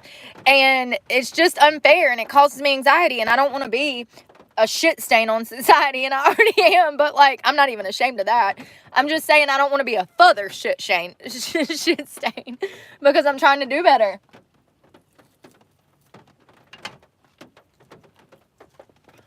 Everybody's so nice here. I don't want to fuck it up, you know? I don't want no problems. That girl at the grocery store was nice as fuck. She'd get 10 stars out of 10, Mom. Shit, 20 out of 10. Her hair was pretty too. I wouldn't mind getting my hair braided once or twice. Like going to the beach.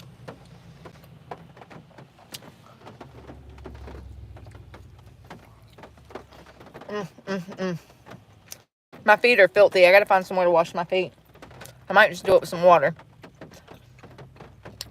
All of a sudden, I'm eating this steak and I'm not giving a crap. I'm like, where am I sleeping tonight? Probably right here. I'm joking. I wish. I wish.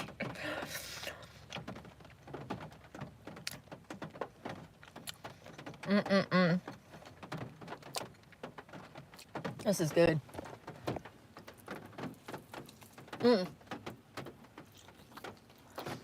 That side part be the best part. It's the juiciest with the fat. I gotta start doing this early. When I skip meals, I go crazy. That's crazy. I don't even think I ever realized how much me not eating affects my mood through the day. Like, I just had a full spiral because from 2 o'clock till 7 for 5 hours because I haven't eaten. No wonder I'll be about ready to kill people up in businesses. Y'all know how much I've been skipping food for the past 2 years? God, you don't lose 80 pounds in, 9 months to 12 months. You don't lose 80 pounds sober, eating every day. I've been under so much stress. I told y'all for the past, year that I've been up north, it's been absolute hell. Hell. So, always the same people coming back. It's been absolute hell. So, I'm talking about people talking shit. Always coming back and talking shit.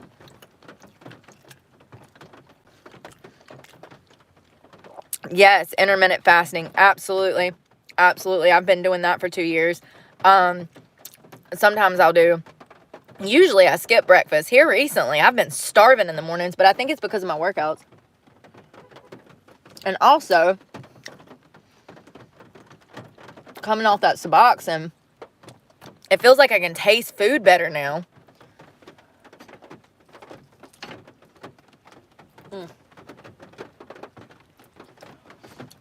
It definitely tastes better.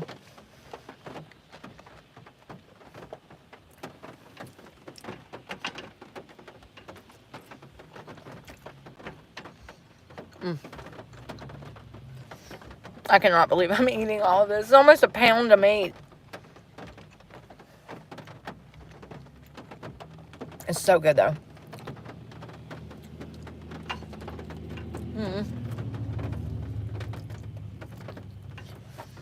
Oh, my God. There's people pulling up in Mercedes looking at me. Wipe my face. Oh, no, not a nice Volvo, too. These white people gonna call the police on me. They're gonna be like, there's some crazy bitch in a big-ass truck that's tinted windows eating a steak like a caveman.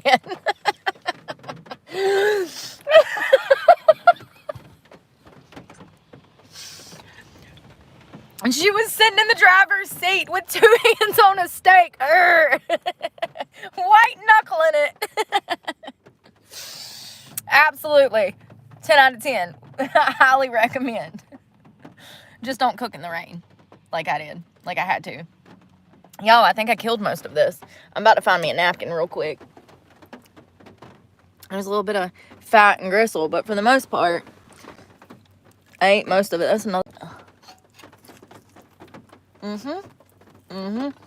I mean, that's all fat. And like the stuff that was in between the, you know. First of all, we go to that grocery store tomorrow. I don't care. I don't care. You know, ain't it crazy how we went over there and everybody was nice all day? The only problem I had was when I pulled up at Walmart to cook and the police was chasing me around the parking lot, telling me to go. I mean, they do have signs posted, no overnight, and where I was parked, you would assume that I might be staying overnight. I just wanted to back in so you couldn't see me cook. This girl's looking at me. Yeah, I know. God, sorry, y'all. People be looking in my car when I got my lights on. That's why I don't be doing it. It just spotlights everything in the car you can see. Everything. The bed. Sorry, excuse me. The stove. The freaking... everything. I got all kinds of stuff in my teeth. Damn, I'm gonna have to... I gotta recuperate. I need water, first of all. I need enough, but it's okay. God, that's good. I feel vindicated now or whatever. Validated by, like... I feel full and clear-minded now. What if I've been lacking, like, essential vitamins from my diet for years and didn't even realize it? Y'all know how I don't eat red meat. I went kind of like vegan there, you know? I jumped on that dumbass train. I do a low-carb, high-vegetable. I eat things like chicken. I'll eat some rotisserie chicken.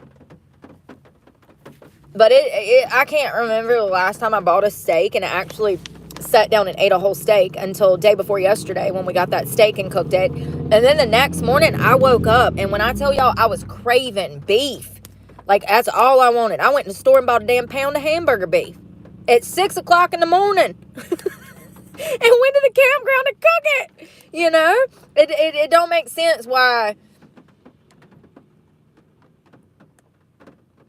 I feel better and I can think. Like when I hadn't ate and I was like having a bad day today, I can't even think.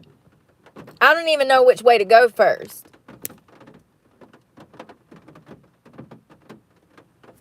I don't know. I feel better already. I feel like I can think. All right. I don't want to make a mess. So what we're going to do is we're going to clean this up somehow. Oh my God. These Crocs are soaked. We are carnivores. Exactly. I'm like, am I missing iron and omegas and all of these wonderful things that is in beef? Am I missing that in my diet? Is this why I've been feeling like crap? I told you guys I feel like crap all the time. Like, I just feel lethargic a lot and just like under the weather. But I think a lot of that was depression last year, because recently I haven't been in those moods. I haven't felt like that. I haven't been through a depression recently. I don't know. I'm sure those things matter. The iron. Isn't iron like one of the most essential things that you need? Iron?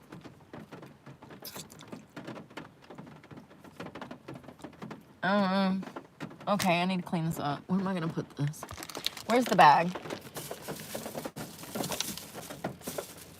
Okay, I got to put you here. So I'm just going to start stuffing this stuff in the trash. Oh my God. Rain is dripping on my legs. I hope that's rain and not damn burger juice. Blood. I'm going to dump everything that's in this pan in the bag and pray that there's not a hole in the bottom, because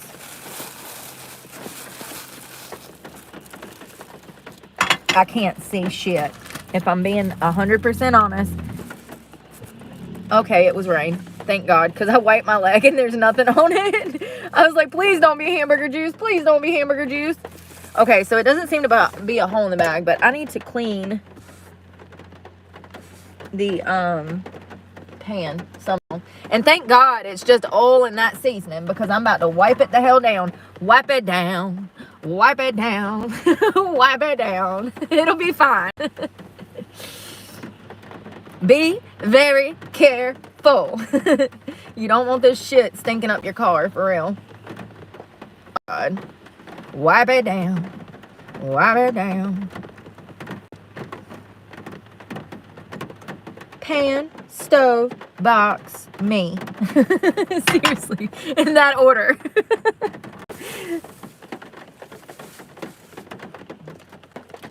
I actually want these Windex wipes. Listen, I'm pretty sure I've eaten Fabuloso before. So it'll be fine. People are looking at me.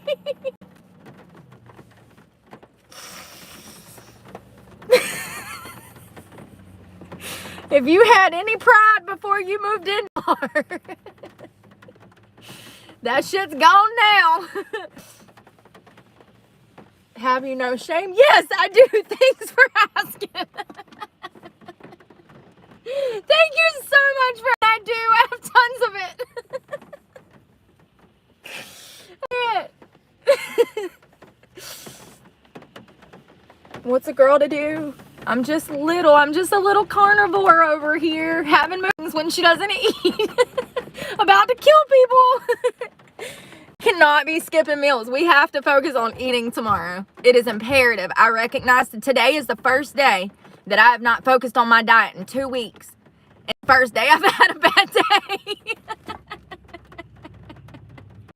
That is no coincidence.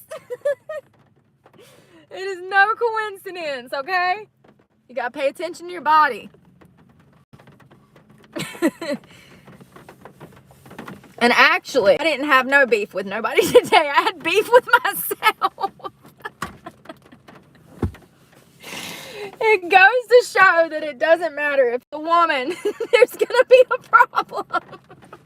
She can be complete by herself, and the bitch will still be mad at herself, fighting with herself. Seriously, I didn't have beef with anybody today, but somehow I still ended up in an argument. I need to kill somebody. Oh my God. I've got to focus on my diet. That I did not focus on my diet since I came off Suboxone, really. And it's the first bad day I've had. That's rough, man. That goes to show that if it affects me as an adult, imagine what that does to a child. Please force your kids to eat before school. They learn better. And please make sure that they're getting some kind of meat in their diet, because studies show that they're healthier, that they actually get smarter. Absolutely. They excel because of meat in their diet. It's imperative. Don't be an almond mom. All right. So this got wet. There's literal rain dripping out of it. I don't know how that's going to affect it, but you know, this is why I didn't want to do this. This is why I almost didn't cook them. So yeah, I don't know what that beef tallow and butter. Yes, Kerrygold is such a butter.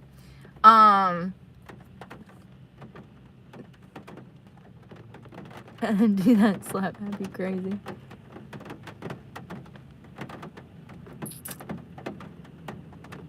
Oh, thank you.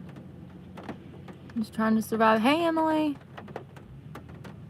Yeah, that Kerry butter is good. They say beef tallow is really good for you too. Like your face. You can put it like on your face like women. They say it's good. Alright, I'm going to put this stove up and pray that it works tomorrow. I mean, it is a camp stove, so it is kind of made for this, right? I know. I don't know either. I don't know. Damn thing. Good thing about a warranty. Seriously, well, because I will carry that thing back up in there and be like, I don't know what happened. That's one of the worst things that I probably would ever do, if I'm being honest. If I'm being honest, I might carry it back and be like, I don't know what happened. I didn't even get to light it. The damn thing wouldn't crank. I don't know. And obviously, if you were with me when we bought it, it was already pre-owned. So that's the major reason that I would do that. Because it was already pre-owned. There was like eggs and grease on it when I pulled it out the box. I pulled it out. I ripped it out the plastic, but it wasn't brand new. It wasn't. It was used in new plastic. God, the irony. Cannot make my life up. I just can't. Yeah, I ripped it out the plastic. Plastic wasn't brand new.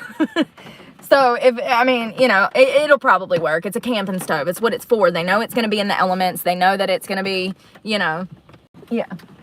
It'll be fun. I'm actually about to go in here and buy me a drink because I'm thirsty. And we need to throw this trash away. And I'm going to wipe this down. Jesus.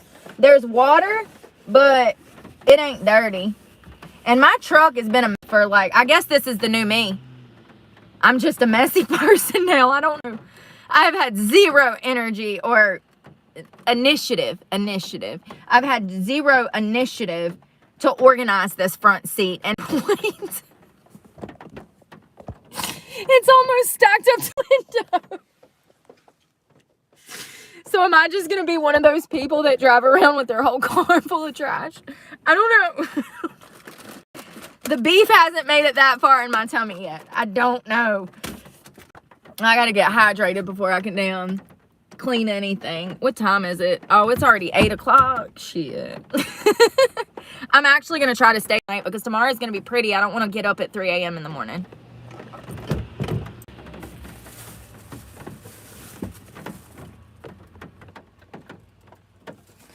So, this is this. We're going to throw this away. And we're going to walk in the gas station and try to get something to drink. Unless it's $5 a drink, and then I ain't doing it. I cannot believe I stepped in that damn mud puddle. I'm going to rinse my feet off the water, too. When I get to when I'm sleeping. I don't want to do it here in the parking lot because God knows I've already cooked a full course meal.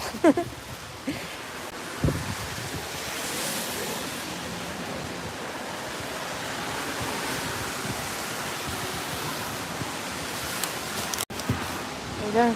Okay, just making sure my hand didn't get dirty. Hello. Let's get a drink. That's what I really want. I look crazy. A little bit. You got beef in my teeth? Probably. Lots of it, actually. What do I want to drink that don't have a lot of sugar that's good for me? Don't want milk? We're going to do some milk. The protein. Damn, it's already so late, though. I don't want to chug that. I'll be up all night. Walmart closes at 11.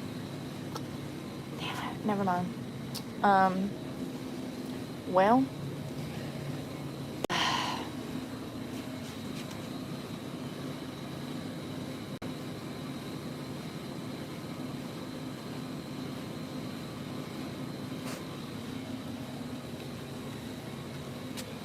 I hate my life, y'all. Damn it. That strawberry is probably full of sugar. Wow, where's the good milk? Okay, I'm just gonna get milk. Alright, milk. Milk.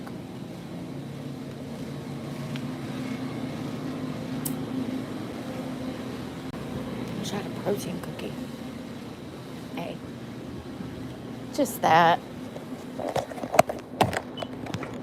Yes, please. Thank you.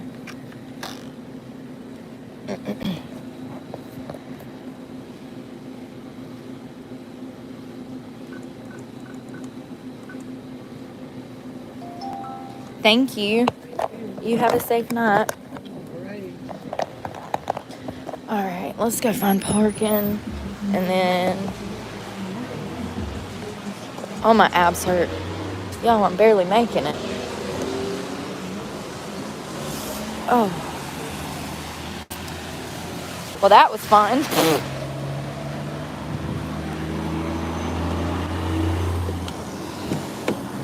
That was fun. Let me just make sure I ain't got no chicken or nothing nowhere. This place is a mess. First of all, I need to wash that spoon too. There's my watch. Vape.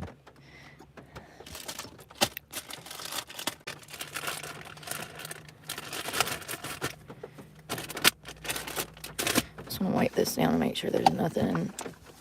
I don't remember anything. I was trying to be super conscientious.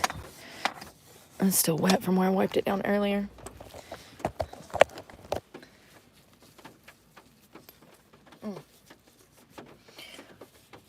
Oh, what do I have sweet to eat? I want something sweet.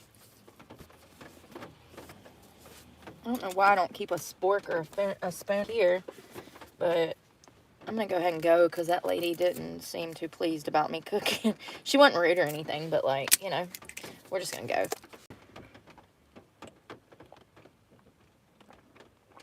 Oh, it's so good. What is wrong with me? Like, y'all don't understand. God, I should have got a gallon. Damn, I'm going to be up all night. It's raining. Think a bitch won't. They won't know. How they gonna know? It's everywhere. And I'm smarter than that. I wouldn't leave a puddle. Actually, it's the perfect night to drink a milk. It's raining.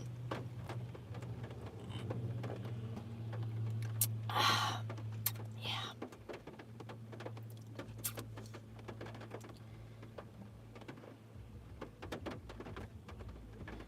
There's 23 grams of protein in this? How? It's 14 ounces too. Got hair all over it. Hold on. Oh, no added sugar. Good saturated fats. Or good fats. That might be bad. Is it the total good for you? I don't know. I don't pay attention to that. I never have. Never needed to. I pay attention to protein, fiber, and sugar. That's it.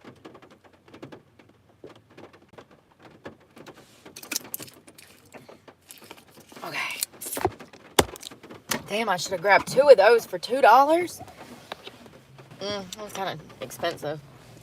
You can get them at Walmart for what, like $1.50 for the Peak brand. It's not as good as that. That is good. That is like, that tastes bougie as hell. I don't think I've ever had that before. It tastes smoother than regular milk. Like it goes down almost like water. But it's still got that milk flavor, and it's like, it's still thick at the same time, which is weird. Y'all, I'm going to find parking for the night. You can't park at a hotel. The cops show up. The hotels don't want you there because other people that have stayed there before have dumped human feces all over the property. So all of us are punished because 1 or 2 had no home training. Seriously, 100%. It's because of the trash. It's because of the stench. It's because of listen, I told you guys that I walked into a laundromat and they had a guy that came in to wash laundry, and it completely fumigated the entire laundromat. He stunk so bad that the entire laundromat smelled like shit. I'm not joking. It is the worst smell that I ever smelled in my life. And then his car smelled so bad that the entire parking lot smelled like it. That's why. Because of situations like that. Now, I have no doubt that he was suffering from major depressive disorder, and maybe other things. It was very clear from the outside of him that he was going through a depression, okay? And not every van lifer has a gym membership. I have had one for 2 years up until Planet Fitness, and I'll never go back there again. I would rather go from campground to campground for the rest of my life before I ever have to go back to a Planet Fitness. It was a trap. It was a trap. It's a shithole. And that's not a gym for actual bodybuilders anyways. And I'm gonna have to get a gym membership because I'm a bodybuilder. So it's like not an option. Like I have to have it. I'm spending 3 times. I'm going to end up $8 a day. And even if I did that 5 days a week, let's say I skip 2 showers and like, you know, it rains one day and it's not muggy and I can just like get by. 8 times 5, it's still going to get expensive as hell. A gym membership is going to run me $40-50 a month, if that. And, you know, I have complete access to come and go. It's a bathroom, it's a gym, they're all over the place. So I got to get a gym membership because I'm spending more money in the long run right now on everything. All of a sudden, like, it's just the way that things have happened. Things have been complex lately. It's like, I don't know how to explain it. Well, y'all see, I go and buy a steak and it starts raining. Imagine that happening every hour on the hour. That's what I mean by complex. It's just little things happen when you live out of your car. It's more complex. It's not as easy as people think. And actually, society makes it harder because things are so, I don't know, like people, I mean, I get why they don't want van lifers and stuff around, but like, I don't, you know, leave trash everywhere. I don't do anything wrong. I don't know. But we'll talk tomorrow. And I hope you guys have a good night. I'm taking my ass to bed. As soon as I find parking, I'm putting my window covers up. And I'm going to take my makeup off and go to bed. And hope that when I wake up, it's not raining. Because I want to be able to get up and cook me something to eat. But I hope y'all have a safe night. And pray for me because God knows I need it. And I'm praying for you guys. And we will talk tomorrow. Y'all be safe.